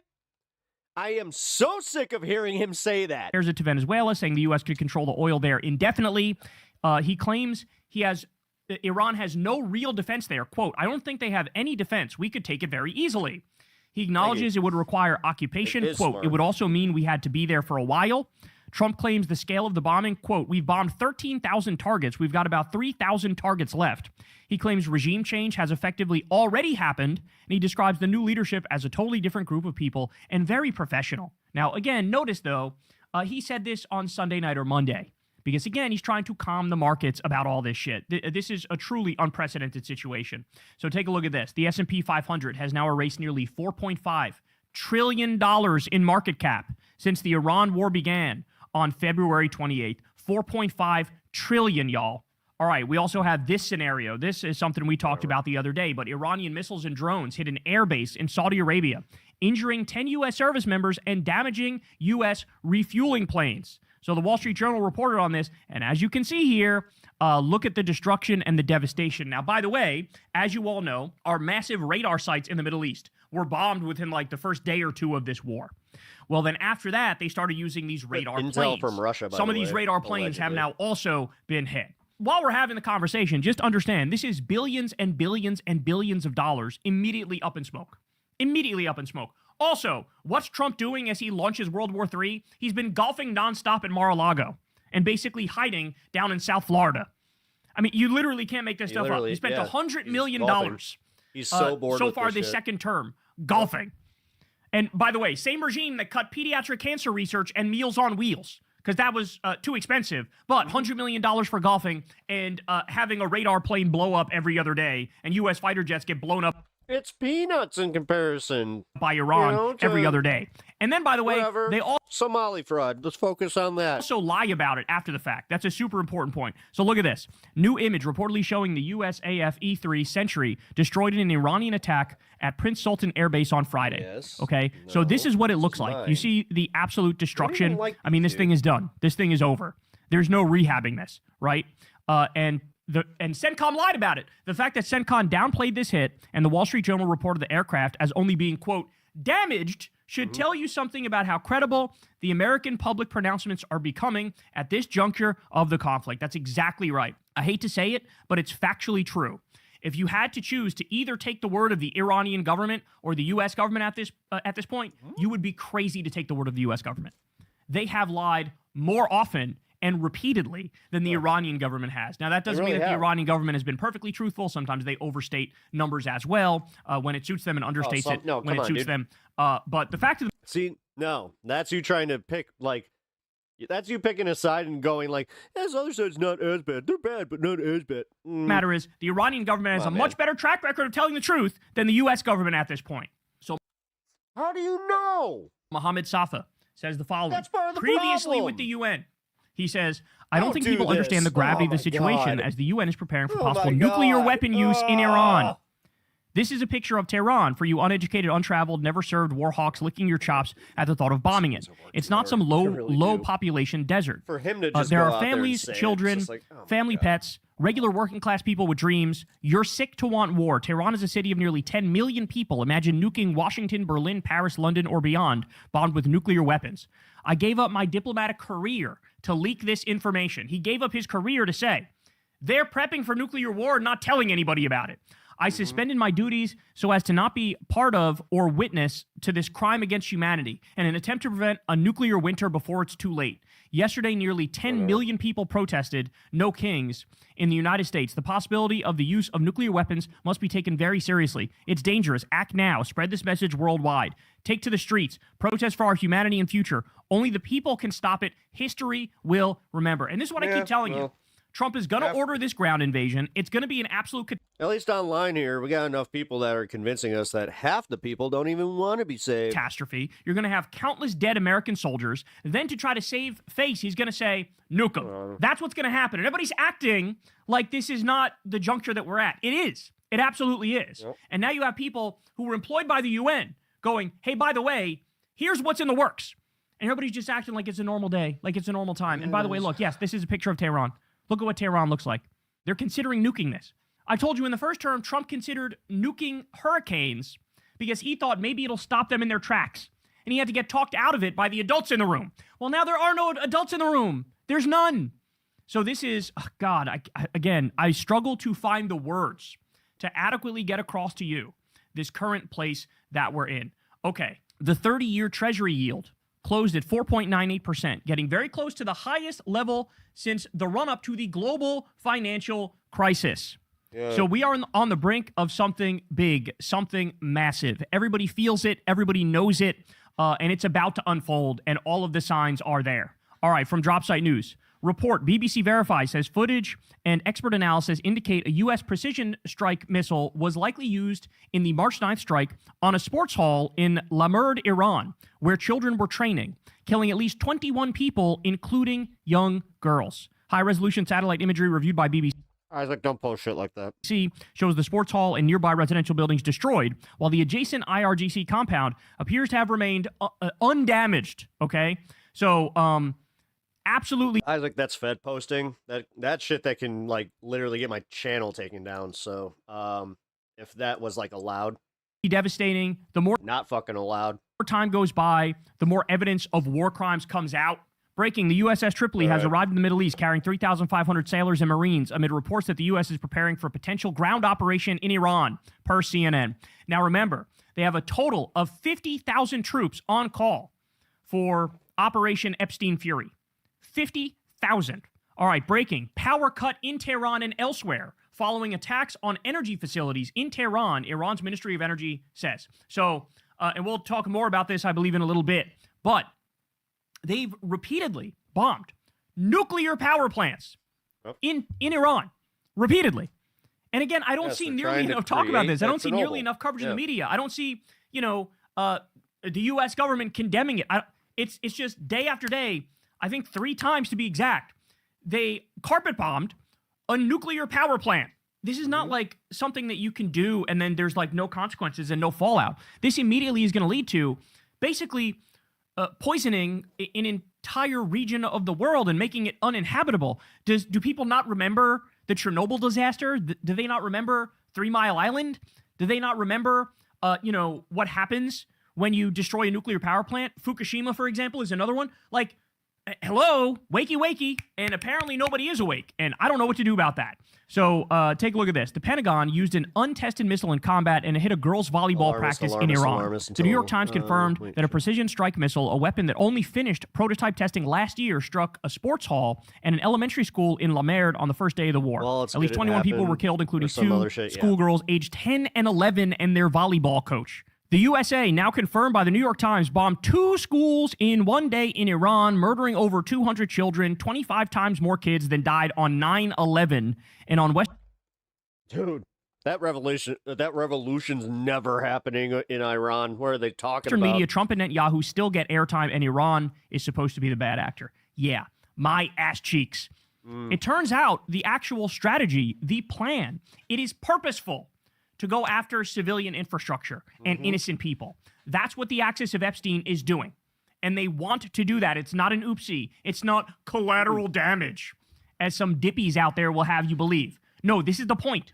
They're doing what they want to do. All right, so here's the aftermath of one of the bombings on the Iran University of Science and Technology. You know, those terrorists at that school for science and technology. Look at this. Axis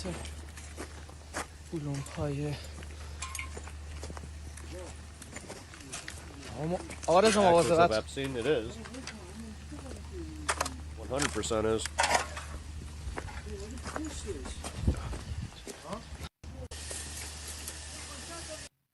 Here's another one.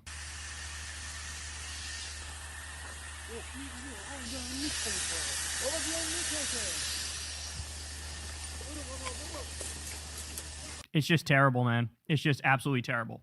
Iran's IRGC issued statement on Saturday threatening to target American and Israeli universities in the region, warning students and staff to stay 1 kilometer away in retaliation for strikes on Iranian universities. Ladies and gentlemen, I don't want to hear shit when U.S. and Israeli universities start getting hit, start getting destroyed. I don't want to hear Dickie McGee's axe. Shut the fuck up. Because it has been... What, we bombed literally like hundreds of schools before they said, okay, I guess we got to respond in kind. They sat there and they took it and they took it and they took it and they took it. And then eventually they were like, all right, I guess we got to do the same thing back to them. So I don't know about you guys. I want to live in a world where international law matters. I want to live in a world where Netanyahu is taken away in handcuffs today and Donald Trump is taken away in handcuffs today. I want to live in that world. But this is what we inflict on the world. And guess what? The chickens are going to come home to roost. That's what we're looking at. All right, more. Midas Touch says... I mean, there is something called practical reality. That's why people... This is the thing. This is where I don't like what Kyle and Crystal... They both do this. They literally turn off the politics, which is great. Turn off the politics, but you can't turn off the existential dread that comes with knowing some of this shit and being like, oh my God, this is real. Like, this is reality. Because they are riding that fine line of like, yeah, you know what? I just talked about how we might have a nuclear winter soon, but I gotta get my kid to the gymnastics meet. News in Iran. Like, you understand how pointless this shit is?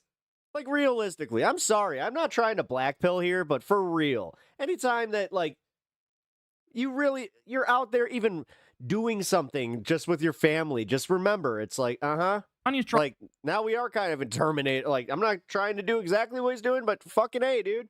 That's a reality we live in now.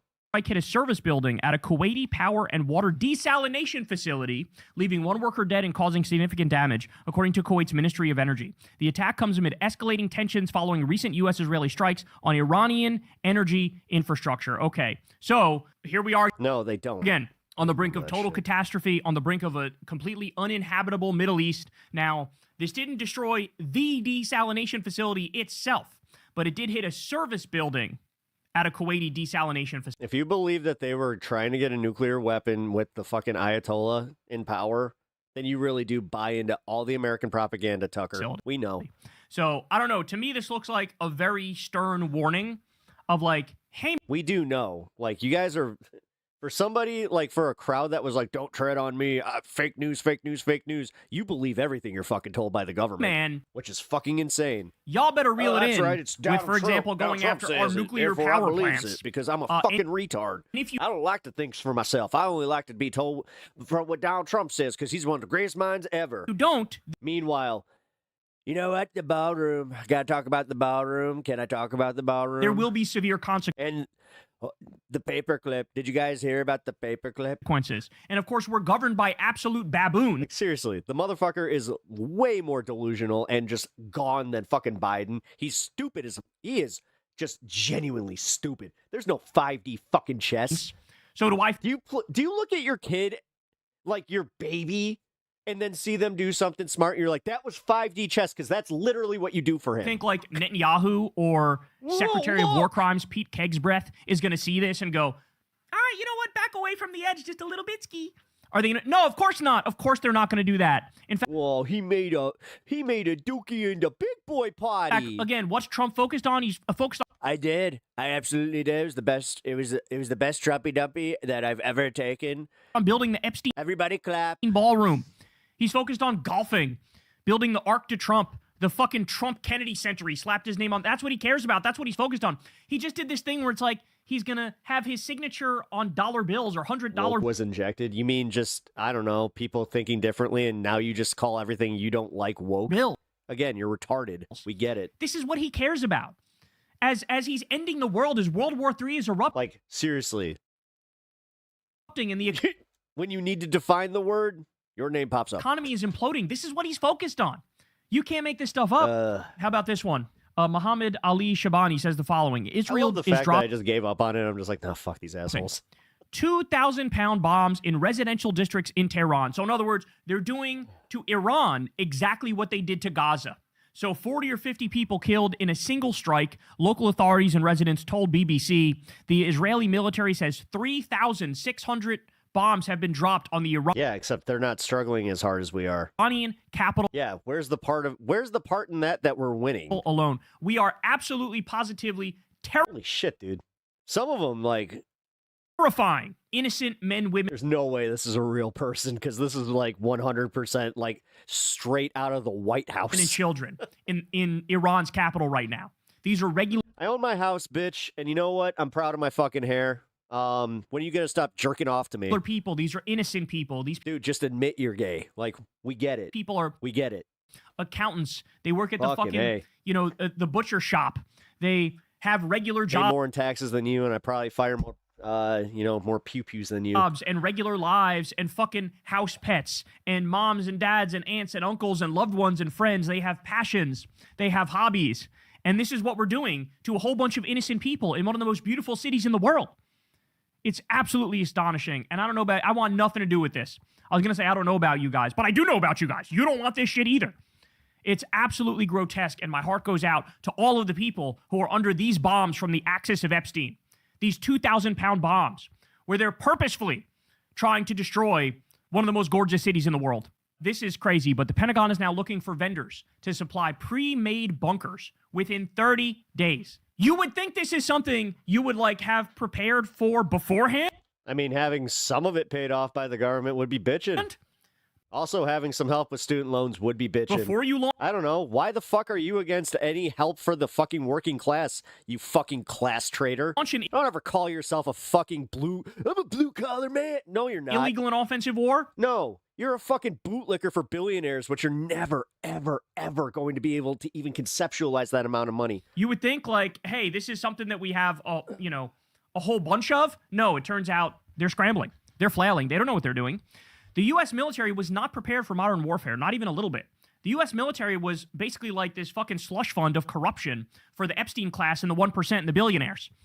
That's what, the so-called defense contractors. No, it was a massive slush fund to pad the pockets of billionaires. Don't think fast, though. That's what it was. You type faster than you think, which we now know why you're called monkey business. And so they're building, a definitely harnessing that military for like a 1970s style war. Just make sure you clean off the shit from your screen from the last time that you just fucking you put out a fucking war. Meanwhile, just get a couple of Shahid drones and you fucking fuck our shit up. Must stink royally. And so now they're like, oh my God, we're running out of interceptors. Well, now we need pre-made bunkers within 30 days. By the way, don't die for the Epstein class. I'm just telling you right now, if you're somebody who's supposed to be deployed to Iran, you better drop the fuck out, dog. Yep. You want nothing to do with this whatsoever. These people are going to come back in body bags, virtually guaranteed. And the president doesn't give a fuck about you. Nobody will remember you in history except as a crusading invader against innocent people. Do not waste your life for such a horrific mission. All right, more. The International Atomic Energy Agency confirms them waste their lives using satellite imagery that the heavy water production plant at Kondab, part of the Iraq nuclear complex in Iran, has sustained severe damage and is not already at the point of just like, yeah, fuck Trump. This is shit. No longer. Like, dude, one thing that I can say that's made my life a lot happier is that he finally lost a bunch of people in my life that they thought I was being like hyperbolic with my language. They thought that I was always just being a doomer. But now that it's happening, they finally not only apologized, but also said like, nah, dude, this ain't it. So guess what they did? They showed up to these protests. That's a big deal. These are people that, again, never planned on protesting in the slightest because they're kind of right wing. Oh, y'all, that's a big deal. All right, launched in Operation Epic Fury. Whatever, man. Keep buying what you're whatever you have to sell to yourself. Like, we got a Trump store that's closing here because they can't fucking even make half the rent of their building. Is the most. You got people not buying Trump shit, not buying Trump flags. You got people burning their Trump shit. Fired in a single campaign. But yeah, sure. So that's all just a fucking AI psyop to convince you that they just want me to hate them. They just want me to hate them. America just broke the record for using Tomahawk missiles in Iran. So Operation Iraq. Honestly, does it ever get exhausting standing up for them? Like, it has to, especially now. They launched 802. All day, We're every already day at with 850 fuckers, Tomahawk missiles that have been launched in this illegal war. You're wasting Mark's time, which is why he's still here. And as Adam Johnson points out, if you're wondering, just the cost of the missiles alone could have paid for the salaries of over 50,000 teachers for a year. So we are. I think I'm rubbing off on you guys in the wrong way. Choosing to terrorize the world in a some of y'all are getting a little snarky fascist imperialist crusade. We're choosing to do that over paying our men and women here a decent, livable wage for being teachers. Incredible. The United States and Israel illegally, criminally, and deliberately attacked for the third time a nuclear facility in Iran, creating this way the risk of a nuclear catastrophe with mass civilian casualties. That's not just a violation of international law, it's nuclear terrorism. And here's what it looks like. Yes, and also what he's not mentioning is how we have this giant peace treaty. This is what where once we fire one, then it looks like. Yeah, and I guess you all forgot that there's other countries that we kind of pissed off. Again, next to no talk about this. Next to no talk about this. All right. This image from the Financial Times shows how the war in Iran could have dramatic effects on global food security. Without natural gas, ammonia, and urea, key nitrogen fertilizers cannot be produced. Look at this. This is a huge deal right here. Without them, crop yields collapse. So that's a huge deal. And as is pointed out here, all of Bangladesh's fertilizer I actually might have to just be like, nah, you get time out. Plants are fully shut in a country of more than 170 million people to feed. So as with most things, what's going to happen is the poor are going to suffer first. The hard way. They're going to bear the brunt of it. Right. So the developing countries are going to be the hardest hit. Then the mid-tier countries. Then the most economically powerful countries. Okay. So right now we're already looking at multiple fuel catastrophes in Asian nations. And this is only going to spread.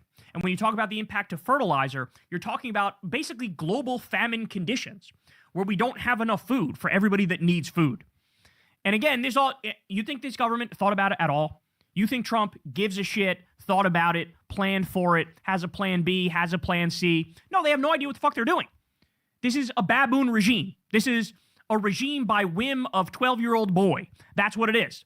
Yeah. So everybody's basically scrambling. No, they're on their own. And so effectively what's going to happen is... And then Trump even said, like, dude, when he said this in a room with Pete Hegseth and Marco Rubio standing right next to him, that he hangs out with losers because they make him look better. China's going to have to somehow be the adult, not just in the room, in the world. And they're going to have to find a way to mitigate this because nobody trusts the U.S. to give a shit. Forget about the world. The American government doesn't even give a fuck about Americans. It's so out of bounds. It's so wild. All right, Bloomberg says U.S. government officials and Wall Street analysis are starting to consider the prospect that oil might surge to an unprecedented $200 a barrel. Y'all, as I talk to you right now, the gas I saw was $3.99. That's got to be roughly where the average in the country is. Yeah. Okay, we're starting to get to historic numbers I can't recall ever seeing. Mm-hmm. We're starting to see that. And they're saying, oh, it's only going to go up and up and up from here. Nicholas Kristof of the New York Times, he says... $5 a gallon at the end of Bush. And then at some point, I think that it got near there with Obama. When there 2 weeks ago, the United States denounced Iran for using cluster bombs against Israel, rightly calling them an inherently indiscriminate type of munition. Now it appears that the U.S. or Israel is using American cluster bombs against Iran.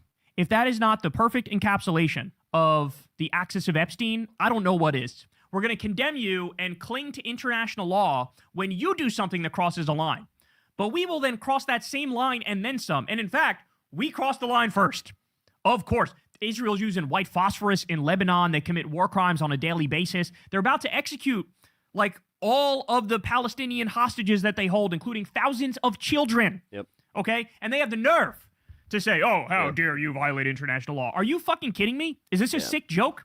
It is a sick joke, isn't it? That one is Arnaud insane. Bertrand says the following. Was discussing tonight with a friend of mine who is in the business of chicken food, as in the food you feed chicken, one of the largest such businesses out there. Turns out chickens quite literally eat oil. Chicken feed requires methionine, a key amino acid produced with sulfur, itself extracted as a byproduct of oil refinement. And so, as a direct consequence of the oil shock, there's now apparently major issues in the poultry industry.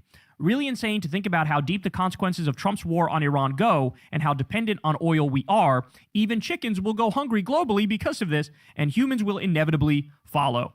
It's not even the case that, hey, there's an oil shock and a gas shock, and it's limited to that. No, it expands beyond that, but it even expands far beyond what many well-educated people who know this stuff thought. It goes beyond what I thought. It literally impacts everything in the economy. Apparently, Trump is going to ask the Arab nations to pay for the war.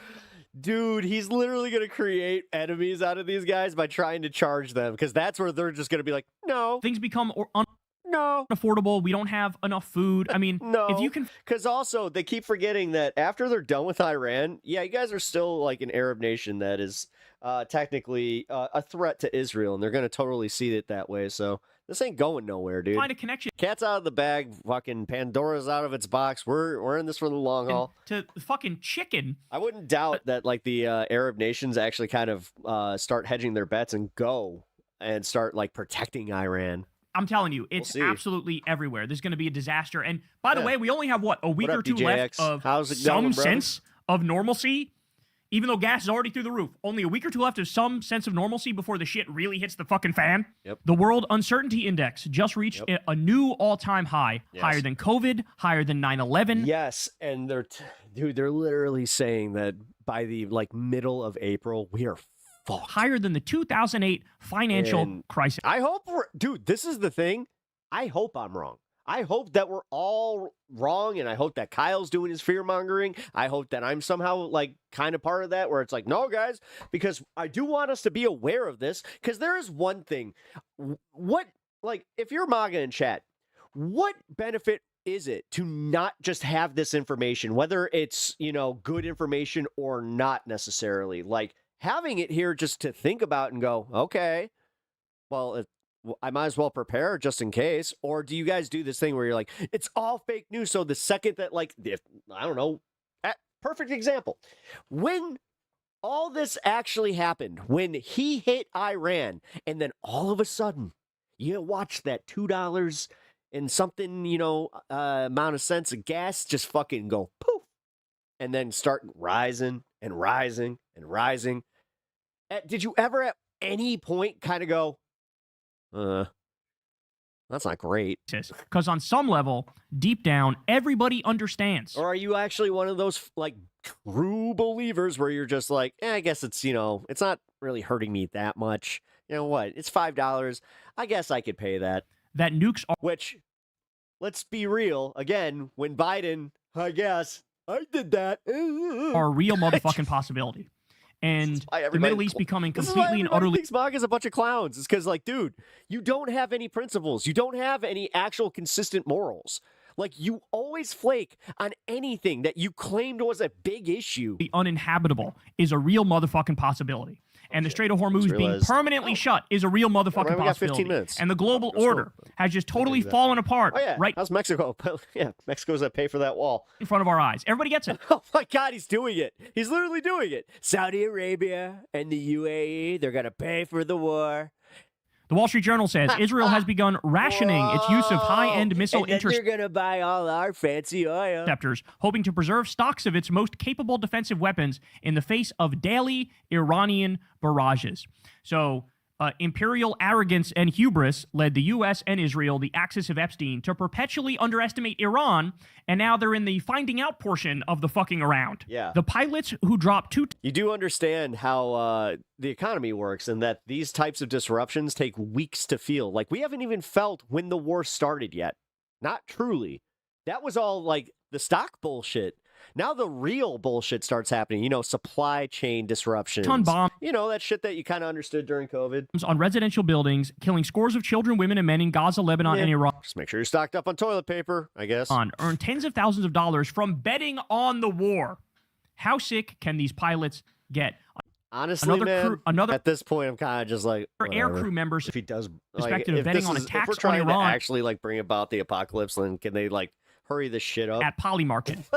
The entire Air Force is gambling. What a sick, disgusting, dystopian world that we've created, where you have people insider trading and betting on misery and violence and death and destruction. None of this should be. They don't give a shit.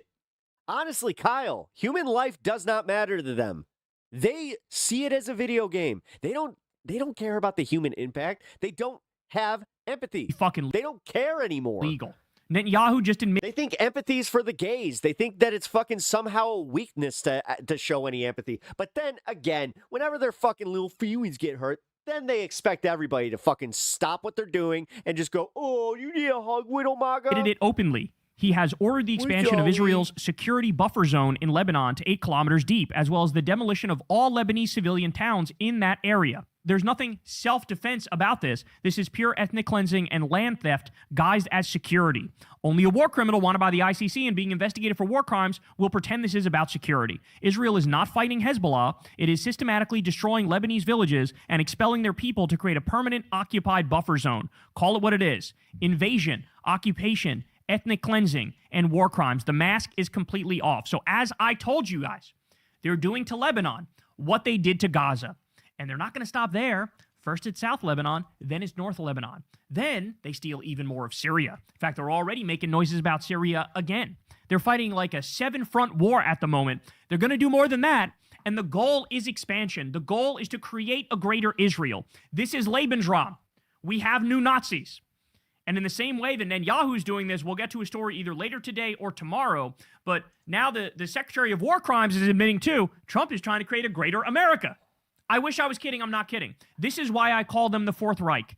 Israel and the U.S. are the Fourth Reich. Get it through your head because it's factually accurate and all of the evidence backs that up. So in the Jerusalem Post, look at this. This is insane. They have an opinion piece.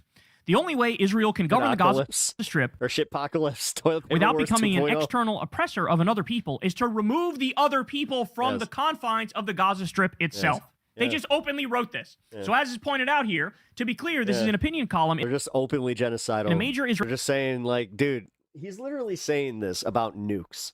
Like, you understand that a year ago, no new wars actually meant something to these motherfuckers. That's why I am adamant about calling them out about having no consistent morals. Like, that's a big one. Like, when you say no new wars and you say that, like, you truly believe it, that should stick.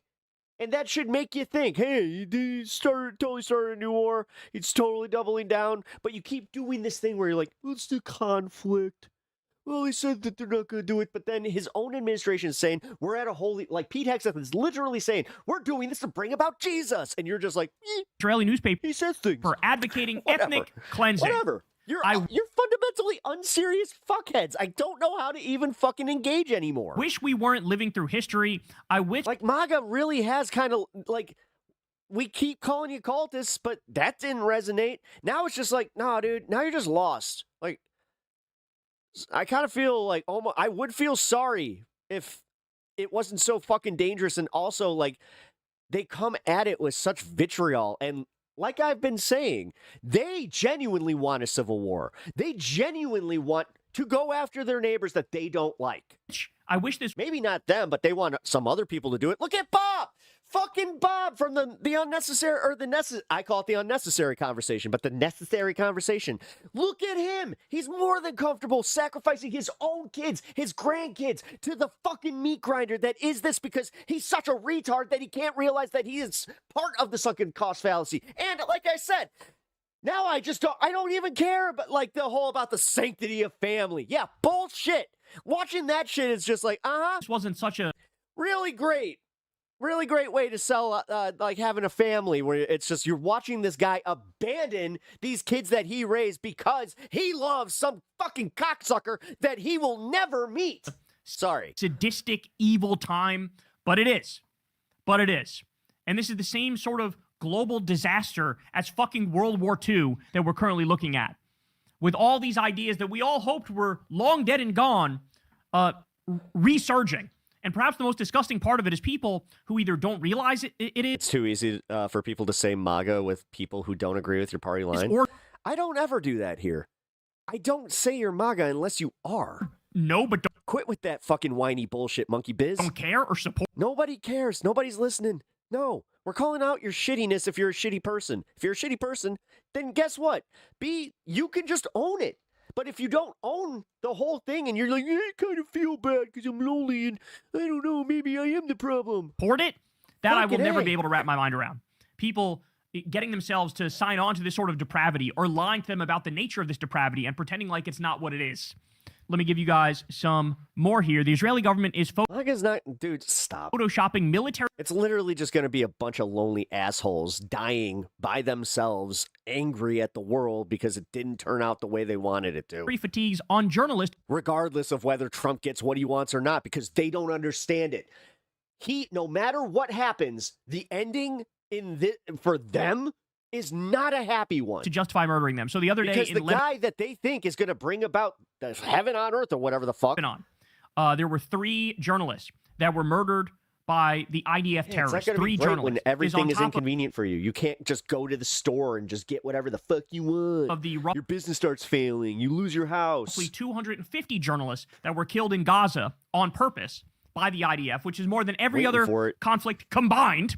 Okay? And then listen to this rare moment of honesty that we get here from Fox News. This is crazy because they accidentally said the quiet part out loud. Watch this. 3 Lebanese journalists were killed, including Ali Shuaib, who worked for the Hezbollah-affiliated Al-Manor television network. The IDF accused Shuaib of operating as a member of Hezbollah's Radwan force. So look at this. You see how he's got his press vest here, and then this other one, he's got like a uniform on, right? You see this in the picture? All right, ready for it? Wait. And included a photo of him wearing a military uniform. When asked by Fox News about the source of the photo, the IDF responded, quote, unfortunately, there isn't really a picture of it. It was photoshopped. I think the IDF was so comfortable with Fox News, they said that not realizing, like Fox didn't realize they're saying that in private, in confidence. They didn't want you to say that publicly. They're saying like, oh yeah, we photoshopped this because we're lying about him being a militant. And then Fox just accidentally says it. Dude, the culture wars were started by Jeffrey Epstein. We actually have proof of it. But here you are trying to make it anything but. Because shut the fuck up. If they thought the IDF didn't want them to say that, they would have said. The general consensus amongst the American people now is reading the Epstein files and kind of taking them at their word, going, yeah, you know what? He met with the Reddit guy when all of a sudden all this woke shit started happening. QAnon started happening. Weird how all this culture war shit started right when Epstein was getting caught up. Right when I think that Epstein did get, you know what? I'm going to just say this theoretically. In Minecraft, I think that Epstein played Minecraft with Trump, right? And at some point, Trump realized that Epstein was trying to win the game and that Trump got to a position that he wasn't necessarily expecting. So something needed to be done because he was going to his court date with a little bit too much of a smile on his face. So this is where we're at now. You know, in a just non-fucking partisan world, I guess, that would be totally believable, right? Fucking like Mr. Magoo ass. But the fact that it's your guy... genocide is what we're witnessing. You do understand that's the main difference. If this was Biden, like if Biden was named in the Epstein files as many times as Trump, if he was best friends with Trump, took pictures with them, said how much he loved the guy, you know what?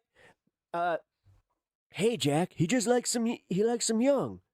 Oh my God, bro. I can't. All right, so this is... like, what the fuck, man? But no.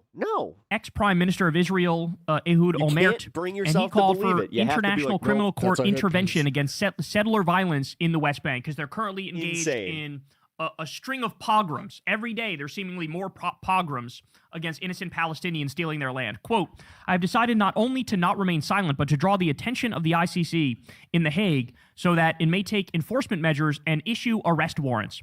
So a former Israeli prime minister. Yeah, Stephen Joe, whatever. Man. The thing is, dude, Donald Trump is on video talking about how hot his daughter is. He's on tape saying he grabs women by the pussy. I think that you can stop.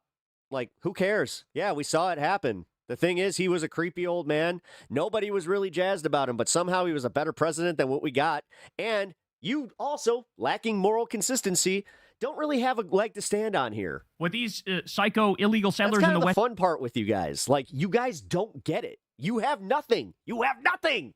Bank are doing, this is beyond the pale, bro. It is just straight up terrorism. If you did, if you actually cared about any of this shit, maybe, just maybe, we would have responded a little bit more, where we'd be like, yeah, you know what, this guy has a point. Criminal. But you made fucking complete asses of yourselves by just being like, I don't want to have a personality. My personality is whatever he says the next day. And pogroms. A former Israeli prime minister is saying that. My ass. And we also have this. So yeah, this is kind of, I don't know, the most important fucking job in the world, arguably. And you're just like, yeah, he does locker room talk. Get fucked. You can see here. Again, these 17-year-old twats that are just like more than happy with this fucking shit because the president thinks like them. Dan Lamont says the following. Scoop. Fucking half a brain between them and their friends, too. The Pentagon is preparing for weeks of ground operations in Iran. U.S. officials said as thousands of American soldiers and Marines arrive in the Middle East for what could become a dangerous new phase of the war should President Donald Trump choose to escalate. So as Adam Johnson points out here, note, the first war powers vote. All right, then arguably, if they're all fucked, then Kamala would have been an easier opposition. Vote was planned for because the Democrats tend to eat their own, tend to fucking take down their own. So anything that you had as far as a scandal that was provable, the Democrats would have been calling for impeachment the second that there was like, oh yeah, we have video. After the initial attack, after Jeffrey and Schumer took 8 days to comment on the war buildup, even though they knew it was happening. And now Meeks, one of the Democrats, wants a new war powers vote 3 weeks from now. I don't know. Somebody said that the Democrats are high in their power level. I'm like, I'm not sure about that. Simply because Democrats lack the votes to block the war, which like anti-war groups do not remotely believe. They think we have the votes right now. Understand what's happening here. The Democrats... Yeah, meanwhile, you know, Trump getting bit by a fucking 13-year-old. ...are slow rolling it. You totally believe that, but not the accusation. Uh-huh.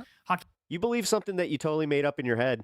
Or that got made up by somebody else's head, which, again, you guys kind of lack original thoughts. Hakeem Jeffries and Chuck Schumer low-key support this war. Yeah, you're arguing that she would have been easier opposition. I mean, if you think that Trump is so smart. And so they are slow-rolling us. They're pretending, oh, yes, we will get around to voting against this war. But they keep delaying it, giving Trump enough time to do the initial attack, and now giving Trump enough time to do the illegal ground invasion. This is insane. Mm-hmm.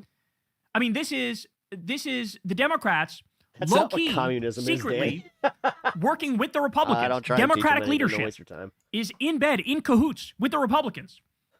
And they are making it so that Trump can do whatever he wants, and then after the fact they go, oh, yes, we are against this. This is disgusting, and this is criminal. And this is why we call the corporate Democrats, the establishment Democrats, they are diet MAGA Democrats. They're not real Democrats. Real Democrats would be out there crusading against this, trying to block this disaster from coming, trying to save the lives of innocent Iranians, but also the American soldiers who are about to get murked. So this is just, I mean, they're in cahoots. There's no other way around it. They are fucking in cahoots. As Igor Bobik points out, there have been no public hearings on the war. Both chambers of Congress have left town on recess, and now the Pentagon is drawing up invasion plans. Completely and utterly unacceptable. Hakeem Jeffries needs to step down. Chuck Schumer needs to step down. Any Democrat who's not... I love how you always have those answers, but that's not happening, Kyle. Opposing this illegal war with everything they have should not fucking be in government. Make room for somebody who actually cares about this country and wants to fix it. Yeah, you know what? I should also get paid back every dime that I've ever been owed by the U.S. government, and that means all my taxes. And that just, I think that also every MAGA person should probably give me some money too. You see, that's literally as effective, Kyle. This country. It's mental masturbation. And wants to stop. Or verbal masturbation at that point, where it's just like, I want to say this because it makes me feel better. Hakeem Jeffries needs to be taking out leadership. Chuck Schumer needs to be taking out leadership, even though I know they're never going to do it.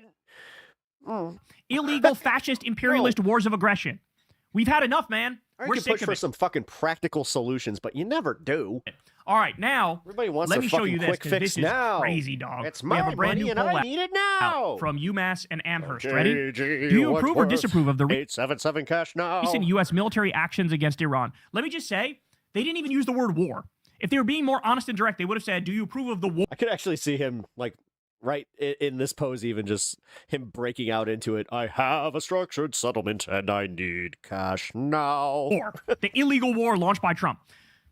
So they framed it in a way to be kind to the pro-war perspective, and only 29% of the should do that at karaoke country supports this illegal and offensive That'd war. be fun. 29%. So it's going down. Now, what happened when you ask about the Trump presidency more broadly? Ready for this? Only 33% of the country is pro-Trump right now. 33. Ladies and gentlemen, we are in post-January 6th territory, and like I told you guys, sooner rather than later, Kyle, there the will be musical a off-Broadway. 29% banger that we see. There's going to be a 29% in terms of Trump's favorability for his whole presidency. There's going to be a 29% banger any fucking day now. This is a new low. This is a new low. This is their lowest approval rating in either term for Trump. So in this poll, even lower than post-January 6th. Wakey, wakey, resist this with everything you've got. This is not going to end pretty if we don't fight this. And then finally, I'll end on this one. The Millman Group polled Jewish Americans, okay, and asked them their thoughts on the war with Iran. Only 32% of American Jews support this illegal and offensive war against Iran. So massive, big, fat, juicy L for all the stupid right-wing anti-Semites out there who say, oh, it's all Jews. All Fake Jews are the pose. problem. All Jews are the problem. All fake pose. Everything's fake that I don't like. Shut up. Really? Doesn't look like that to me. Looks like American Jews are actually Nobody fucking leading. cares anymore, Ryan. You know, I get it. Don't believe anything that's, critical of Trump. It's all TDS. Instead of the fact that you are now literally doing the thing where, I'm doing a joke, but this is you. It's you all the time. At what point are you gonna have this like while you're pooping? It's where it tends to happen, where you forget your phone, you're sitting there taking a nice dookie, and you're just like, I feel like Trump might have lied about that. Nah. The Hassan Piker situation. The fuck? the way didn't in even hit a opposing this video. war That was because they feel a lower number of them support this war than the average.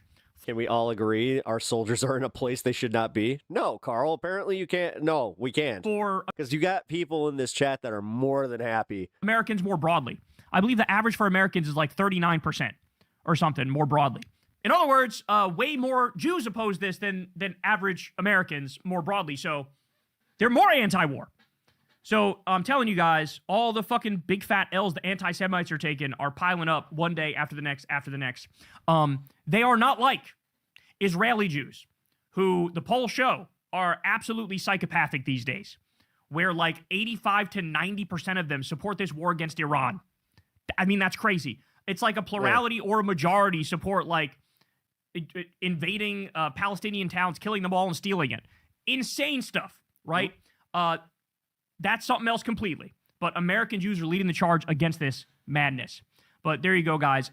Horrible, horrific, terrifying updates. And there's nothing I could say except we have to fucking fight back against this with everything we have, because history's watching. And this guy's completely and utterly unhinged. And we don't know where this ends, but it's certainly not going to be pretty. Yep. We in trouble. Finances. Oh, here we go. This one was actually important. U.S. consumer sentiment is taking a dive as the war in Iran stokes fears of inflation. Now, a month into the war, gasoline prices have skyrocketed, and markets are threatening to crack as supply chain disruptions grow. I fucking told you. And new concerns today is law. It's almost like I have people that, you know, do shipping and receiving for a living, and they have told me that they're just like, oh, dude, it's going to be bad. And he's like, this is worse than the tariff stuff. He's like, because honestly, now we're seeing like actual market changes where he's like, we're not doing temporary moves on, you know, some of the stuff coming in. He's like, we're just charging flat fucking rates. It's like, oh, damn. So at some point, it's going to just be permanent. Makers move no closer to ending the DHS shutdown, now in its 44th day, becoming the longest partial government shutdown in U.S. history.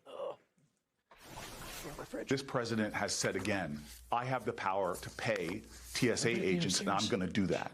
Why didn't he do this weeks ago when we started seeing the suffering of folks at the airports? We've had a unanimous agreement to do what Democrats were saying from the beginning, pay TSA and not let ICE have another dollar when they're reckless and out of control in our neighborhoods around the country.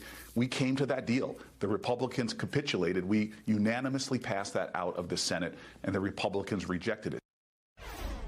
Joining me is Justin Wolf, who is professor of economics and public policy at the University of Michigan. Good to see you again, Justin. So new numbers from the University of Michigan show that U.S. consumer sentiment fell more than expected in March, hitting a 3-month low. What are these numbers telling us about the economy's outlook? Well, first of all, Alex, the most important University of Michigan number is how we're doing in March Madness, which is fantastic right now. But let's move on to economics. I think that putting it in the frame of the last few months is interesting, but actually what's even more interesting is that's a survey that's been going for over 60, 70 years. And right now we're at one of the lowest points through that entire post-war history of the United States. So the bigger headline is we are awfully close to being as miserable American consumers as they've been at any point in recorded American history. So in this last month, the U.S. national average per gallon of gas jumped $1, and U.S. crude oil closed at almost $100 a barrel. That was happening on Friday. Analysts warn the Strait of Hormuz has got to reopen by mid-April, or oil supply disruptions will get significantly worse, Justin. So if the Strait stays closed, is there anything that will keep energy prices from skyrocketing? No, and a lot of people are saying this was the plan. Wow. A funny story for you on exactly this question. 2 or 3 days. Like, after he started the war and he saw this, like, response, he's just like, fuck it. After who's ready to get rich? Iran. It was said that Susie Wiles, his chief of staff, suddenly was running around the White House saying, oh, my goodness, gas prices are going up. Is there anything we can do about it? And the approximate answer is no, or at least not in a very in a particularly quick way. You know, there's long run things like renewable energy and like, but you know, the president tried a couple of gimmicks, pulling oil stuff out of the Strategic Petroleum Reserve, allowing Americans to buy oil from Russia and in fact from Iran. But most of those are just really small, which is much of the world's oil, roughly a fifth of it, is behind the other side of the Strait of Hormuz, and it's really hard to get stuff through. And so I'm going to try and like put this together so I don't get in trouble, but there's new footage circulating that kind of shows like somebody with a small, like a small firearm, pointed at Charlie Kirk. You've got less oil for a world from the that's crowd, just as hungry for it. The only way that you can make... Before I even think about platforming that, I'm going to make sure that there is no AI and AI fuckery or any of that bullshit. All of that work is for the oil price to go up the era to we a live point in. where some people will do without. Well, amid this partial shutdown, you've got airlines that are taking a hit. You've got the fatal crash at LaGuardia last Sunday. You've got some near misses in the skies and on the tarmacs. Security wait lines, I mean, come on, they're terrible. You have 500 TSA agents who've quit. Experts warn, Justin, that some airlines risk their survival if oil prices don't come down soon and people continue to cancel travel plans. So how concerning is this? Fucking wham! And talk about the domino effect that could create. Yeah, I'm optimistic that we're not going to see the worst of it. We're not going to see airlines going bust as a result of this. If an airline hasn't made plans for how could we survive if oil hits $100 a barrel, then management is so incompetent that they don't going really on Shark Tank on Friday. The bitch cool nacho Doritos. To be there. You know, what's really going to happen is oil prices go up, the price of jet fuel's going up. Oh my God. And you've got the extra price that you're forcing people to pay. They now have to arrive at the airport 1, 2, 3 hours earlier.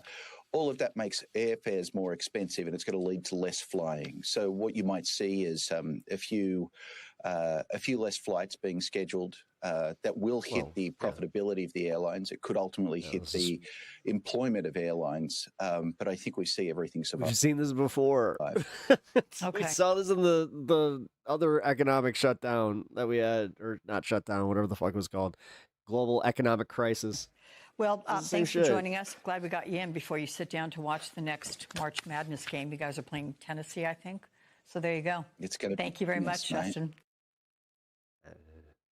I know that some Illinois team won. Cool, the Illini. Great. All right. Scientists go missing as mysterious drones over U.S. bases. I don't know anything about this. I literally know nothing about this story. So let's see what's up with this. This is gonna be crazy, right? Now, we also didn't want to keep our eye off of a very strange story that's happening here on U.S. soil. Very strange, indeed. Multiple missing scientists. We have mysterious drone swarms. We are building our US captors. bases. Oh, shit. We have a few congressmen, which are almost like we've made movies about this. Asking big questions about this. One of them is Representative Eric Burleson, and here is what he had to say. General McCaslin apparently walked out of his home, left all of his devices, and never came back. And Monica Reza, she was on a hike as well and mysteriously disappeared. And I've heard of others. We've already sent a letter. When I first came in, I heard of another gentleman, and I'll keep that name to myself. These are military scientists. You know, out of respect. I sent a letter to the FBI investigating the suspicious suicide of another individual who had worked alongside, you know, other whistleblowers like David Grush and Jake Barber who had come forward. So their colleague is mysteriously committed suicide. We've already sent the letter to the FBI to investigate that, and that is an ongoing investigation. So to catch everybody up, on top of this drone story, Jesus. It's missing scientists, right? And now let's put this one up here on the screen. The scientist story is crazy, but not really surprising, unfortunately. Yeah, fuck. Two, this was a married mother who vanished last year, could potentially have actually been tied to these missing and dead U.S. scientists. This fills in some of the gaps that Representative Burleson was saying. Big picture, for those who haven't tuned into the story at all, we have about 5 missing scientists all across the nation. NASA engineers, major figures at the Air Force Research Laboratory. Many of them were actually overseeing like futuristic metal for rocket engines in terms of their projects. One of them, obviously, is this retired General William McCaslin. Now, his, disappearance is really strange because we had previous incidents involving Wright-Patterson Air Force Base, and the tying of all of these things together has had a lot of people in the UFO community really concerned about like what exactly is happening here. We were talking, your mind immediately starts to go to like 3 Body Problem, if you've ever read that book. But look, I don't know how crazy that is because now we're also in a time of war. And in that time of war, what we've actually seen are all of these I actually got that drones that have reference. just been hovering apparently over a U.S. Air Force base. Can we skip ahead to E5, please? because in the midst of this missing scientist wave, we have, quote, multiple waves of unauthorized drones recently spotted over a strategic U.S. Air Force base. This was the U.S. Air Force base at Barksdale in Louisiana, and it was, quote, under a shelter-in-place order on March 9th, so 9 days after the U.S.-Iran war launched, a report of unmanned aerial systems operating over the installations. This is the same Air Force base which houses those B-52 bombers and plays a critical role in the command and control of the Air Force nuclear defense capabilities. I will note on this one, I could see it both ways as a UFO person. Drone swarms over nuclear bases. Oh God, is that really? Is like he's UFO, like a true believer. He's like, it goes back for decades. This has happened multiple times. The Strategic Air Command, specifically the nuclear arsenal, seems to be monitored. Every once in a while, when you combine all these things Sagar, together, the fact that we're in a time of war, you're just such a fucking weenie. You also have to ask the main reason why normal national security officials who are not UFO people at all ever got involved in the story, people like Rubio and others, is people in the Air Force and in the Army kept coming to them and go, no, you don't get it. Like, there are drones hovering over our bases. There are things that are just monitoring what we're doing. And they're like, oh my God, this could be Russia or China. Now, the more they dig, it's not Russia or China. Or your own government. I actually could see a situation where this one is Russia or China, specifically also because they're the ones who were helping Iran. Remember the whole Chinese weather balloon situation? It's not like you would put this out of character for all of them. But if you put it all together, it's very mysterious and it's scary. And for those who think I'm a kook, it doesn't just have to be UFO related. Do you know how many nuclear scientists that we've killed in Iran with the Israelis? The Israelis are bragging about it right now, how they've killed 2 missing nuclear scientists already.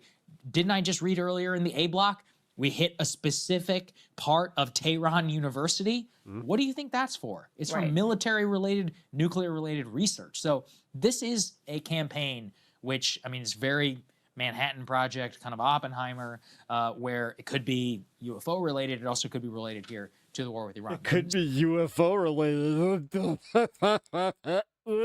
Scientists, though. Fucking what the fuck? Oh, I should. God damn it, dude. Yeah, you know what? In this fucking day and age, or, you know, whatever, this time we're living in, aliens, sure. Clarify. Why not? This has been a months long. Return of Jesus on a fucking winged horse and aliens. Fuck it. Yeah, it's all gonna happen. I'm just calling it. It's all happening. Year-long thing. Yeah. So we're gonna have some weird shit with Krishna. Somewhat disconnected, but I do think the story would be like, oh, this is not the Marvel crossover I was expecting. Yeah, I mean, God damn it. I think there's 3. That's like weird Manhattan Project where, you know, Area 51 and maybe they got the scientists. Fucking cringe. Obvious possibilities. One is the connection to the UFO stuff. And by the way, part of what really raised Jesus is an Anunnaki eyebrows. That's what it is. We were all right. The one of these scientists who this one disappeared was the That's just me sitting here like, ain't that a bitch? The Major General William Casland. And his disappearance occurs shortly after Trump announces, like, okay, we're going to release all of this, like, UAP What up, Brian? material How's it going, and brother? let you know what's going on there. Not that we have, I think, a lot of hope about just how transparent that will be, but that was part of what raised eyebrows. And his is, first of all, the circumstances I just kind of realized, I'm like, oh. very strange. Okay, This is a lot. That's a lot. That's a lot to wrap your head around. left Albuquerque on foot, like left his home on foot. Didn't have his phone. There was clothing found. Nuclear scientists go missing. And his first thing was, that must tie into the aliens. Again, coming right in proximity to this UAP directive coming out. He was actually in the Podesta, the 2016 Podesta Wiki. I'm sorry to hear that, man. WikiLeaks emails as someone who, quote, had firsthand knowledge of UAPs. He oversees this classified space weapons program at Wright-Patterson. Sagar, correct me if I'm wrong, but that's where the supposed New Mexico. Yes, that's Lilu Dallas multipass. the idea in the UFO conspiracy community is that the craft was taken to this Wright-Patterson Air Base. It's the subject of a lot of the sort of the conspiracies in the space. So when he goes missing in this weird way, it's very eyebrow raising. The other one that is the most eyebrow raising is Monica Jacinto Reza, who worked under him, under his program. She's the one who was studying this, very advanced nickel alloy. And again, the circumstances are really weird. Your left toe? She was hiking with a group of people, not alone, hiking with a group of people. I answered one specific chat. I'm not going to read it out loud. Vanishes. They were, she was some 30 feet away from her companions, and then she's just gone. And they found no sign of her whatsoever. Extensive search, volunteers, dogs, helicopters, the works. No sign deformity, of her but not whatsoever. So look, like I was saying, 3 possibilities. One is some sort of relation to the UAP program, perhaps, wanting to silence them, etc. That's one possibility. The other is foreign intelligence. The other is just a coincidence.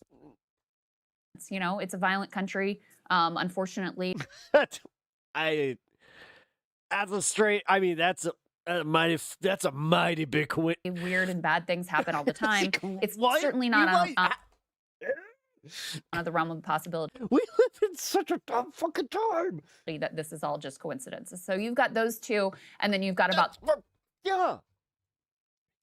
Don't entertain that it might be coincidence. You should have been like, yeah, it could be coincidence. Like, a hint of sarcasm would have been nice. 3 others. What the Some of... She's just saying. Yeah, she's just saying. On our... Oh, fuck. More or less sort of... I don't want to do this anymore. Potentially related. Certainly some of them, I think it's probably like people trying to put pieces together that don't totally fit. But it's enough that... If it is aliens, please! A former assistant director that... Just can you do I don't know. FBI, Swecker, who was interviewed by the New York Post, said, hey, these should really be investigated in connection with each other. Like, these shouldn't be separate investigations. Having like a proper crash out, just like, I just thought they should at least be looked at, which tells How are you? Welcome to the stream. Appreciate you it's being not here. just kookery. There's at least enough here, and as Sagar said, it certainly wouldn't be the first time that's high-level scientists at like the bleeding edge. So of, if you guys could do me a solid, hit that like and subscribe sciences, if you haven't already subscribed to the channel. They would be targeted, and so I think really that's helps why me it's out, and I'm at getting least close significant to, enough to hit a kind of flag milestone, here without so- fully hitting our tinfoil hats on. Whether it's Russia, well, my hat's on. My hat's Dude, on. it's plays games. The hat's That's why I ready. need to play. The hat's ready to go. I don't think you need the tinfoil hat to look at this and be like, this at least bears looking into. Whether it's flagging, Russia, looking into, etc. Whether it's Russia, whether it's China, whether it's Trisolarans, everybody as an inch. This motherfucker calls stoners. Like, I don't get it. I don't get it. Tris. I don't get it. I don't get stoners. I don't think that we should be smoking weed. Blah, blah, blah, blah. But he believes Trisolarans? In killing scientists, right? Everybody has an interest in killing scientists. I literally just read 3 body problems. So so reading that and then seeing this, of course, I instantly was like, oh, what's going on here? The show is, it's not the greatest thing ever made, but it was okay. It was okay. But Benedict Wong was awesome. I started watching it. I like it so far. It's all right. It's you guys it's let not me as tell good. me what you think. The book is always better, right? Not necessarily. Apparently, no, not necessarily. Sometimes actually the movie is better. There's a Chinese version. Oh, like really? They did a yes, they did. Does he not understand that technically he's like all hyped up on Chinese propaganda? Well, in China, obviously, because it was it's a Chinese book. So I think China did like a multi-episode series where it's like akin to like an HBO it's actually pretty style good prestige apparently. show. That's supposed to be good. So if anybody knows where I can watch it, I'll watch it. As long as it has subtitles, I'd be happy to watch it. That's cool. Yeah, I would check that out too. Okay, we've got Wilkerson standing by. Let's get to it. What a wiener. Welcome back to the channel, everybody, and I think we need to have a little bit of a conversation about censorship that is happening from our government on social media, because you... All right, so this is interesting. May have been watching we'll my see. recent video that I want to put do out more of a about an wrap up hour on this ago one. Kash Patel and his recent issues with his emails being hacked by Iran. Pretty huge story. I mean, everybody's talking about it in the media space, and you may have been watching that, and all of a sudden that video evaporated from thin air, and I was given a community guideline strike for nudity, which is... Okay, so here's what happened. I think he got mass reported. It was a little that's how it goes. Bizarre, as anybody who would have watched that video would have seen. No, and I think that this is my dude's fucking first time dealing with this. And also, I've been through the guidelines on this, and literally nothing in the video violated any guidelines whatsoever.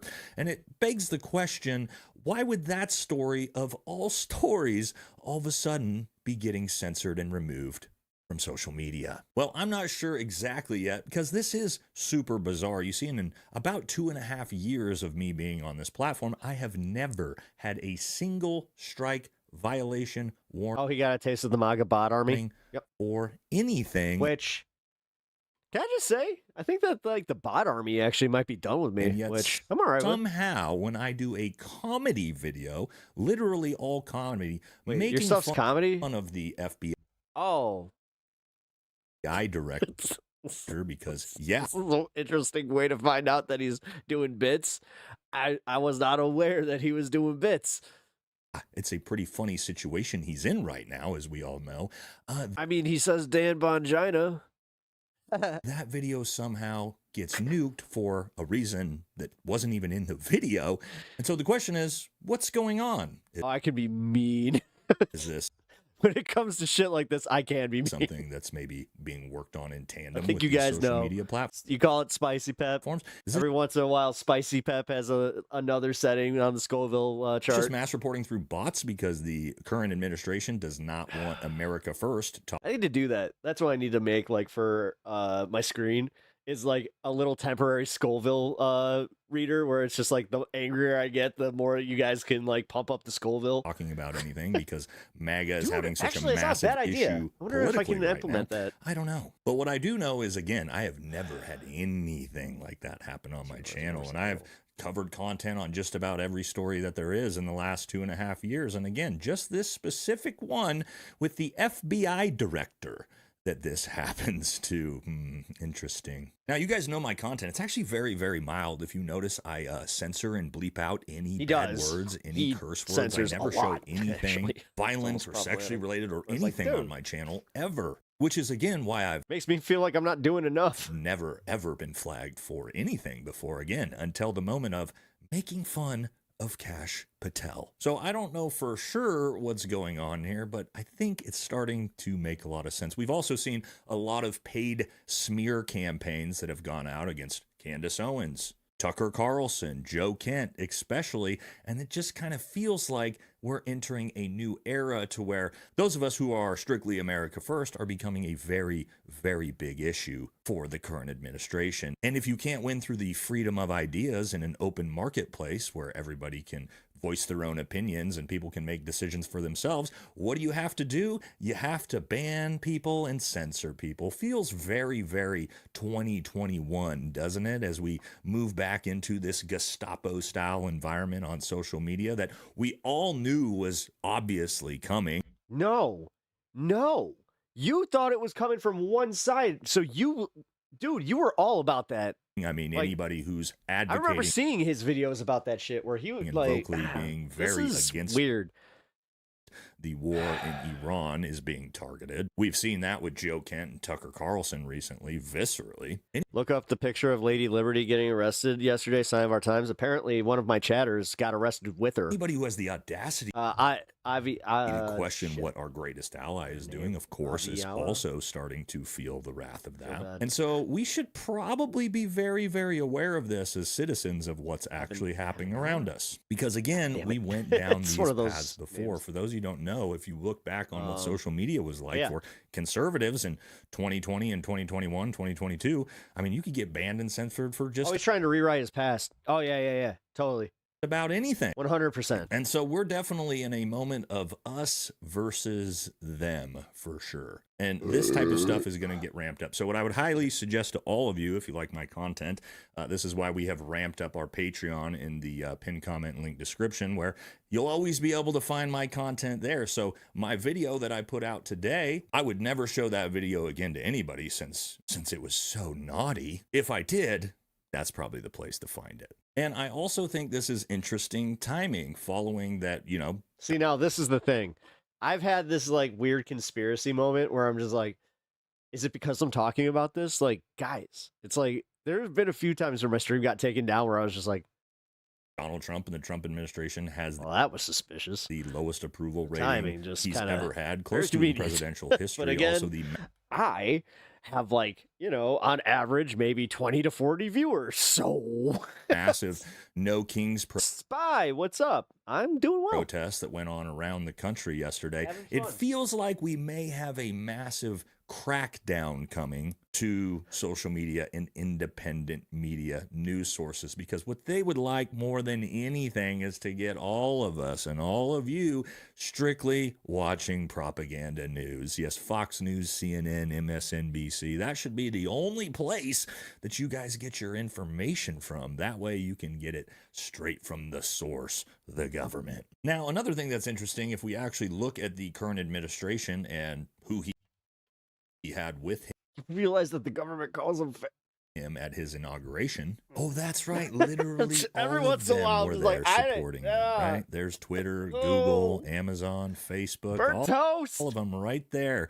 So yes, we should have been paying attention to this probably. And what else just happened between the Trump administration and the social media world?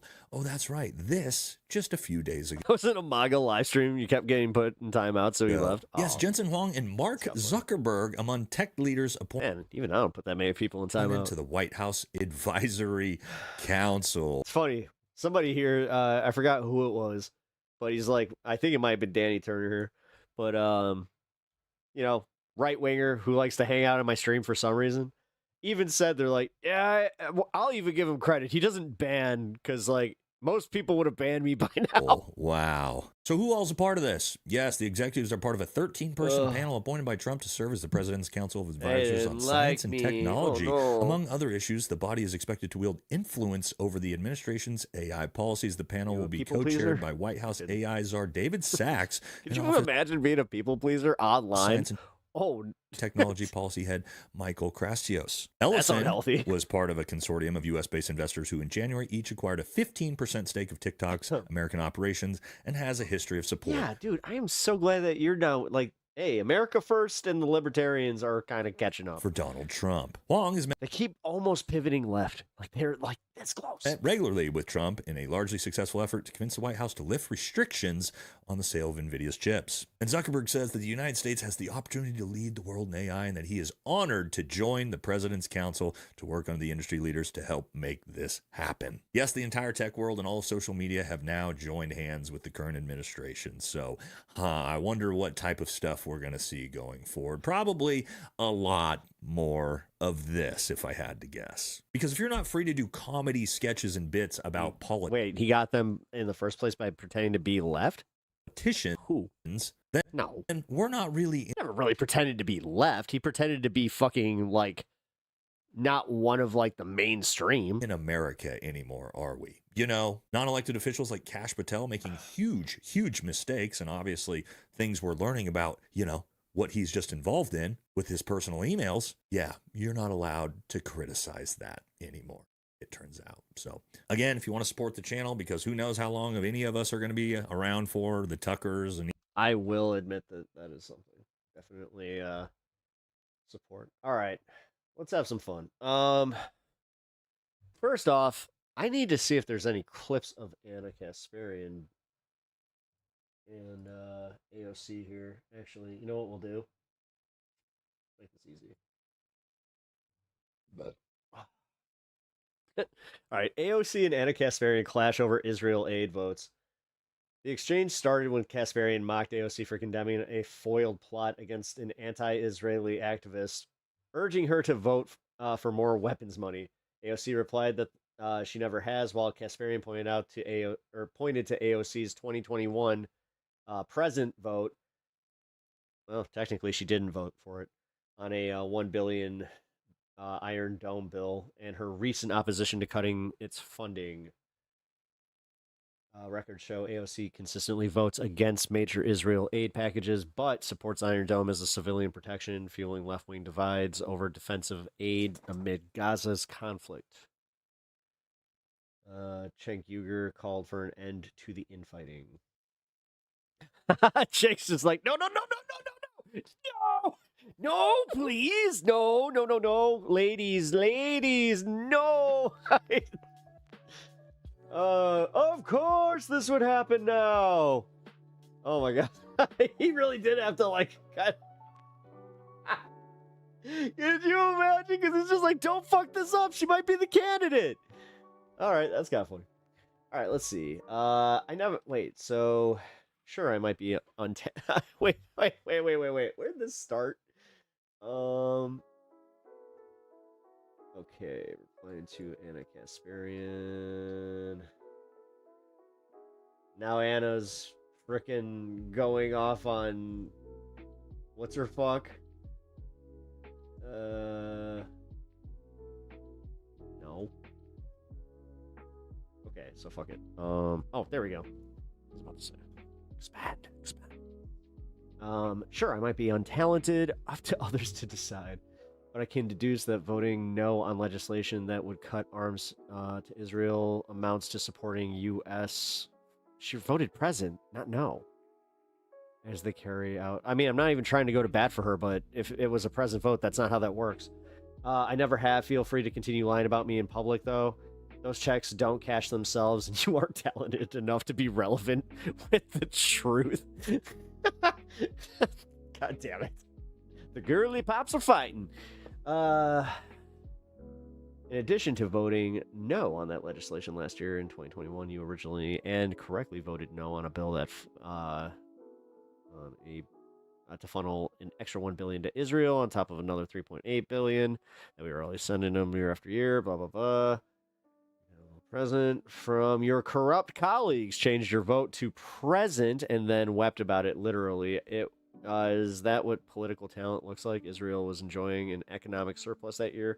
We, on the other hand, were not. As for cashing checks, I'd respectfully ask you to remember who pays yours. It's the people you're lying to right now.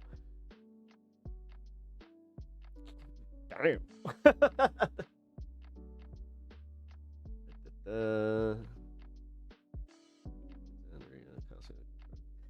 I've learned my lesson not to go through fucking any of the comments like that. Okay. Where's Jank? Wait, I want to know where's this whole thing where Jank jumped in? Okay, so let's see. There it is. Lying to AOC, you are lying. You vowed to forever send the genocide. Blah blah blah blah blah. The FBI. Wait, here we go.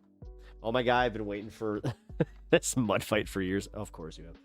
Today, the FBI and NYPD disrupted a plot by a member of a pro-Israeli terrorist organization to assassinate Nordine Kiswani.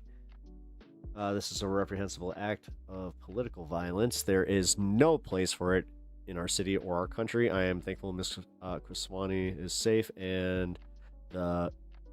show more. You should vote to send Israel more money for weapons. Okay, so that was the original. Okay. This might... Oh, here. This might be a stronger clapback than you've had against the war or your corrupt colleagues. But we don't need any more silly beefs like this. You voted in favor of the Iron Dome a couple times. That's okay. Water under the bridge. You voted for IHRA, definition of anti-Semitism, which is inexplicable and egregious. Of course, sending any kind of weapons to Israel is worse than the speech you blocked, but it's against all progressive beliefs to equate criticism of Israel with anti-Semitism. True. I know that stuff is really popular in Washington, but it's unacceptable to take our speech away like that. When he's right, he's right. Well, ish. But everything in the past is erased the minute that you start fighting, so please fight as hard as you can against this war, the insane Israeli aggression against the occupation. No, you're not fighting nearly hardly enough right now. Yes, we would like you in the battlefield next to us. If you can't fight the establishment over this, what can you fight? That's fucking very fair. Either you put your boots on and stand Either you put your boots on and stand a post, or I guess that's like a phrase that I don't know. Like stand a post. Like, is that what the phrase is? We're not interested in any sarcastic comments towards the people who have been fighting against this war and Israel's control over the country in the trenches this whole time. Oh my god, is Cenk really fucking replying to just random people? This guy. What? I wish you and Anna would keep your trap shut. You gave Donald Trump for you gave us Donald Trump for president in 2024. Isn't that enough reason to stop running your mouths?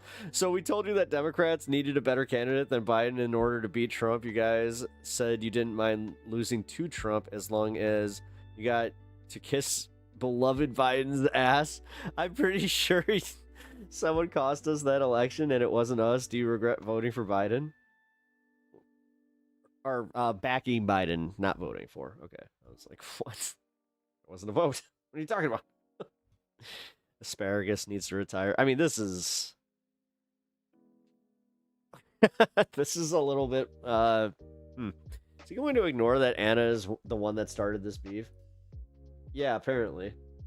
Here, now let's go back to Anna. Because Anna Kasparian...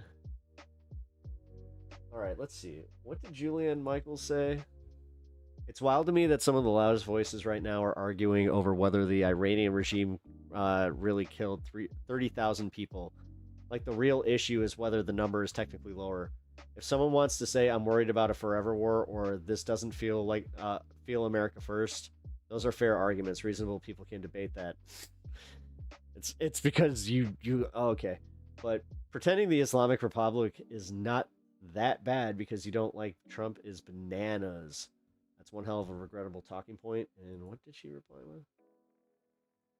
You swore up and down that the U.S. wouldn't get dragged into a war with Iran. You said you'd apologize to me if ever proven wrong. We are now at war with Iran. Iran, so far away. Couldn't get away.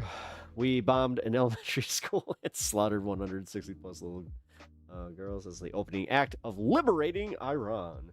You are a fitness guru with an unbearably inauthentic vocal fry. You have no credibility on geopolitical matters. Damn. Tehran, a city of 10 million people, is literally on fire right now, and this is the slop that you whip up as analysis. Embarrassing. All right. I mean, I'm here for it. Whatever.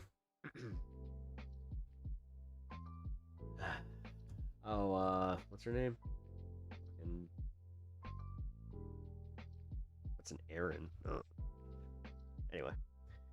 All right. Well, that was pretty much what's going on with Anna and AOC. I wish I had like some video or something of Anna kind of addressing it. I'm sure it will be tomorrow because she did a bonus show. So I have a feeling that it's on the bonus show, which smart. I can always admit when it's like, okay. Members first.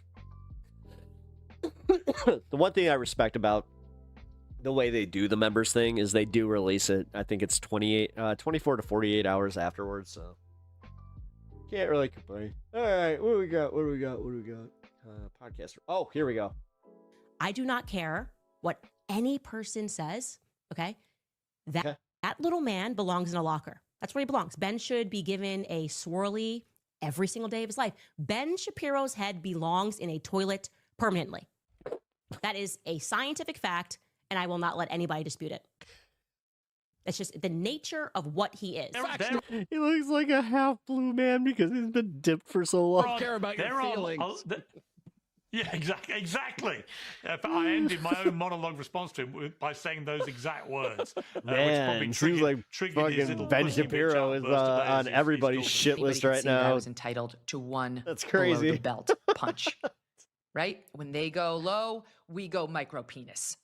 That's the way it's going to be. All right, so the podcaster wars are really heating up, and it's so entertaining. I don't like Candace Owens, but when she's trashing Ben Shapiro, I'm here for it. That's when she's at her best. and Ben doesn't know what to do about it. He's floundering. I'll agree. His solution is to pressure It's everyone funny. who's It's funny as shit to trying to watch. stay neutral to pick a side, which usually just results in them taking Candace's side, which shows how unlikable Ben is. Guys, I might have to change my MR name to Ben Shapiro's Eyebrows. Or if you talk to Tucker Carlson, Ben wants nothing to do with you, which even his own employees are getting really sick of hearing about it. Like Michael Knowles, you can tell, thinks Ben is being a big baby. During a show, Ben and Andrew Clavin tried to get Michael to speak out about Tucker and Candace. And you could tell Michael has been dealing with them, pressuring him for a while now. Because as soon as it gets brought up, he's like, why do we have to talk about this? Why are we going to talk about Andrew this? admits he's been yelling at Michael off camera about this. So there's definitely a lot of tension here. But like Michael mentions, this tactic of them trying to convince people to pick a side clearly is not working. You know, Tucker and Candace are definitely winning the podcaster wars at the moment. I think we have to talk about this, and Knowles cuts me off every time I say this because he's so ashamed of himself. We have to talk about Tucker Carlson. This guy. Why do we have to talk about? Why do we have? Because he's a demon-infested Nazi, and I think that if Vance attaches himself to him, he's going to drag him underwater like an anchor tied to his leg. And I think that this is the thing. I've been yelling at both you guys off camera. I want to yell at you on camera. I mean, first of all, Knowles, it's time for you're a Catholic. It's time for you to fight the demons. When people are infested with demons, whether they're Candace Owens or Tucker Carlson, they're the bad guys. I mean, they're not right wingers anymore. They're not our friends. Thank you, Robin. She was in chat a little earlier. They're bad guys. And I think that the podcaster wars are deeply counterproductive. I think even if you want to take friendship and personal affection, all that out of it, it seems to me that if the objective of the podcaster wars is to, talk about how evil and terrible everybody is. Yes. Yes, he did. The only meaningful objective to that, other than stating your own position, which everyone has clearly done, is to try to reduce their reach or get people to stop listening to them or get them to be less influential. Gotta relax for a None second, of that guys. is I'm work. sorry. Everyone that has been named, and many who have not been named, are more influential than ever, more popular than ever. I think that people have a moral duty to say that this is a bad thing, even if they are quote-unquote friends with those people, and I find it an act. But let's take that further. So obviously one should state one's view and say, Erica's great and attacks on her are not right. Well, Michael, I'll just ask you straight up. Is Candace Owens doing something evil by attacking Erica Kirk? I think that it's wrong to attack Erica Kirk. Well, say the sentence with her name in it. I'm not going to dance like a puppet for the podcast. You don't have to dance like a puppet, but you are dancing pretty quickly. I mean, there's a lot of tap dancing here. I know. For him to move Michael Knowles to publicly denounce me, to say something about Candace, that would give him a literal high. Like, that's irresistible to him. He needs that. He's just like a little gremlin. He just needs the evil. So whenever someone Ben knows interacts with Tucker Carlson or Dave Smith, Ben throws a temper tantrum.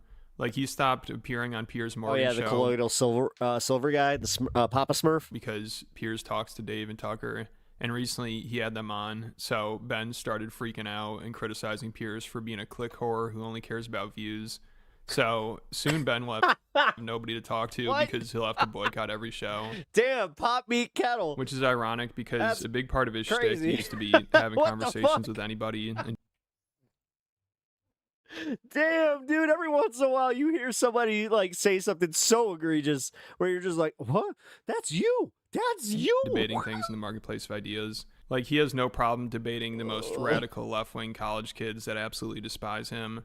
But now if a show he makes appearances on has someone he doesn't like, he'll refuse to go back on there. And Ben acts like he doesn't make appearances on Piers' show because it's just a joke, like it's the Jerry Springer of politics, he calls it. But I guarantee if Piers condemned Dave Smith and Tucker Carlson and never had him on again, Ben would go running right back and say it's a great show. Nor, by the way, did I call Piers Morgan an anti-Semite. I said that his show is the Jerry Springer of politics, a clown car of stupidity. And it is. That's all. That's literally all. I didn't say that he should be taken. The bitch of that is, Ben's not necessarily wrong. Down. I didn't say that people should stop watching the show. It is kind of a similar show. I said I did not wish to appear in the clown car of stupidity, which seems to me an aspect of free speech. I don't have to associate with Piers' dumb show. I mean, lots of people like it. Good for him. And Piers measures his morality by clicks, and so I assume he sleeps fine at night. That's fine. That's his prerogative. It's a free country. I'm still bewildered as to why Piers is so pissed off. Seriously. Stop being a pissy little bitch. Seriously. It's really kind of ridiculous. I said that I don't want to go on your show. Oh, wah. I'm sorry. I said that I think your show's Jerry Springer. That you fill up the screen with a 6-box of people, none of whom you would want to talk to in a cafe. And then you have them argue with each other and yell at each other and scream I don't think Pierce's principles ever morphed. I don't think Pierce had any principles. I think his principle was always clicks. So it's kind of rich hearing Ben Shapiro talk about how goofy Pierce's show is, because some of the segments Ben does that get him the most views, and I'm sure he does for views, are just as cringy, if not more cringy than Pierce's show. But of course, Ben saying it's the Jerry Springer of politics is just an excuse, because Ben really just hates that Pierce has on people that criticize Israel. Obviously, that's the main issue Ben has. One thing he doesn't criticize, however, is Israel. And he routinely gets very upset when other people do. It's such a blind spot for Ben that through the red mist of his rage, he sees an alternate reality where anybody who disagrees with him is a demonic, America-hating terror apologist who can only possibly be doing it for ratings. And it was brought to my attention that he was very upset about a debate last week featuring Dave Smith. So last night on Piers Morgan, which is the Jerry Springer of political television, where people gather to throw chairs at one another and determine paternity. Piers Morgan, who has sort of made a mockery of the entire industry by putting on screen, whatever dregs are still willing to go on screen with Piers Morgan. He had on Dave Smith, who has, apparently his job is never to tell jokes, but to instead give poorly informed foreign policy takes, and also to hate America. Here we go. Well, first, Jerry Springer was a very good friend of mine, and he was a beloved national treasure who actually hosted one of the most successful shows in television history and became a media mogul worth hundreds of millions of dollars. So thank you for that comparison, Ben. Stop it. Second, we proudly host lively debates on things that people care about, featuring guests that people care about, to cover both sides of complex news stories in an engaging way. Do the debates sometimes get a bit combative? Yes. Do audiences tend to enjoy a bit of theatrical rough and tumble? Of course they do. That's why the Daily Wire, Ben's company, has an entire political debate show which is literally called Bar Fight. That's why Ben's own show features hard-hitting segments including Ben Shapiro destroys celebrity ice reactions. Ben Shapiro destroys the Golden Globes. Ben Shapiro reacts to woke TikToks. Ben Shapiro reacts to woke socialist TikToks. Ben Shapiro reacts to woke religious Just looked at me TikToks. and kept doing it. And when it comes to humiliating the industry, please tell me why the Pulitzer Prize Committee did not reward Mr. Shapiro for this masterpiece. What the Run.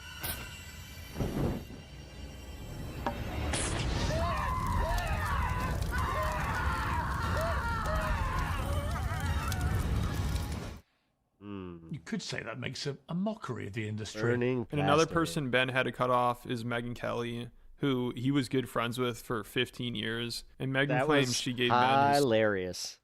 Notice how much I'm laughing? Ha, ha, ha, ha, ha, ha, ha. Star in the industry. Paid laugh. But now... Wait, I wasn't paid. Oh. Now, since she won't speak out about Candace Owens, Ben has been calling her out for being a coward. They lied to me. So Ben is just losing everyone. Him forcing people to pick a side clearly hasn't been working very well. Very sad. All right, man. Hey, as somebody who's known Ben forever and helped make Ben 100%. He became a star on my show, The Kelly File. I'm very sorry to see this happen. And there is absolutely no cause to go run around policing the guests on somebody else's show and trying to diminish somebody who is as interesting, and I mean this complimentary, benign as Piers Morgan. That now we have to get rid of Piers Morgan. So obviously, in Ben's view, Tucker had to go. Clearly, even though he helped build Candace, she had to go. Then I had to go, even though I've had a 15-year friendship with a guy. Publicly attacked me. Same thing. Not even a text in advance. Even though we had a text like literally 4 months or 4 weeks earlier saying, no matter what who we're friends with, because he was mad I was friends with Tucker, our friendship means more to us than anything. And we won't do anything to F it up. Next thing I know, I get attacked by him on stage at Turning Point. Now Piers Morgan. How many people have to go? Truly, how many people must be culled from the conservative movement in order to make Ben happy? This is ridiculous. One of my best friends, he was kind of MAGA.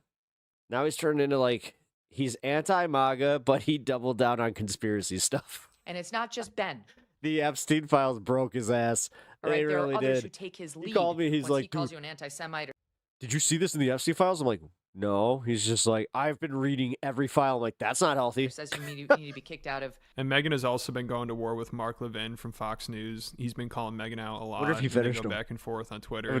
I haven't seen him since. They use so. the most childish attacks. That'd It's be kinda hilarious what this has devolved into. Politics is like just being at a middle school lunch table at this point. Megyn recently accused Mark of having a micro penis, and I guess he got really offended by it, so he had to go run into Trump, and Trump had to defend him on Twitter. That's how adult friendships work. To prove he doesn't have a micro penis, he went crying about it to the president so he could protect I miss the him. good old days where I could just on a Friday be like, yo, what are you doing? I don't know if that's really helping the allegations. But finally, I had enough. And I tweeted at Mark Levin this weekend something to the effect of, I'm very sorry about his micro penis. I mean, I thankfully have never had to look at it firsthand, but you can just tell. And really, we should be feeling sorry for Mark Levin. We should become. I mean, glass houses, you bird ass bitch. Because that's got to be not trying to stand up for this micro penis asshole, but I'm just saying. really tough. Got to go out on the air and like try to act like you're a big If you think that you are, Situation's gotten you got some reinforcement there. I don't think so. Got some sun-stained glass there. No, the Just only people waiting. who act like they have the big swinging are the ones that don't. So he's really revealed it to me. Like, I'm gonna just say it. She got a reason that her arms are kept like that, you know? Against my wishes and consent. Probably because the comments mentioned that she, was getting a little bit of them bird arms. To be honest. Which, ladies, I'm sorry. I understand that this could, it's chauvinistic. It is. It's not even going to come across as it. It is. But it's also just pointing out, like, no, you want to cast them stones? But there it was for me to see, obviously. Just remember, some people can so I be called him out on mean. it. And guess what? He didn't like his one new of 'em. nickname. Rather than dealing with it like Kind of a the thing about man, nice people, like, especially like when we work at it, where we're just like, don't. You like, especially, I have had like, that Hulk moment where it's just like, oh no, it's not what you think. Like, I'm not gonna threaten you. I'm not gonna bring up the muscles, and I'm not none of that. But if you get me in full blown mean roast mode, you're gonna go home crying. And also, you're going to be thinking about it every time you fucking shower, so... he actually ran to the Watch president it. of the United States. He ran to You're that confident in your fucking appearance. Donald Trump and had Trump send out a nice tweet about him last night, overnight. It was a ridiculous tweet, calling Mark Levin a truly great American patriot. He's somewhat under siege by other people with far less intellect, capability, and love for our country. Mark is tough, strong, and brilliant. I mean, if he's so tough, Mr. President, query why you're fighting his battle. And again, recently Megyn tweeted at him. I mean, I'm not going to take insults from somebody that looks like a Funko Pop. And called him micro. And then he responded and called her deep throat and said the stories I... Pro tip, do not piss off sassy gay men. They will roast you beyond belief.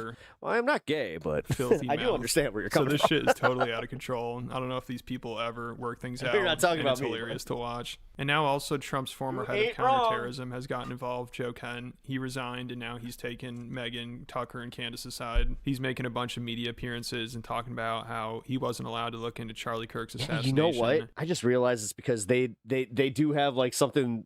And how the different, war where with it's just Iran like, was they got a whole new level of not caring. started under false pretenses, which he went on Mark Levin's show Yeah, to try that to must be explain to him. But Mark kept cutting him off and acting like he had no idea what he was saying. And he's like, slow down. What are you talking about? And then he just went to a commercial break. So this is a terrible look for the people that were pushing that war. Is it bad that even when like some bad person got under, like I've had hecklers.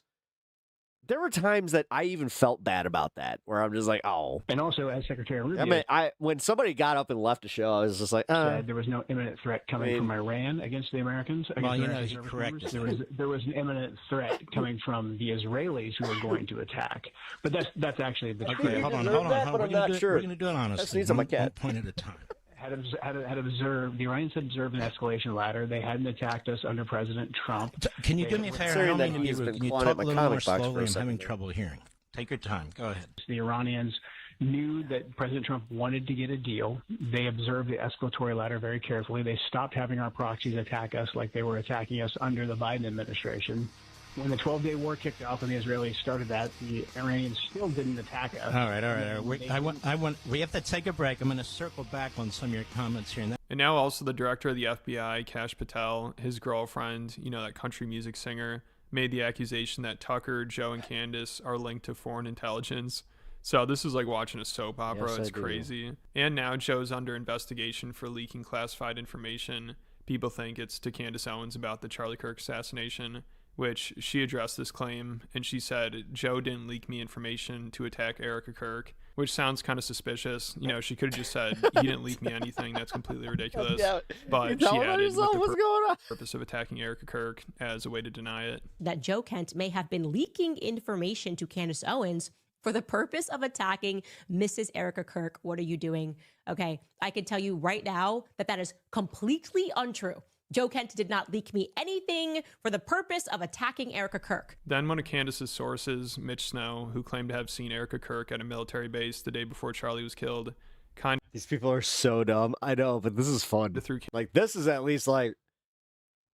Candace under the bus recently. It's not and said as bad, you Joe know, Kent as to vet everything him, that we like. Which this guy was always we see so obviously much full for of it's like, shit, no, but when enjoy Candace this. interviewed This is him, fun. her and her fans believed him somehow.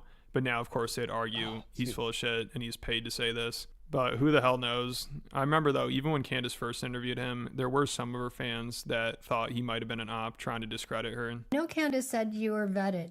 Who vetted you? Oh, jeez. Yeah. You know, I let that slip once, and maybe I wasn't supposed to, but yeah. Mitch Snow has been proven as a hack. It was Joe but, Kent. Okay. She trusted him. And people were trying to tell Candace this guy was trouble, but she didn't want to listen. Like Alex Jones, he kept telling her that. And he was even calling Candace out for a while, like she was driving him nuts. Funny enough, he says he problems might with a even bunch be of pushed to her people. side because, I mean, it seems like people are almost having to choose a side now. And Alex thinks the attacks on Joe Kent by people like Dan Bongino are uncalled for. And now he's also admitting Israel's calling all the shots here. They call him a traitor and attacking him. It's disgusting. And Dan Bongino attacking Joe Kent. I mean, it is just so cowardly. Absolutely disgusting. I don't even want to attack Bongino. He has just become such a shameful person. But he's just bought and paid for by the Israel lobby, folks. And I just, you know, I'm not the guy that says everything's Israel. But now, it is Israel. Everything people worried about, things that Pat Buchanan was worried about on foreign policy, he was right about, but he never thought they'd actually run the whole government. I mean, and they're doing it all against their own interests, folks. In the end, Israel's own interest. Israel's thinking, Netanyahu's thinking about staying in power.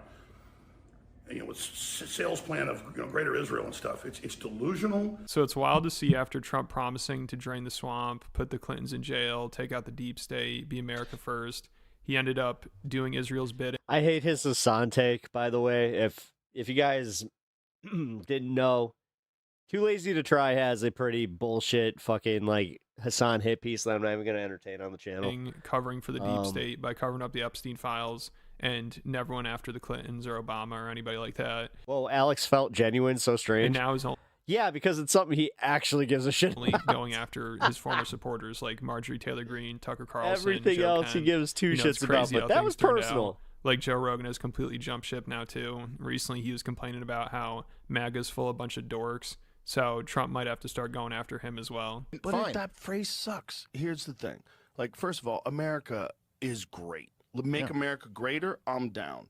But make America great again, and then it becomes a movement of a bunch of fucking dorks. Because a lot of them are dorks. A lot of them these really weird, fucking uninteresting, unintelligent people that have so glad he said this they finally. cling to, and there's a lot of people that are just real, genuine patriots, and they're all lumped into this one group, and you got to accept the dorks too. Fuck that. Yeah, and Joe's also starting to question Charlie Kirk's assassination too.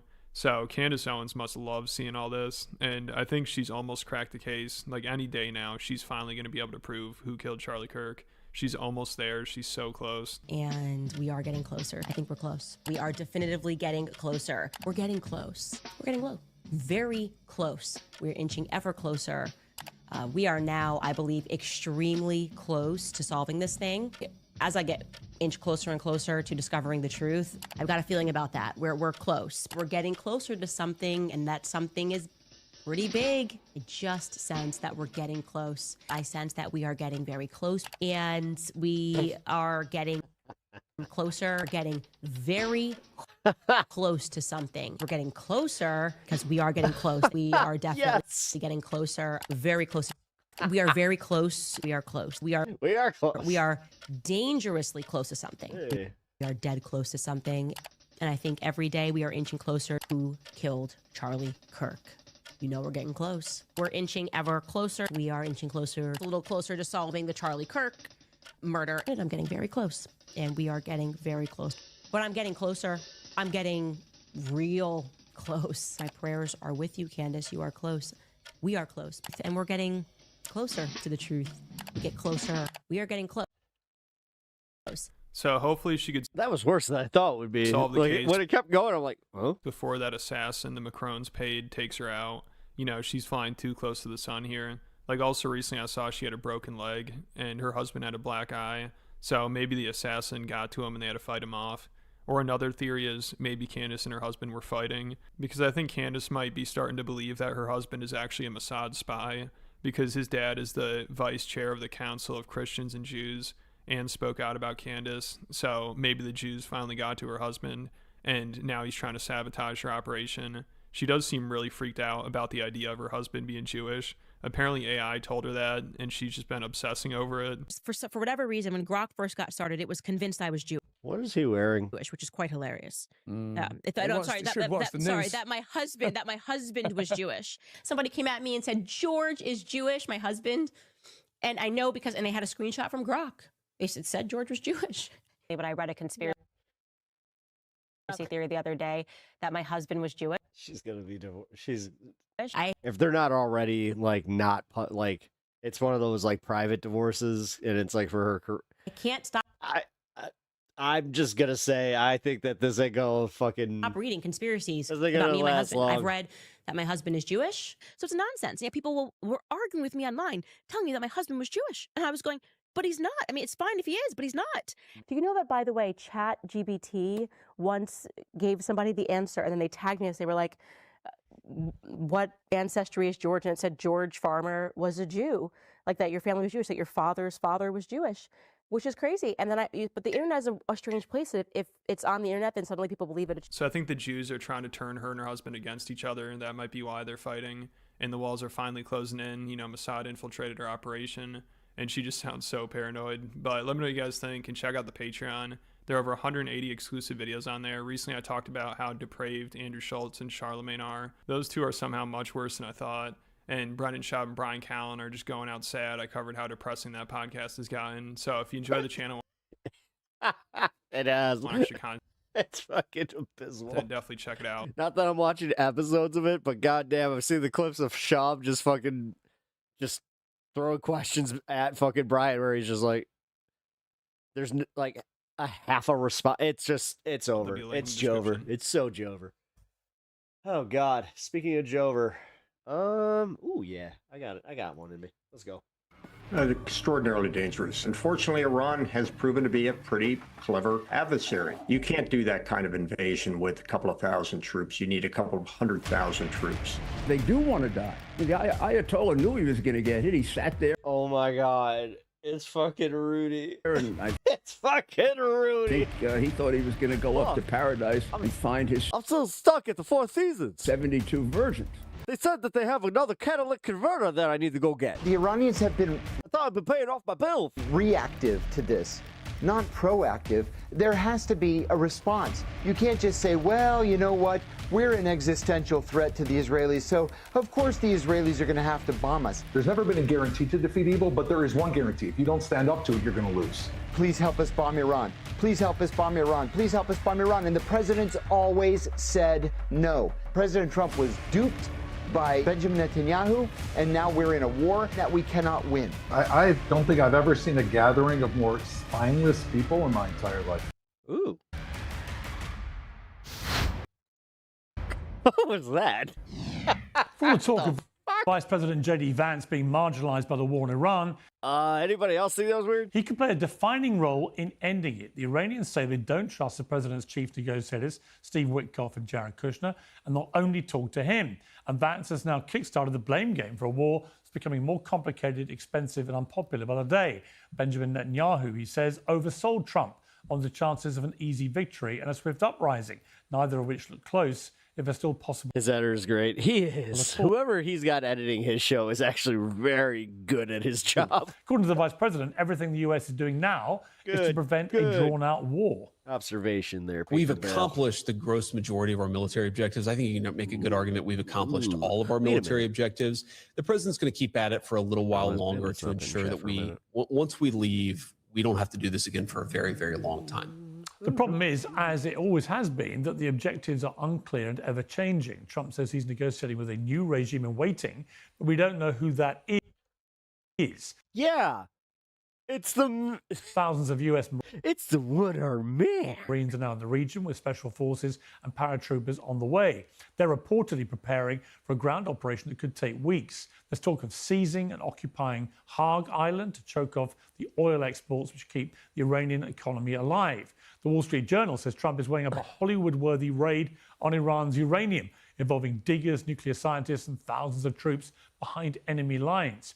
Polymarket says there's now a 70% chance that US forces will enter Iran by the end of April, an upward swing of 20% in just 2 days on a 50. Can we stop?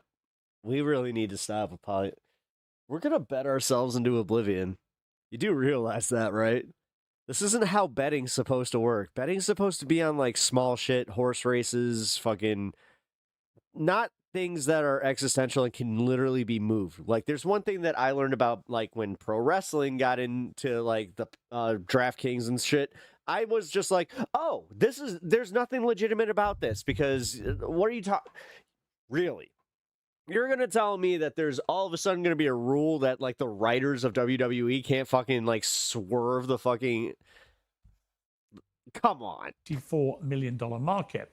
Anyone who's paid any attention... Fucking, I hate it all. I really do.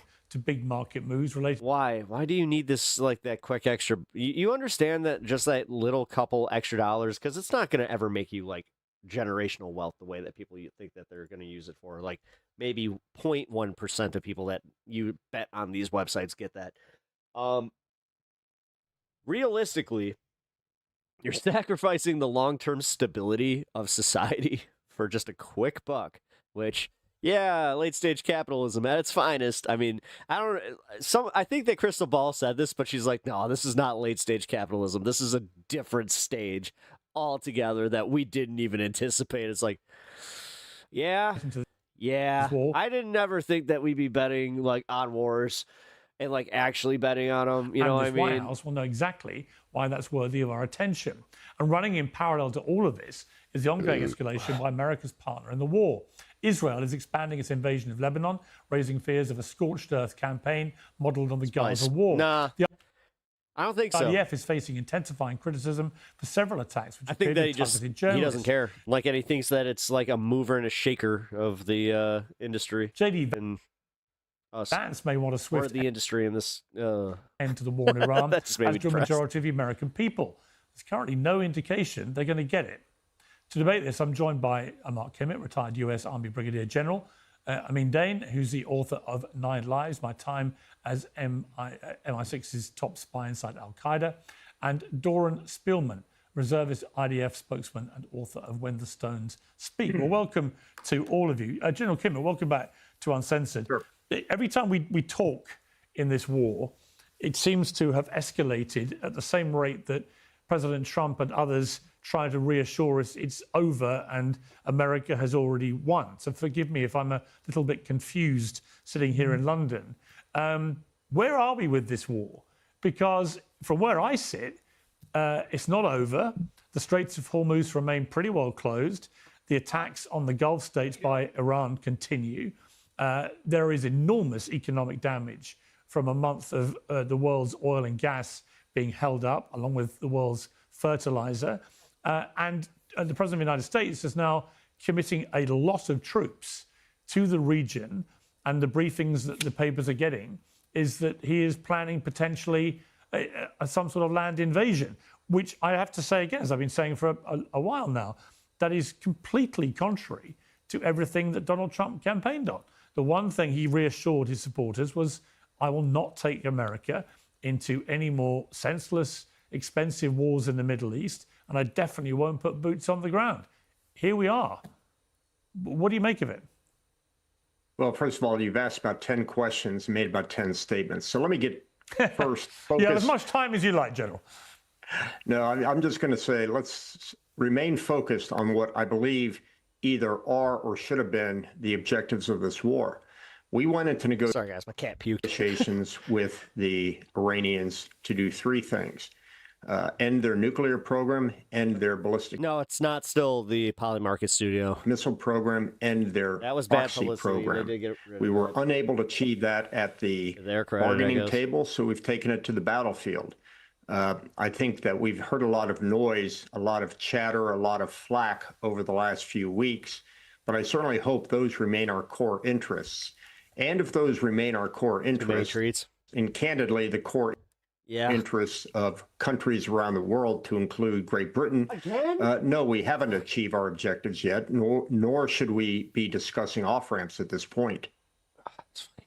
Okay, but my sense is that Donald Trump would love an off-ramp if he could claim any kind of legitimate victory that gets him out of this, because he knows that, never mind anything else, politically, as he edges nearer to the midterm elections, this is proving incredibly unpopular. All the polls show that. And I think that for that reason alone, coupled with the economic mayhem it's causing, it makes no sense to a businessman like Donald Trump, a deal maker, to allow this to continue for months and months and months. And yet I don't see how he can stop it if the Iranians have worked out that it's the economic part of this war that they're currently winning. Are you good? No, I agree with you. First of all, I don't think Donald Trump cares about the midterms. He's already accepted them as lost. Even if they were won by the Democrats, the fact remains is that nothing is going to get done in the United States Congress, whether the Republicans still in charge or whether they're Democrats are in charge. Our legislative body seems to be generally irrelevant. I swear to God. But look, I think that Donald Trump now recognizes that the advice he took or the orders that he issued are not achieving the results he wanted. Unfortunately, Iran has proven to be a pretty clever adversary. The Israelis went for regime decapitation. The Americans went for blow up as much stuff as possible. And the Iranians kind of did a jujitsu move and said, okay, we're going to move down to the Strait of Hormuz. If you want to do regime decapitation, we're going to, if that's jujitsu, do economic decapitation. As we used to say, old dead Karl Clausewitz, he had some great lines. Then apparently a fucking deep puddle can, incapacitate any, jujitsu master. And one of them is, because holy shit, did they fucking break their ankle on that one? After a war starts, it takes on its own character. And while this president may have hoped for a quick and easy victory as he had in Venezuela, or a negotiated settlement as he had in Syria, everybody. This war has definitely taken on a character of its own. And before I go to our two other very patient guests, thank you to both of you.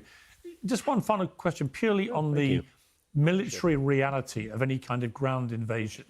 Because if it seems to be the case, the only way to guarantee getting the enriched uranium, which is believed to be buried way below the ground and heavily protected, if the only way to do that is with ground forces, is it not going to be incredibly hazardous to do that in a country like Iran when they believe that regime change is absolutely on the mind, certainly of the Israelis, and probably quite a few people in the Trump administration too? In other words, they have little to lose. That if America was to put ground forces down, potentially with IDF, we don't know, is that not a very dangerous mission, General? Extraordinarily dangerous. These two gentlemen to my right don't remember what you and I do, which is a 1979 mission to try to get the American hostages out of Tehran. That was an absolute goat. I'll leave it at that. Yeah. But unfortunately, when you also not only have a tough target, but your mission is being that backwards. It's the idea. Being bleated out by every broadsheet like the Wall Street Journal and the New York Times makes life kind of difficult. So I simply think that may be again, to use another trope, a bridge too far at this point, unless we pull some real magic out of our hats. And I don't think we're going to be, quote, invading or conducting an invasion. That brings to mind of your audience another attack into Iraq to go up to Baghdad. You can't do that kind of invasion with a couple of thousand troops. You need a couple of 100,000 troops.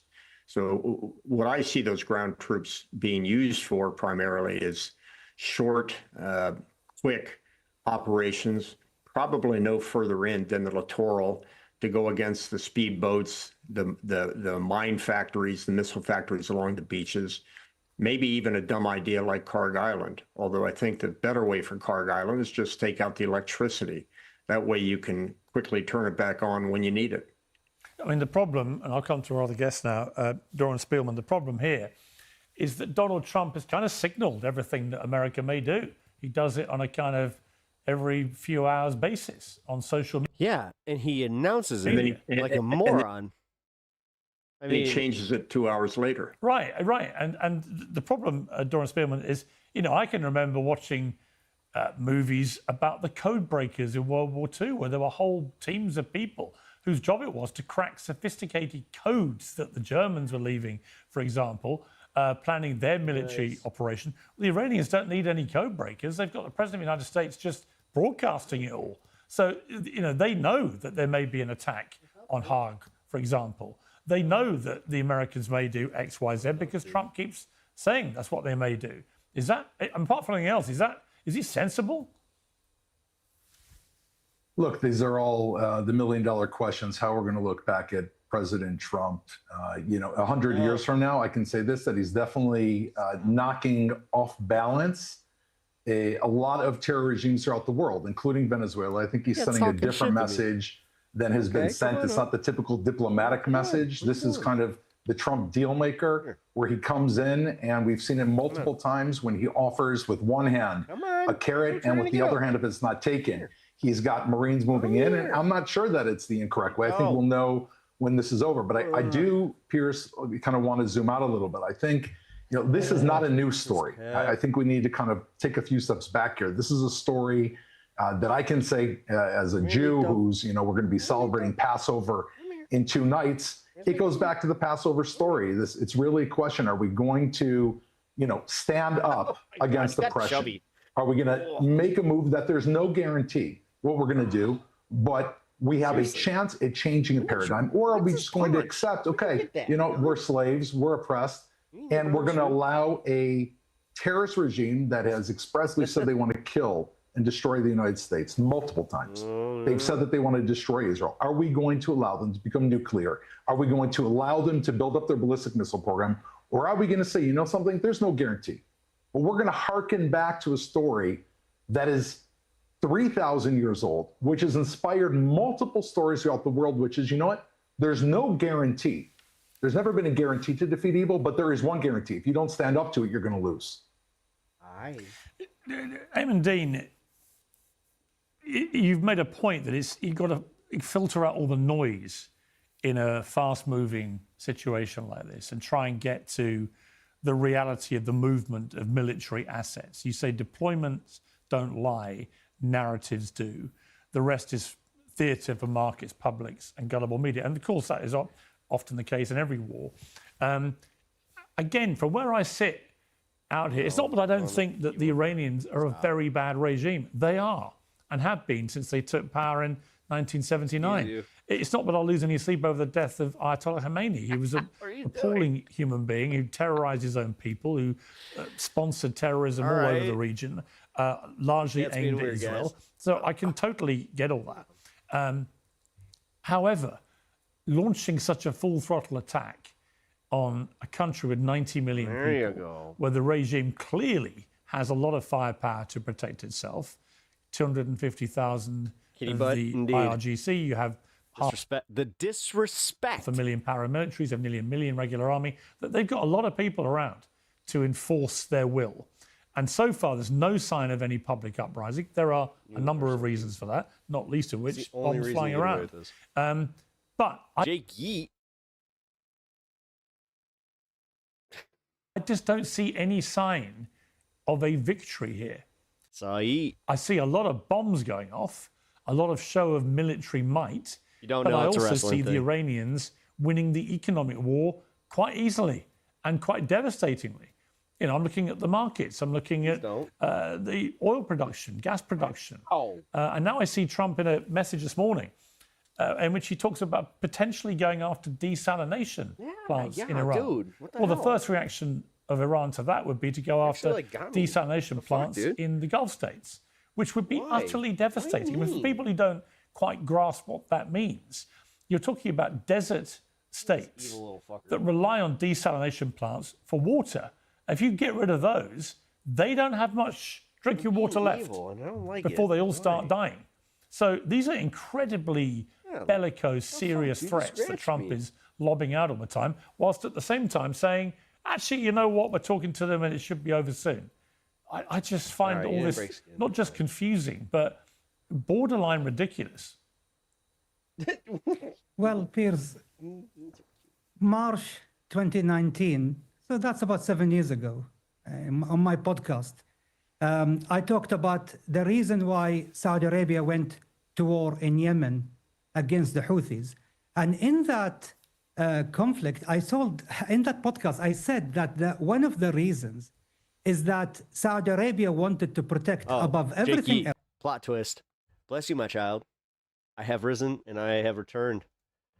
Yet you have Water desalination. you've turned your cheek. Because you see, on me. during the Gulf War between Iraq and Iran between 1980 and 1988, and I grew up in the eastern province of Kick-ass Saudi Arabia kingship. at that time, and I was from Bahrain. Thunderstorms, So I know like all right about, now, the situation, in the Gulf at that time, and how it That's was heading really right towards harrowing us. and That's really threatening. But at the same time, the Saudis realized that their water desalination plants on the Gulf were under threat from Iran in a future conflict because Jesus requires donos and macaroni pictures. since I grew up, I always hear about Iranian threats from across the water.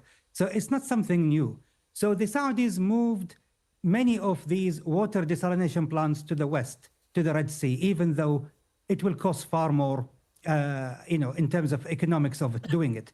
However, then 2014, the Iranians chased the Saudis all the way into the southwestern flank of their country, and they pushed the Houthis Oh, there's a storm heading right towards Chicago. It's coming into from the south. taking over the power in Yemen, and after a bloody civil war. Warning that in about a half hour it's going to hit us. And then they absolutely start threatening water desalination in the west of Saudi Arabia. So, Piers, the Iranians has been threatening to close the Straits of Hormuz since I was a 7-year-old child. And that was 40 years ago. I mean, I feel old now. And they've been threatening the water desalination of Wait, you're 40? the Saudi Arabia. Damn, dude. This guy's 40. Huh? Huh? Huh? Huh? And the other GCC countries. Yeah, I look fucking good. I'm going to own it. For 40 years. And they've been threatening to attack energy facilities. In fact, the attack against It does energy kind of facilities shock me happened sometimes already when I'm like, you're how? at the hands of Dude, I met a dude that was like, he just turned 30. I swore to God that he was 41. I was like, oh. the Iranian proxies in September 2019 against Aramco, the biggest Right, but what they've been attack given, what against- they've Yeah, been bro, I'm doing great if that's 40. given here is license to do it under the guise of retaliation because They had the license from a long time ago. Unfortunately. No, They I'm not had the disputing, I'm not license. They disputing what you're didn't need saying. the I'm just license saying anymore. I'm just They've saying always been doing it. No, I understand, but to the world, what it looks like is that, all right, fair enough. Iran's getting bombed cat is everywhere. hanging The upside Israelis are down, bombing their being weird. refineries. Why shouldn't they bomb other people's refineries? So they're using After he puked twice. everything that's happening to them as an swear to God, excuse he to do puked like that. probably It's gonna what, be a as you problem. say, they've wanted to do for a long You just farted? Nice. time. But what they have worked out You feel good? Was it a nice gas releaser? is that they can control the global economy. You need Stan? Yeah? The siren? Oh, shit. Really? In a way Oh, apparently there are tornado sirens might be going that off. I think the Americans have massively underestimated. And I think it's come as a nasty shock. And that's Pierce, I don't think you can't win a war this way, Pierce. I mean, this kind of reasoning, I'll give you an example. Imagine there's an illegal arms dealer on your street, right? And so you call the FBI, you call the police, and they surround the house, and the guys inside the house start shooting at you, right? So what are you going to say? We gave them an there was a tornado. excuse to shoot at us. I'm in the basement, Stephen. We gave them license to shoot at us. No, if you're going to go after the arms, then the guys are going to pick up the arms that they're threatening, and you're going to use it. My basement. What's the difference? Iran would have used this anyway. They would have closed the Straits of Hormuz, Pierce. The difference is, had we waited. It's funny because my wife was like pushed. She was like, "Is Stan already like?" Everybody was down here already except for my one cat. They would be closing the Straits of Hormuz with a nuclear threat, with an armed nuclear weapon. Could you imagine the price of oil? If there's a nuclear Iran, and they're crazy, right? I've got ballistic. Oh, dude, they set the big boom off. We're all fucked. You understand what that does to like the global economy? We're fucked.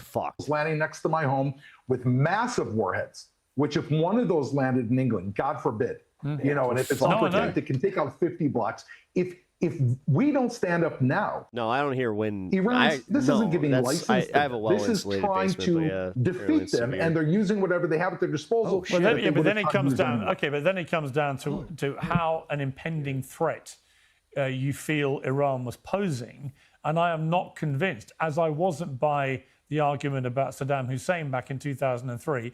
I am not convinced that there was an imminent threat from these weapons in the way that people have tried to sell it, and I think that's the problem. And I think that there are lots of bad regimes. There are lots of bad regimes around the world. Well, there are lots of bad regimes around the world, like North Korea, that America does not attack, right? Even though every argument you would use against the Iranians works equally to the Iranians. To the North Koreans. So there are reasons you don't do this kind of thing. Not at all. Not at all. Well, okay. Not at all. Well, there's okay, but no one's attacked North Korea. I'm sorry. Like, I mean, that's a false equivalence, because, like, I mean, comparing North Korea to Iran. First of all, North Korea did not recruit 700,000 young men from across the region, from Iraq, from Iran also, from Yemen, from Lebanon, from Syria. They did not recruit all of these young people into joining non-state actors, terror militias, in order to destabilize their own countries and then attack neighboring countries with ballistic weapons. They were not supposed to get them in the first place. So you see, the problem here is, it's not, North Korea is just sitting in its own little box. Perfect. At least it is contained. It's a contained threat. However, Iran refused to be a contained threat. They expanded. That's just not true. Let me, first of all, I think it's a good equivalent for a number of reasons. Yesterday, North Korea tested a ballistic missile that can reach the United States homeland. They're not sitting in their own. But I also believe it's a good comparison, because the United States and the 4 parties and then the 6 parties spent many, many years negotiating with North Korea, who convinced the world that they weren't going to build a nuclear weapon. We threw money at them. We threw food at them. We threw access to the international system, and they continue to say, no, we'll never develop a nuclear weapon. Do you think that Iran is not following? Oh, shit. Stephen, thank you for the $2. Stephen thank you for the Pulks, forum. $175, $2. Appreciate that. Thank you for the Following forum. that same playbook? Of course it is. Yeah, well, I'm sure that's true. Just hold fire, panel, for a moment. I want to bring in another guest now, General Sir Richard Sheriff. He's a former NATO commander. General, welcome to Uncensored. Thank you for having me. You've been pretty scathing about this. You've called Operation Epic Fury staggeringly arrogant. And you wrote in the Daily Mail, so we are living through, and as a lifelong soldier, I don't ask this lightly, the outbreak, are we living through the outbreak of World War III? Certainly, I can't remember a more perilous moment in geopolitics in my lifetime, and I'm now 70. I can't either. I'm actually 61 today, and I can't remember that either. As it's gone on, we're a month in now, does your fear about this escalating to that kind of level, has that increased or decreased? It's increased, without question. I think the attack a month ago was launched without thinking through the possible consequences. I'm sure that military commanders would have war-gamed to death the potential for closing the Strait of Hormuz and would normally have taken sort of action to prevent it. But clearly it did not happen on this occasion. And I think the assumption was made that a lightning industrial scale aerial assault, such as we've seen, would be enough to do what? I mean, we didn't know. There's no clear design for battle. There is no clear strategy. There is no clear idea of how this war ends. I think, and my concern is that we are about to see escalation, potentially putting troops on the ground on the islands of the Strait of Hormuz or wherever. And then I think we have to take account of the linkages, the linkage between what's going on in Ukraine with Russia's genocidal war there, the fact that Russia is now supplying drones and targeting information to the Iranians. And I've no doubt there are further and wider linkages. So I think this is a deeply globally destabilizing event, not least, of course. It has completely knocked the global the potential for knocking the global economy awry in a major way. Let's not assume. Sorry, guys. Keeping an eye on the storm. The Strait of Hormuz is going to be opened anytime soon because of America. If the Americans land amphibious troops in that, for whatever, on that coastline, this thing is going to run and run and run. And we're going to be back into a worse situation. You're probably not old enough to remember 1973 and the oil crisis then. Well, you might be, but, you know, we'll be back into that, but times 10. Yeah, I was 8 actually then, but I do remember it vaguely. But I think the trouble is no one's learned the lessons from history, and I look at what's going on, and I think, you know, you were the Deputy Supreme Allied Commander for Europe. You see some of the rhetoric coming out of Donald Trump now, very bellicose and negative about Europe, about NATO, about what he perceives to be the lack of cooperation here for Operation Epic Fury. If you were still in your old job, how would you be handling this? Well, I think I would make the assumption that Donald Trump has pretty much single-handedly torpedoed NATO as an alliance. You have to understand, NATO is an alliance which flourished for pretty nearly 80 years. And it's based on trust. It's based on common values. It's based on the doctrine of collective defense, that the alliance is there to support an ally if attacked, the famous Article 5. From the moment we saw Trump 2 come into power, we saw Vance and Hegseth announce very clearly that America was not going to underwrite European security. Now, I get that because the Europeans, frankly, have been freeloading from America for decades. And so there's a part, you know, Europe has a part to play in this. But then move forward. The fact that 2 months ago, Donald Trump threatened to attack the territory of a NATO ally, Denmark, over Greenland. Nobody has forgotten that. Europeans will not forget that. That is a grotesque breach of trust, that the lead dog in the pack turns on the other, a smaller dog in the pack, as it were. So no surprise. Sorry, guys, I'm literally taking pictures of the radar, sending it to my wife. That no NATO ally is prepared to support Trump in this particular ill-starred mission. She's sitting in the front of the house watching this, watching it come to us. It's just like, okay, just be cautious. No surprise for a start, because it's not a NATO operation. NATO does not cover the territory of the Persian Gulf or the Arabian Gulf. And absolutely, it does not support an ally launching an unprovoked, although you may argue that, but an attack which could well be construed as illegal against a party that had not attacked it. So there's no way that NATO should or could support it. But the message for NATO now is that NATO's... Remember when we used to turn the TVs off and unplug them during bad storms? Got to put its act together. The European... I still unplug my my game systems and shit. And members of... I don't have to anymore because I got them all on switches. NATO have got to get their act together. Used to do that. Recognize that, yes, they have to maintain links with America, and certainly in the UK's case, the intelligence and the military links are much deeper than political. They are built on, frankly, shoulder to shoulder, brothers and sisters in arms over many years. but that America, as an alliance ally, a member of the alliance, is not going to play a central part. So Europe needs to step up to the mark, and drawing on Mark Carney's words from Davos, develop and build an alliance based on the middle powers, which it can do if it's prepared to make the necessary sacrifices, and European leaders are prepared to show the necessary leadership. In one word, is the special relationship done, over, kaput? I think the special relationship is a fantasy put about, if I may say so, Piers, by the media and politicians. It died, if it ever was one, it died in 1956 at Suez. And it's crazy to go on banging on about the special relationship. Couldn't be clearer. General Schiff, thank you very much indeed for joining me. I appreciate it. Thank you for having me.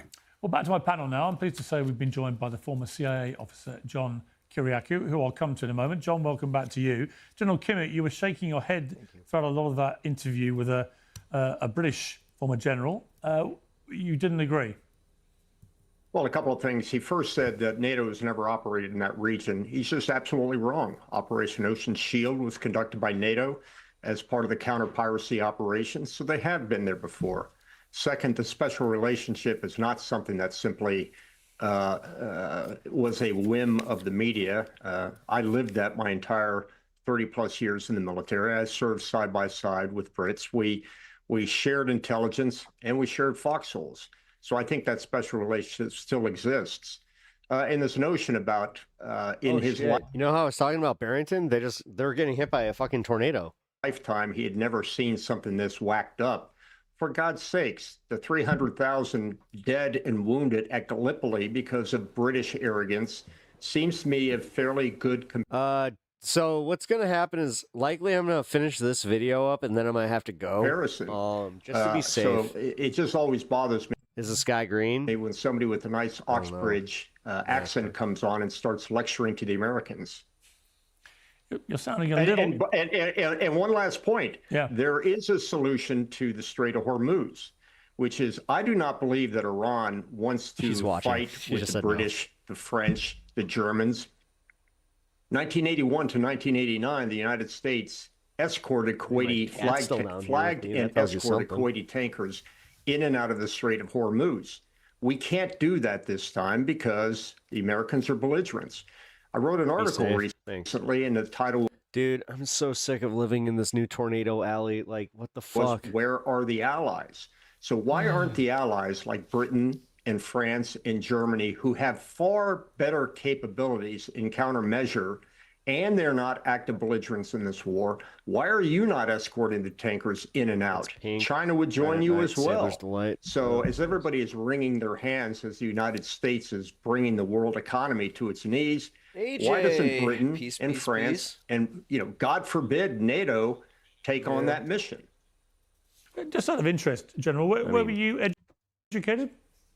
Listen, chill vibes here, even if it's end of days. I'm going to go out fucking loving my neighbors and just fucking be a chill ass dude. The United States military. It costs nothing, and goddamn it, you know what? It's a much better life than being fucking miserable. Academy and Bishop O'Connell High School, a trade school in Arlington, Virginia.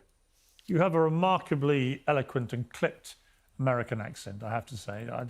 Notwithstanding, from being around the Brits, it's that special relationship I've had with the Brits over these years.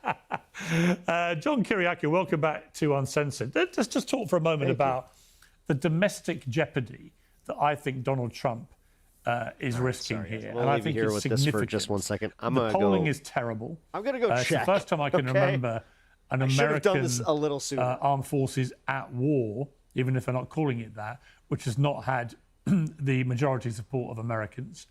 Gas prices are skyrocketing. Food prices are and will go higher because of the issue with the fertilizer. You've got the midterm elections coming.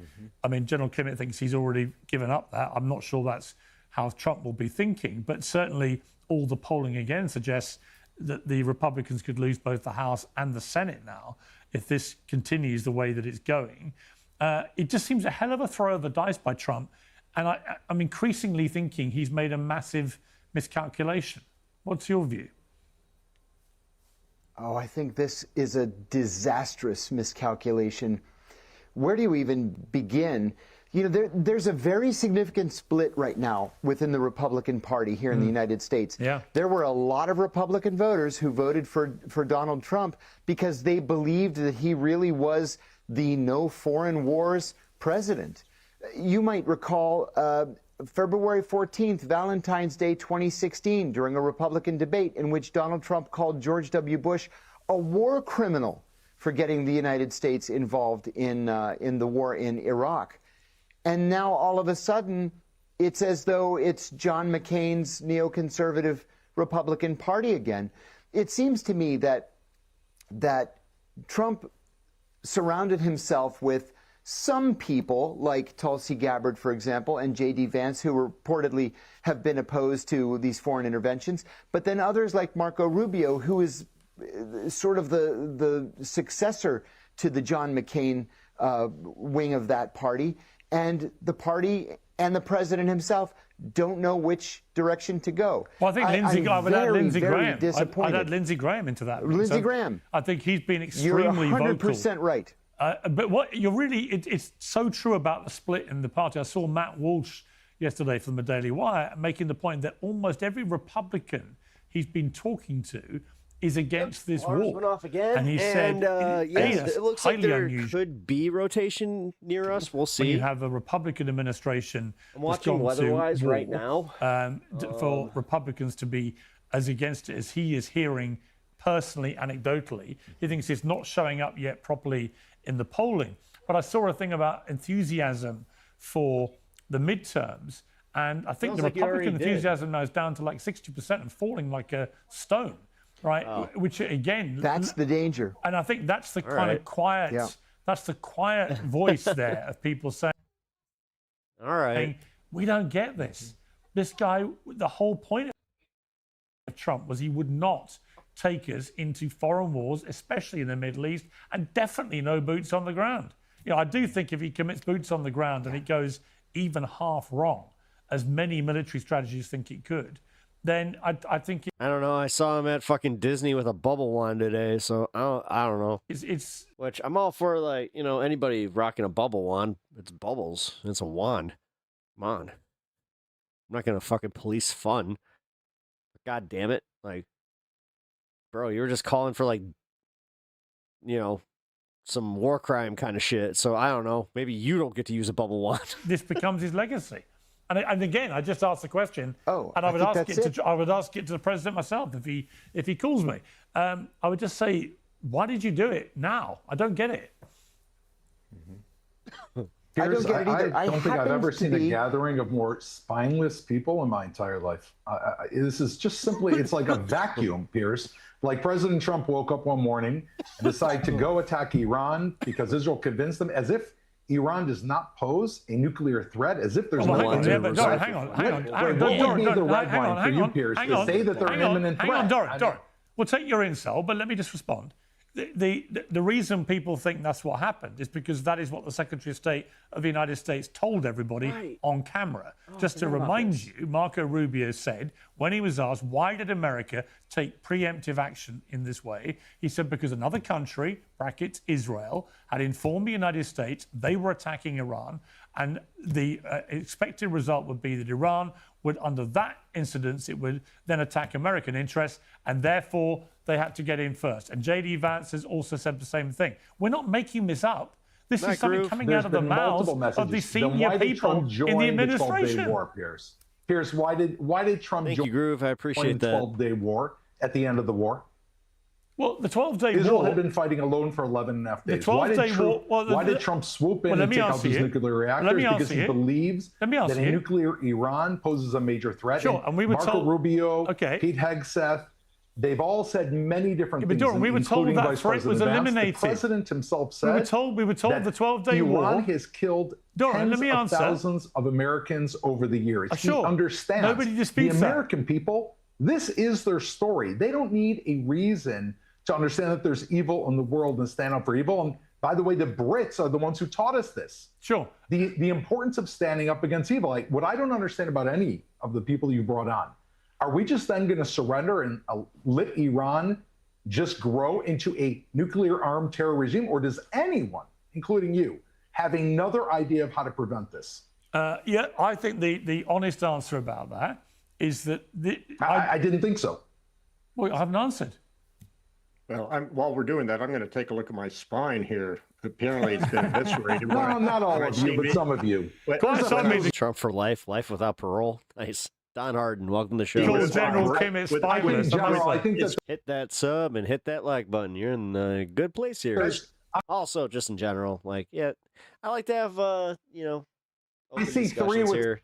You won't see me banning MAGA. Including myself here. So you're one of the. But there's nothing. There's nothing. They will get banned for, you know, being themselves eventually, because they always do. I have a few that have surprised me, but yeah.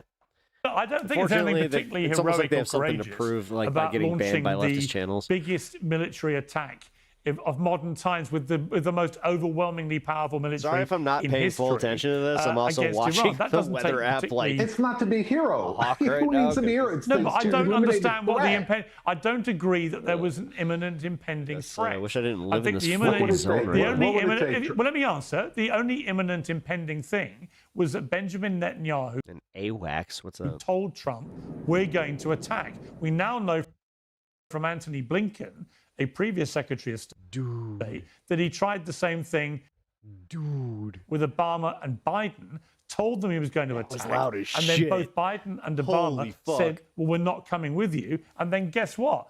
Israel didn't attack. And that is why people believe, when you add Rubio's comments and Vance's comments, totally calm but what outside. happened here is that Netanyahu railroaded Donald Trump into going along with this in a way that was actually rejected by Biden and Obama, and that the actual threat, which is we're going to do it anyway. Max Velocity ain't live. I ain't going live with it. He probably wouldn't have done it anyway if it wasn't I ain't for the a weather Americans. guy. So, you know, history will tell it. Trust me, I should have. Oh man, I missed my calling with that one. I actually watched the Weather Channel when I was like a kid. I guess the answers to these questions, but it was fascinating to me that Blinken said what he said. And then you just keep and watching. As to where we are now, how does it square? Surely, Kelly Doran, Clark, you must how see are the unbelievable risk of committing ground forces to Iran to get enriched uranium Kelly, from welcome deep to the show. under I appreciate ground, you being here. when we know how heavily protected it is, and we know how cunning the Iranians have so far been in the way they've responded in this war. I think it's a terrifying potential escalation that could lead to the deaths of many Americans, right? And I say for what? Where is the impending threat? Where is the evidence? It takes me back to 2003. Wait, hang on, you say I'm spineless. Let me answer you about spine. I was editor of the Daily Mirror newspaper in the UK, one of the biggest selling newspapers in the world at the time. I took on my own government, Tony Blair, the Labour government. We were a Labour-supporting newspaper. I waged one of the most ferocious campaigns against a war in media history, and it failed. And we know what happened in Iraq, because I did not believe that there was the evidence that Saddam Hussein had weapons of mass destruction, or that he was about to use them, or hit London in 45 minutes, or any of that bullshit. And you know what? It turned out, very sadly, I was right. And yet, 20 years later, utter mayhem followed that illegal invasion, as I see it. So I don't think it's necessarily lacking in a spine to say sometimes that these wars are wrong and they're on false pretexts, and that the public is entitled to stand up and say, not in my name. That actually can often take more courage than simply dropping a load of bombs on people. Pierce, we see that Iran has fired now thousands of ballistic missiles, including those that land in Israel and population centers. They fired 2 ballistic missiles towards Diego Garcia, which, yes, had they not fired them to the east and they fired them to the west, could have landed in London. The warhead on a single ballistic missile, if it's 1.5 tons, do you know what the impact zone is? It's 100 square blocks in London. What would it take for you to acknowledge that there's actually an imminent threat? We have ballistic missiles landing all over. When the nuclear warhead is on the ballistic missile and it's on its way to Israel, do we then say, okay, this is an actual threat? Or do we stand up today against a terror regime that has developed proxies throughout the Middle East, that created Hezbollah, created Hamas, created the Houthis, took over the United States Embassy in Iran, has driven trucks and blown up thousands of hundreds of Marines, and have tried, MI5 has prevented 22 mass casualty terror attacks in London since 2022. What does it take? Okay, let me bring John back in. John, your response to that? Where do you even begin? The Iranians have been reactive to this, not proactive. You know, people watch on the news what's happening in Lebanon, in Gaza, in the West Bank, in Syria. There has to be a response. You can't just say, well, you know what, we're an existential threat to the Israelis, so of course the Israelis are going to have to bomb us. That's just not real life. I can tell you, in all the years that I was in the CIA, no matter who the Israeli prime minister was, every single time an Israeli prime minister came to Washington, no matter who the president happened to be, the Israelis would say, she's smoking please help us bomb Iran. Having a grand old time. Please help us bomb Iran. Please help us bomb Iran. And the presidents always said no until this one. A little jealous. I think that President Trump was duped by Benjamin Netanyahu, and now we're in a war that is not ours from the beginning, and that we cannot win. And this is another thing, too. My own experience in the CIA and at some of the highest levels of government, I was the executive assistant to the CIA's deputy director throughout the Iraq War. There's never an exit strategy. It's easy to attack a country. It's easy to overthrow a government. But then what do? That's the hard part. Right. I mean, Dean, that is the reality. And that is why Donald Trump was always so vocal. I'm not going to do this. And yet here he is. He's doing it to the biggest place he could possibly be doing it with the greatest risk. And that's the bit I don't understand. I think you're one of the spineless three. So maybe you'd like to respond to... No, he's got a spine. Oh, he's got a spine. Okay, great. We're down to two. Okay, we're down to two spineless people. One, so two, just the CIA three. guy and the guy that rightly called the wrong illegal wars. Got it. Okay, Well, Amy. Look, this war was going to happen by hook or crook, because at the end of the day, you know, the Iran represented not the perfectly rational, logical player in the established global order. You know, in this poker table, the global poker table, where the Russians, the Chinese, the Brazilians, the Indians, the Europeans, the Americans, you know, you see, at the end of the day, if you come to the poker table and you try to cheat and undermine everyone and to try, like, I mean, to be absolutely loutish and brutish about it, at the end of the day, you will be escorted out of the premises unceremoniously, and then you will be terminated with extreme prejudice. And this is the problem with people who don't understand that the Iranian threat was accumulatively growing stronger and more dangerous as the years progress. Again, what is so normative about Iran's politics in the region? You have to understand that Iran was expanding across the region, a region that actually contained more than 50+% of the world's traditional energy reserves. And that is a threat to the global established financial order that is backed by the dollar as a reserve currency. You cannot allow Iran to become the hegemon of the entire region, and then Iran can do whatever it wants when it comes to charging, for the petrol with other currencies, undermining the status of the US dollar as the reserve currency of the world. If you allowed Iran, to have such unchecked power across the region, is going to be tremendously, as always, President Trump said, tremendously, dangerous to the status of the United States, financial system as the financial system of the world. And add to this the fact that you cannot, basically say that Iran's politics and rhetoric towards its neighbors, it's not just only Israel. Some people always saying it was an existential threat towards Israel. Since I was a child, their entire rhetoric wasn't just only about Israel and America. It was also about Saudi Arabia. It was about Kuwait. It was about the UAE. The fact that the UAE trading with Iran for more than 40 years, and at the first sign of trouble, they threw more than 2,500 ballistic missiles and drones at the UAE. What does that tell you? It tells you basically that their entire plan, their entire military strategy was about hegemony over the oil-rich neighbors. As simple as that. They recruited so many young men, 700,000, to be parts of non-state actors, illegal non-state actors. In what world can we tolerate that? And the United States, at the end of the day, if they want, for the America First crowd, America cannot be first at home if it's not first abroad, if it's not first overseas. Because at the end of the day, the entire economic system of the United States depends on it being the hegemon of the world and the Well, I mean, China holds most of our debt there, guy. guardian of the maritime global established but order, the maritime imperium. Yeah, okay, but look, you're making an assumption that America's going to win this, and I think that's quite an assumption to make right now. We haven't won a war since World War II, and we had a lot of help on that one. Yes, it is, but because this guy is doing American exceptionalism a little bit more than even Americans do when we actually look at the facts. At the end of the day is the calculus of the firepower. Okay. At the end of the day, that doesn't matter, dude.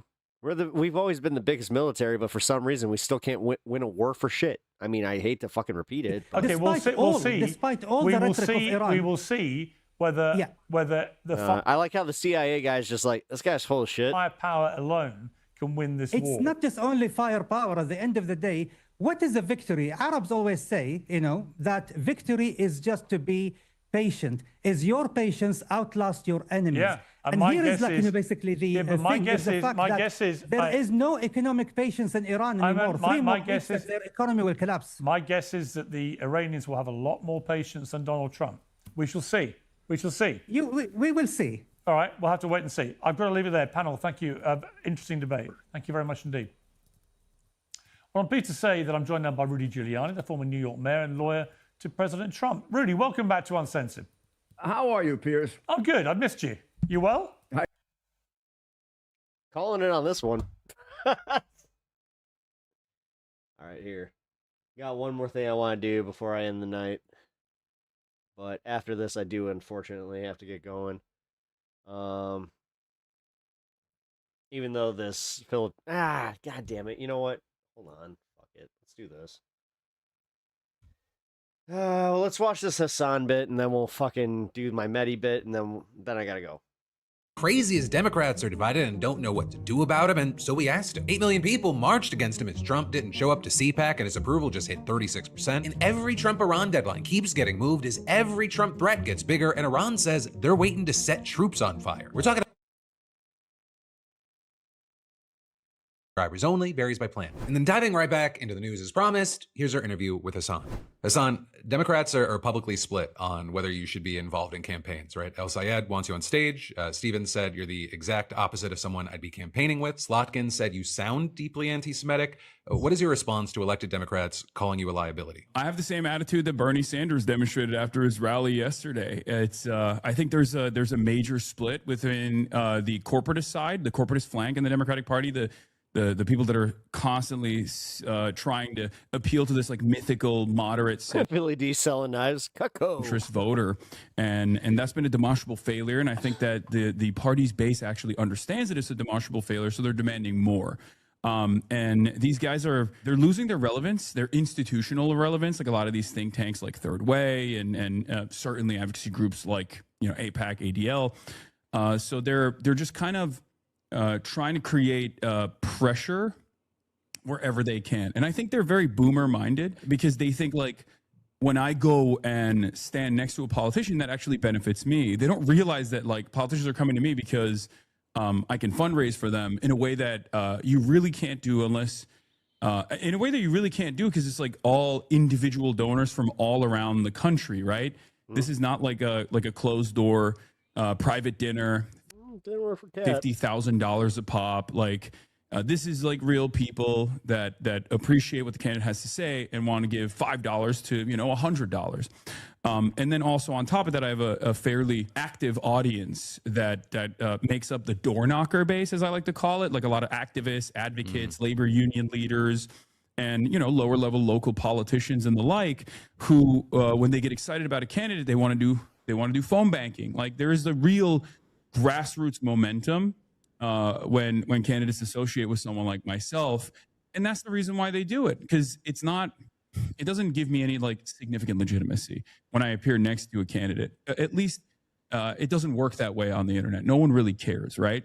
And in the same way that like when I get favorable coverage from a legacy publisher, it's good for, you know, the managerial class. They read those papers, but it doesn't actually yield a real massive amount of eyeballs and attention that translates to like viewership and an increase in like people tuning in to my broadcast, as opposed to going on like Theo Vaughn. So they're both the old guard and desperately trying to maintain that old guard mentality by like trying to apply pressure to politicians that very clearly are more malleable, more persuadable. You know, you get a couple lobbyist phone calls or big donors that give a phone call, and then you release a statement like the one that Slotkin did, which was so crazy. Like, she openly admitted that she doesn't know who I am, and then very clearly was like reading a talking point that was given to her, but maybe she didn't even like fully understand the talking about, because she was saying the conflation between Jews and Israel is anti-Semitism, is like very anti-Semitic. And it kind of seems like Hassan does that quite a bit. And it's like,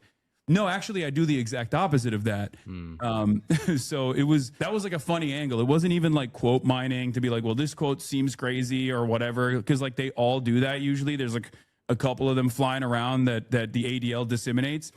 But she didn't even do that, where she just like went off on a tangent on something totally irrelevant and unironically antagonistic to my worldview, something that I have for years and years pushed back against. Well, especially as we get closer to the primaries, though, I mean, we are going to see these things coming out of like just people, you endorsing people or you being with people trying to use things that you've said and done. So we do have to talk about that while I have you on, right? Because you've been accused of calling Orthodox Jews inbred, comparing Zionists to neo-Nazis, dismissing reports of sexual violence on October 7th, saying, I believe the quote, and once again, it could be a clip, so we'll get to that. It doesn't matter if rape happened on October 7th. It doesn't change the dynamic of me, and posting that Hamas is 1,000 times better than Israel. Which of those things would you say you stand by? Which of those things would you say you regret? And which of those things do you think are being misrepresented? I think the ones that are being misrepresented pretty egregiously are like it doesn't matter if rapes happened on October 7 or not, because that was actually an argument that I was having fairly early on with a chatter who was denying sexual violence or the likelihood of sexual violence happening. I was telling him that this actually doesn't change the dynamic of genocide. Like, this doesn't justify genocide at all. But that one has been misrepresented pretty egregiously. As far as the inbred comments goes, there's like a massive compilation of this out there of me like calling any kind of like ethno-religious racial supremacist an inbred, because a lot of these ideologies do revolve around genetic purity. But the idea that it's like directed at Orthodox Jews is ridiculous. It was specifically talking about like, you know, settlers and settlers destroying aid and things of that nature. But I do understand that it can come across as insensitive. But so I will, as I told Politico, I believe, or the New York Times, you know, I'll try to be a little bit more careful with my language there. As far as the differences between Hamas and Israel, I mean, that I do stand by. I don't have an issue when people point to that to say, how could you say such a thing? Because my counter always is, okay, well, then argue against it. Explain to me why Hamas is a larger danger to the world, or a larger danger to the Palestinians, or a larger danger to Israelis than Israel is. Because Israel has committed a genocide. I think that's it comes across as like a statement that is out there, because it's not one that you hear. I gotta say, his son's cooking. Good for From any American commentator at all. But it's still a reflection of reality. It's not even a defense of Hamas at that point. It's just it's a way to try to get people to understand like the severity of what Israel has done, and to also try to like make people understand that these are groups. Like, Palestinian resistance is not operating out of a place of like anti-Semitism in the way that it's been presented. It's operating out of a place of having an emancipatory need, right? This is 75 years of apartheid. It's a pretty brutal and pretty ruthless occupation that these people have been subjected to. You know, this is not an alien force that's like outside of the Palestinians. I mean, they do have internal dynamics. They have Palestinians certainly not all of them are fond of Hamas or anything, but it doesn't matter, right? Because like the much larger problem here right now is the genocide that Israel's conducted and the apartheid that it continues to maintain. And the last thing I'll get to regarding anything in the past, because there's a lot of stuff happening now I want to touch on, and I know that you're kind of limited on time. It popped up during everything with Mamdani, right? You said in 2019, America deserved 9/11. You later called it inappropriate.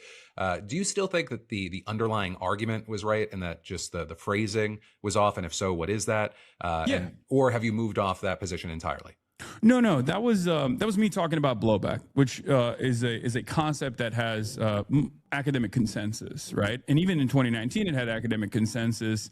It's just that the way respectfully, he hasn't even had a bit. Which I used was certainly not the best, especially because it can be misinterpreted and still is being cynically misinterpreted to this day. But I think at the end of the day, it's people leaning into quote mining and to be like, oh, this person is not arguing in good faith. This is like an insincere person. It's a radical person. One thing I have noticed is that, as you probably also know, I collaborate with politicians quite frequently. Bernie Sanders, AOC, Rashida Tlaib, Ilhan Omar. I have had Tom Steyer on the stream. Like I collaborate with politicians, especially in the primary season, but also in the off season as well. Greg Kazar, someone who I was a big advocate to win the Congressional Progressive Caucus leadership role, right? Like I understand the internal dynamics of the party. I talk to politicians all the time. I talk to analysts all the time. And yet this issue only gets brought up when I'm campaigning or when I'm working alongside Muslim candidates. Like the major blow-ups have only happened twice. First with Zohran Mamdani, where Andrew Cuomo was trying to associate me with like Islamic radical terrorism and then tie him back to that as well. And now they're doing the exact same thing to Abdullah Sayed. So I think it's in some ways a not so subtle, but certainly more subtle than like Randy Fine way of terror jacketing a candidate. Like to say like this candidate is platforming a person who might be a dangerous radical, right? But shit in his diaper right now. It's ridiculous, especially because the issue that they're doing it on is Israel. Plenty of fuel for Pam Bondi. And this ties back to the boomer mentality that I was mentioning earlier, because Israel's a 90-10 issue, especially in the Democratic Party, Democratic Party's voter base, right? So they are weirdly aligning themselves on the opposite side of an issue that's a 90-10 issue. They're siding with the 10%.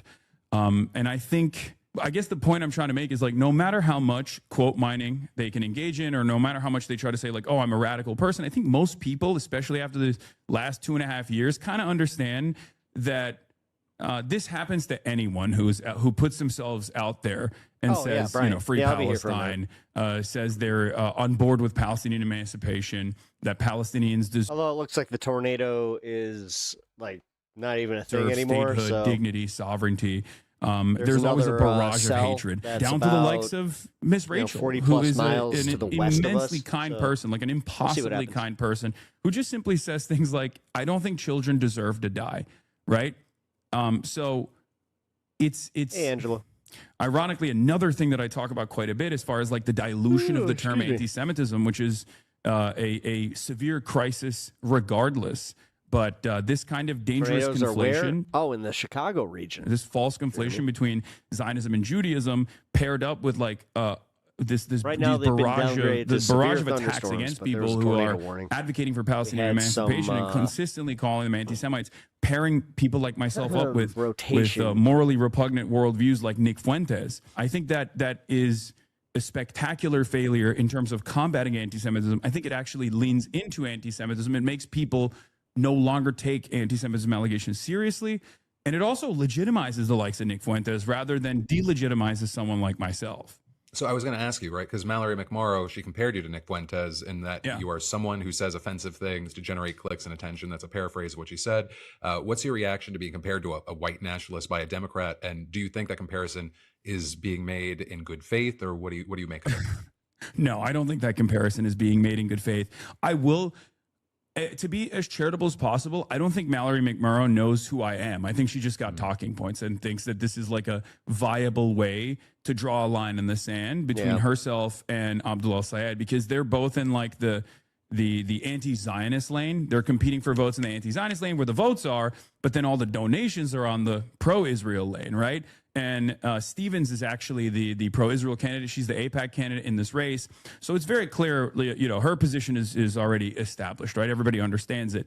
But I think this was Mick Morrow looking at the three-way race that's taking place. That's within a margin of error, and deciding maybe I can be the viable, Israel curious candidate here and try to moderate and maybe get AIPAC off my back. Which, we'll see if it even happens, because these are the types of things we have to pay attention to now. It's really strange. It's not even about policies necessarily. It's more so about what kind of subsidiary corporations is AIPAC going to set up that will not have the word Israel in it at all, and how they're going to launch unlimited amounts of money. Because sometimes they are going to boost Mick Morrow, and sometimes they might even boost Abdullah El-Sayed a little bit.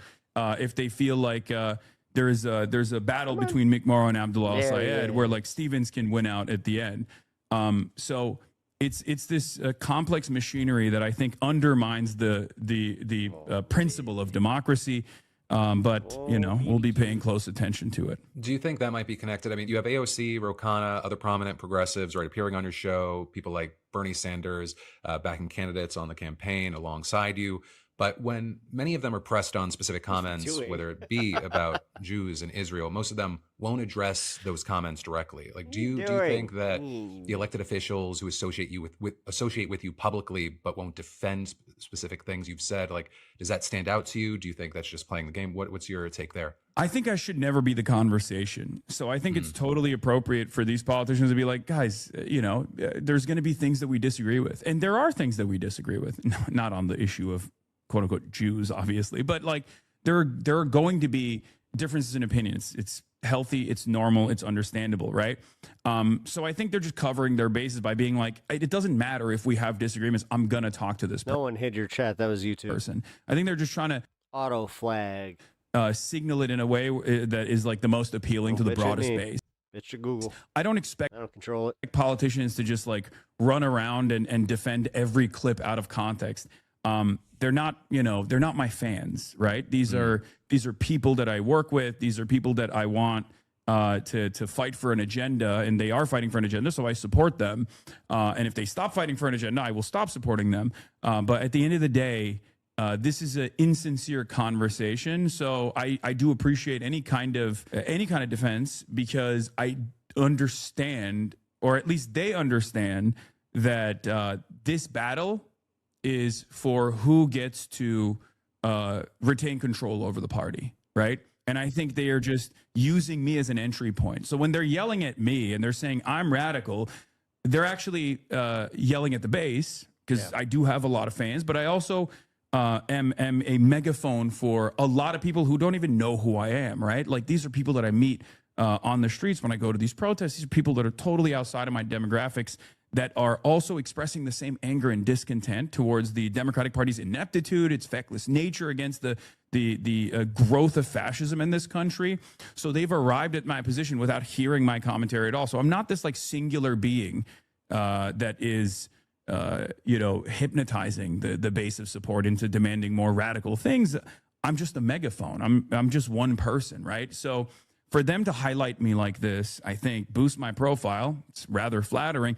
It's definitely annoying that I have to deal with all these, clips out of context, or just, I hate being misunderstood. I don't think anybody likes being misunderstood professionally. But at the end of the day, I think a lot of politicians also recognize that this is more so an ideological battle that's taking place in the Democratic Party. Are we going to have a left flank Democratic Party that represents the interests of the working class, or are we going to have a Democratic Party that continues along with this aesthetic posture against Trump, if at that places the interests of corporations over the interests of the people? And I think that's the real battle here. It's not me. Well, on the note of your fans, and this will be the last question for you, there are millions of young people who watch you. They align with your politics. They feel deep, completely locked out of the Democratic Party. If Democrats decide that you're radioactive, they cut ties, they keep pushing you, what do you think happens to those voters? Where do they go? What do they do? I think we just go back to square one, right? I mean, that was like how it was in 2016. I don't care if politicians in general are just like, oh, I don't want to be along. I don't want to appear alongside this person. My commentary is not going to change, right? Like, this is not about my own personal feelings. Will it signal to me in some ways that like they are running scared, which I do think is a big problem with even some of our best candidates so far. Sometimes I think they are too conciliatory, too conceding to these groups that apply a tremendous amount of pressure by way of both the media and through direct phone conversations that they have with candidates. Absolutely. But at the end of the day, beyond that, it says nothing to me. I always repeat to my audience as well. I will have disagreements with even someone like Zoran, who I admire, who I love, who, I talk to with regular frequency, but there's going to be disagreements there, right? But at the end of the day, it's just all about putting the policy in the bag, little bro. Just put the policy in the bag. I don't care. We don't have to be friends. It's great. He's a wonderful guy. But we don't have to be friends. As long as you are fighting for the working class, I'll be there. I'll defend you when you are doing defensible things. And if you're doing indefensible things, I'll criticize you. Hassan, thank you for the time, man. Hell yeah. All right, so here's the thing I wanted to show you. My name is Kat Abou-Ghazaleh. I was running for Congress in the 9th District of Illinois, and one of the most common questions I've been getting over the last week and a half is what's next? And the true answer is I'm not totally sure. I don't have a ton of specifics, but I do know that... I knew it. I fucking knew it, dude. God damn. That was... Guys... Did I not say that this was like the last question I had for her in that email? I know that Pinkerbell really appreciated the fact that I was asking this. Her campaign just, you know what? I'm going to just say it. I'm glad she lost. Fuck it. I'm going to just say it. Like, this proved everything that I thought was wrong with her campaign. I'm going to devote... Like, God damn it, man. And you know what? I voted for her.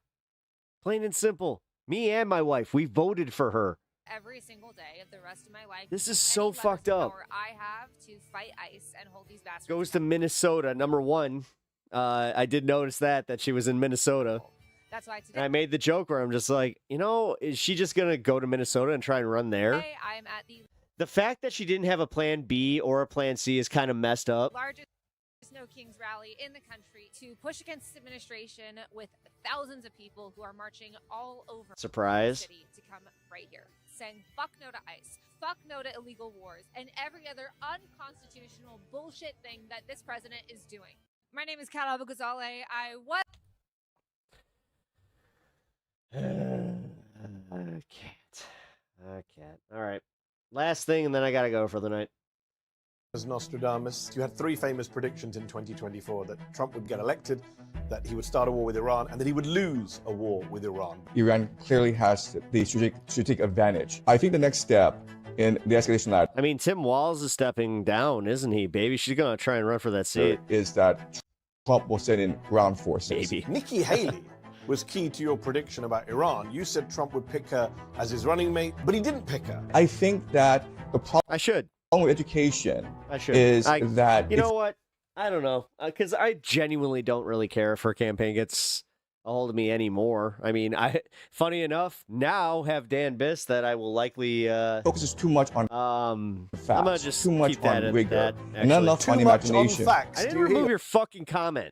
Just and you're spamming... Dude, we asked you nicely to not use caps. We see your fucking comments. I don't care if you're a boomer or not.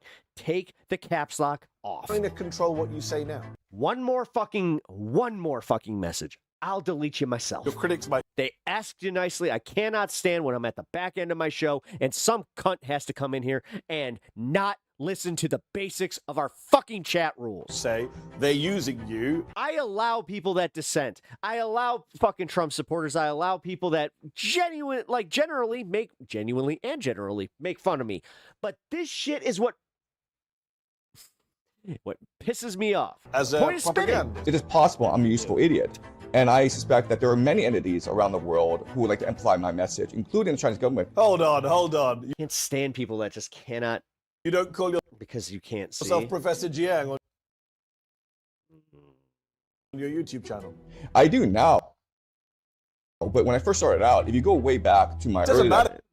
When you first started out, you do call yourself Professor Jiang and you're not a professor. What is your big prediction now for 2026? We'll see what happens. We can test it out at the end of the year. If that's true, turn your computer or your phone stuff up. I just don't believe it. No, I don't believe it either. Back in 2024, Chinese-Canadian educator Shui-Qin Jiang posted a video on his YouTube channel, Predictive History, where he laid out 3 big predictions. Donald Trump would win the 2024 election, the US would then go to war with Iran, and ultimately the US would lose that war. Since then, the self-styled professor who says he uses game theory to analyze the past and predict future geopolitical events has become an internet sensation, and has even been dubbed China's Nostradamus. But he's also faced some criticisms over his predictions and, many would say, pretty out there conspiracy theories. 2 out of 3 of Jiang's big predictions have come true. But how much of that is his own geopolitical foresight, and how much of it simply comes down to luck? How much does the Chinese government control or even influence what he says, what he predicts? I decided to not just speak to Shui-Qin Jiang, aka Professor Jiang, about Iran and the state of the world, but also to challenge him a bit. Good. Here's our interview. Shui-Qin Jiang, thank you so much for joining me on Zeteo. You have said you use game theory to predict future geopolitical events. For those who have never heard of game theory, please do explain what it is and how it helps you explain what's happening with Donald Trump and with Iran in particular. Right. So game theory applied to geopolitics means that we see each individual nation state as a player in a zero-sum game to maximize its individual interests. And so each player would have its own characteristics, its own strengths, and it would adopt a optimal strategy in order to win the zero-sum game. So how does that apply in the Middle East right now?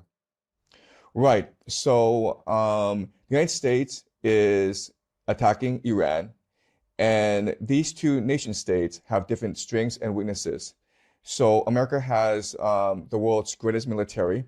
It has aerial supremacy. It has tremendous technology. It has unlimited funding. And so Iran is adopting an asymmetrical strategy of holding the global economy hostage, meaning that rather than attacking the United States directly, he played Civ and was just like, oh, what if this was it? Which he cannot defeat directly. It is instead controlling the Strait of Hormuz, which is strangling the global economy, and it's attacking the GCC nations, the infrastructure of the GCC nations, in order to force Trump into the negotiating table. So that is the asymmetrical warfare of Iran. You've also predicted that the US, you had 3 famous predictions in 2024, that Trump would get elected, that he would start a war with Iran, and that he would lose a war with Iran. Based on what you've seen over the past month, do you still stand by that prediction?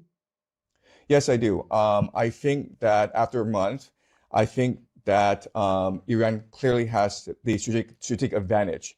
And what I mean by that is that Iran is very clearly able to articulate its military objectives, and it has a very clear strategy of how to obtain these military objectives, and it is working very hard and very meticulously to obtain these objectives. This is the complete opposite of America, where Trump has failed to articulate an end goal. Oh, don't worry about it. Don't apologize to me. And he's already pissing me off. Right now, it seems he doesn't give a shit about Sheridan Gorman. That the administration, the Trump administration, none of them do, is unable to articulate both a. Trust me, if they found out that she was technically like a fucking leftist strategy and a purpose, they would probably abandon the whole cause. But you know what? Her parents are jumping on this, so all of a sudden she's the new Laken Riley because Trump didn't deport the guy who killed her, like he said he would. With that whole year and a half that he had to do it, and also 2 trips to Chicago, one of them with the National Guard. Purpose to the American. Brought fucking helicopters to a fucking apartment complex. Yeah. Public, which Latin Kings are still here. Is causing weird how that works. Most Americans to not support this war. It's also causing What's up with that, Trump? Low soldier morale among the American forces. Stanley's what assholes. What do you think happens next if/when Iran? You don't actually give a shit.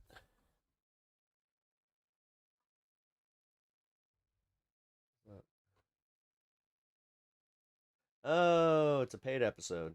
Oh, okay. So we got part of it. Well, I might have to do that, actually. Or just, do what most people do and wait until it comes on YouTube. But hey, that was a nice little tease. Ooh, you know what? We're almost at 7 hours. Fucking, let's go. Dude needs to wash his greasy ass hair. Okay. It's natural sheen, but whatever. Clearly, dude, it's one day. Ugh, that's what's funny to me. But you're not supposed to wash your hair every fucking day. It's not actually good for your hair. I still can't believe Cat has nothing. Absolutely nothing. Carolyn Levitt, don't give a shit. Oh, you know what? I did want to play this. Hold on. I got one more thing. Would the administration ever raise taxes? Wow. In order to fund. Look how nervous he gets. Again, Kristen, the terrible framing. I think that. Well, it's just it's a simple question that I think a lot of people have. Well, it's a ridiculous question. Well, what can you answer it? Just as a reminder, Scott Bessent is the Treasury Secretary, so that means his entire job is to answer how America will pay for things, and it's Fucking, again, mayor of Whoville looking motherfucker. plan to pay for things. And so when a reporter asks the most basic possible version of that question, will the Trump administration raise taxes to fund the Iran war? He instead calls it a ridiculous question and then just gives us a creepy little smile and says nothing else. To be super clear, I mean, he could have just said no. That's a very easy answer. But instead, he chose to get huffy with the reporter, maybe because he actually can't say no to that question. The Iran war currently costs $1 billion in taxpayer money every single day. On top of that, last week, the Pentagon requested $200 billion in additional funds to help with the war. And Americans everywhere are asking, how exactly do we plan on paying for that? Let's talk about the overall cost of this war. The administration's asking Congress poised to an additional $200 billion in additional funding for this war. Some Republicans who could cast key votes on this are expressing hesitation or outright opposition. Take a listen to them, and then I want to get your reaction on the other side. She already had a blog. Are there any initial red flags for you? No, this is kind of what she used to say that she had the edge. But I am a no. I've already told leadership I am a no on any war supplementals. I am so tired of spending money elsewhere. Should President Trump have gone to Congress on the front end of this war if he was going to ask for Congress's help now for more funding? Again, President Trump was within his authorities, under the War Powers Act, to initiate this action. And we actually now we have plenty of money to fund this war.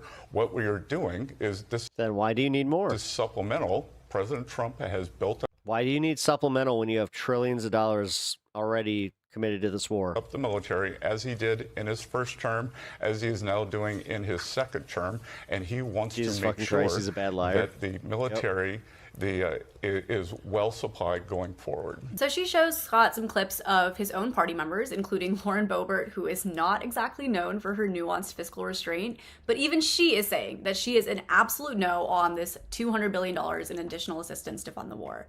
And Scott's response is, don't worry, we have plenty of money. How does that track exactly? We have plenty of money, but we also need $200 billion more for the war, but also, we do have the money, don't worry. And it is so interesting, actually, that Trump will go to Congress to ask for $200 billion in additional funding for this war, but apparently is unable to find money for Medicaid or SNAP benefits or to pay the TSA workers during the DHS shutdown. Why would we do that? That we have plenty. We have $1 trillion in this year's budget for the military, and President Trump, even before the then why do you need $250 billion more? Why? conflict started. And then you want to sit here, Somalis, small pennies. It had said, and you're robbing us blind. Get fucked, you that he would Jesus Christ like to further build out the military. So just is raising taxes under consideration at all? If you're saying you have plenty of money. Not at all. Viva American working class. And then to circle back on the tax question, Scott then says, why would we raise taxes? We have $1 trillion in the military budget. Okay, but I mean, apparently the $1 trillion in the military budget isn't enough because now the Pentagon needs an additional $200 billion. Because apparently $1 trillion is both plenty of money, but also not quite enough money, depending on which question you're trying to fumble your way through. If you have plenty of money, trillions, by your own count, why is there a need for a supplemental? What exactly is being supplemented? You can't tell a reporter we have plenty of money and then go ask Congress for $200 billion extra dollars of, let's not forget, taxpayer money. And I want to repeat that this is the same exact administration that just a few months ago in this term cut $1 trillion in Medicaid benefits and $500 billion in SNAP benefits. Your healthcare and your food assistance were cut directly to pay for this war that nobody asks for and nobody wants. Let's turn to how all of this is impacting consumers. United Airlines CEO Scott Kirby is now planning, he says, to cut flights and is planning for oil to go as high as $175 a barrel, with prices potentially staying above $100 a barrel through 2027. This is according to him. All of this could potentially mean higher prices for consumers. What do you say to Americans who feel they were promised lower costs and now they're getting the opposite? Kristen, I think the American people understand that Man, he wants to cry. He wants to fucking cry over this, dude. 50, I'm not going to put Oh my God, they can't even lie properly. This is kind of funny. the time on it, but let's just pick All right. Yeah, this is going to suck, and you know that this is going to get so much worse for y'all. 50 days of temporary elevated prices. Prices will come off on the other side for 50 years of not having an Iranian regime with a nuclear weapon. Notice how they keep saying that? You know, it's right around there. The 250th anniversary of the country, and then Trump's birthday. It's almost like they're planning on giving him some kind of grand birthday present. The American people, they are beginning to understand, thanks to President Trump, that there is no prosperity without security. I heard you say 50 days. Are you saying that prices could start to come down? No. What's the time I frame? was just picking a point. I don't know whether it's going to be 30 days. I don't know whether it's going to be You're in the government, my guy. You need to choose your words a little bit better. 50 days. I don't know whether you're like the fucking Treasury Secretary, you know, the guy who people make these decisions on, you know, the markets move kind of thing. it's going to be 100 days. But to have 50 years. Is this the whole plan to make it so like nobody can move the markets? President, Treasury Secretary.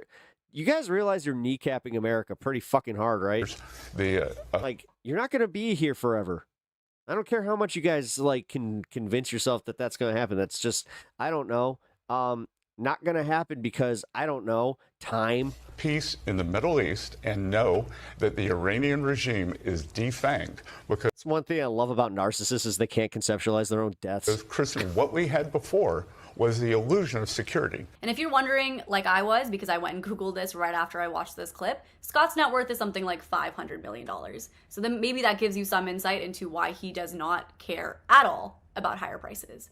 And why he doesn't even blink when asking Americans to swallow higher prices for, let me check what he said, was it 30 days or was it 50 days or 100 days? He can't even give you a timeline. So now we have to deal with higher gas prices, higher airfare prices, higher prices on literally anything that moves on a plane or a truck. So that means higher prices for groceries and higher costs to just get to work and higher costs for your family vacation, all of which was already expensive and is only going to continue to get more expensive. And these are the same people, the same exact administration who told you that they didn't have money for your healthcare or for your food assistance or for your housing assistance or to raise the minimum wage, but they have no problem spending $1 trillion, $1 billion a day on a war that nobody wanted and nobody asked for. The Trump administration promised you lower costs on day one, but they didn't do that, nor did they do that on day 50. And now they're saying, actually, you might have to deal with higher costs for 30 days or maybe 50 days or maybe 100 days or maybe actually we're not sure how long. Scott's interview is all just a long way of saying, we don't care.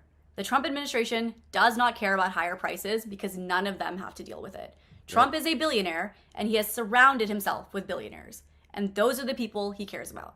And that's why none of them feel it. What, you want higher prices, higher taxes? When the price of gas goes up or the price higher gas prices throughout 2027. of groceries go up or the price of daycare goes up.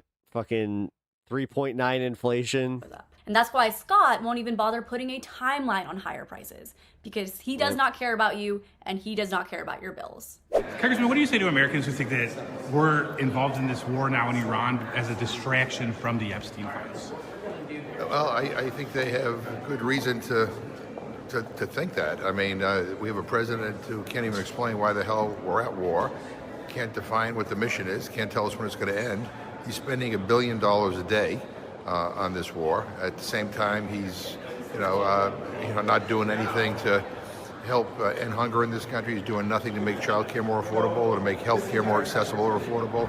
I mean, he said we don't have the money, but we have $1 billion a day to blow on this crazy war halfway around the world. So, yeah, I mean, I wouldn't put anything past this president. I think he's hollow, I think he's immoral, and I don't think he gives a shit about the American people. I guess that kind of goes along with lines with my next question of, what do you make of him spending 4 days in Palm Beach golfing in the middle of a war? Yeah, it tells you all you need to know about this guy. I mean, he's living in his own world, and he doesn't care about regular people. I mean, he's a multi-billionaire. All he cares about is making money. He doesn't care about any of the problems that my constituents face. The gas prices are skyrocketing, and he's golfing. As a side note, after spending this entire video hearing Scott do financial gymnastics over and over and over again, how refreshing is it to hear someone just give a straight answer to a question? But let's get into the meat of what he actually said.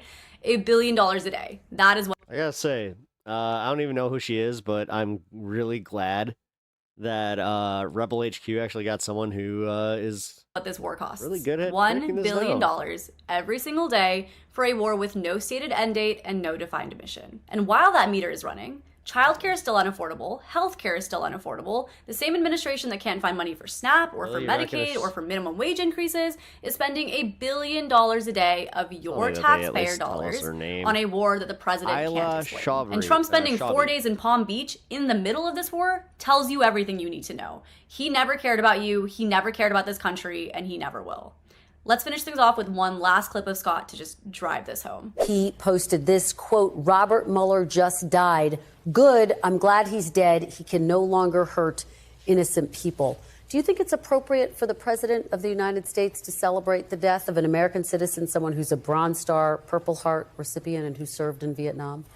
Kristen, I was with the president in the green room at Davos, and there was a video playing of what may have been an illegal raid on his home at Mar-a-Lago. They are going through his wife's wardrobe, and I watched the look in his eye, and I think that neither one of us can understand what has been done to the president and to his family.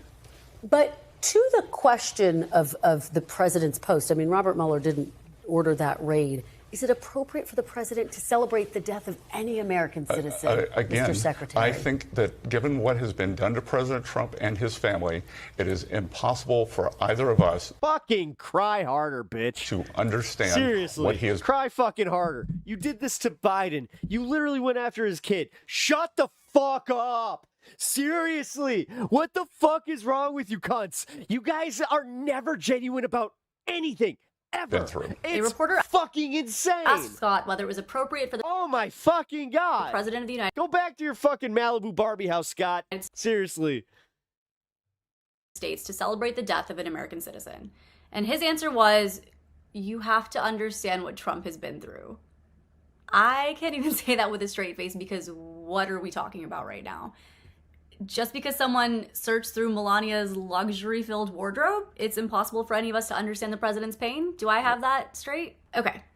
It's impossible to understand what Trump has been through. I mean, that's kind of true, because most Americans will never have his wealth, or his lawyers, or his security detail, or his private jets, or his golf courses, or his ability to get the best healthcare money can buy, or the luxury of spending a week at Palm Beach in the middle of a war that he started. $1 billion of taxpayer money has been spent on this war every single day. Thunder's here. Meanwhile, Medicaid benefits have been cut, SNAP benefits have been cut, childcare is more expensive every single day, gas prices are skyrocketing, and Scott's argument is that we should have more empathy for the president. That is the Republican message. It is. Isn't that fun? Gotta love it. You just gotta love it. Be funny if it was satire, but this is our government. These are the days of our lives that we all have to share together. Well, All right, folks. I do have to wrap here. Tomorrow I am on this space, starting the day noon Central, 1 p.m. Eastern. If you guys have not checked out Pepaganda, you might want to. It's a 2-hour show where I do a little breakdown of the news a little bit differently. Try to have a little bit of fun, but yeah, I think that tomorrow's actually going to be more of chat based one. So be prepared to be chatty. You know what's up, guys. All right, but with that being said, I do appreciate y'all hanging out. Join us on this space tomorrow, and then I will be here a little after 4 because we got something special, by the way. I'm going to be a guest on a certain show doing something that y'all will find to be a lot of fun. So join us on this space all day tomorrow, and then stick around after we do our this space shenanigans, and then come and check out my show on this channel. So make sure you're already subbed, like the stream on your way out, and I appreciate y'all. Good night. Who the heck is Pep Talks? I'm not gay, but I fantasize about Marco Rubio. Pep Talks.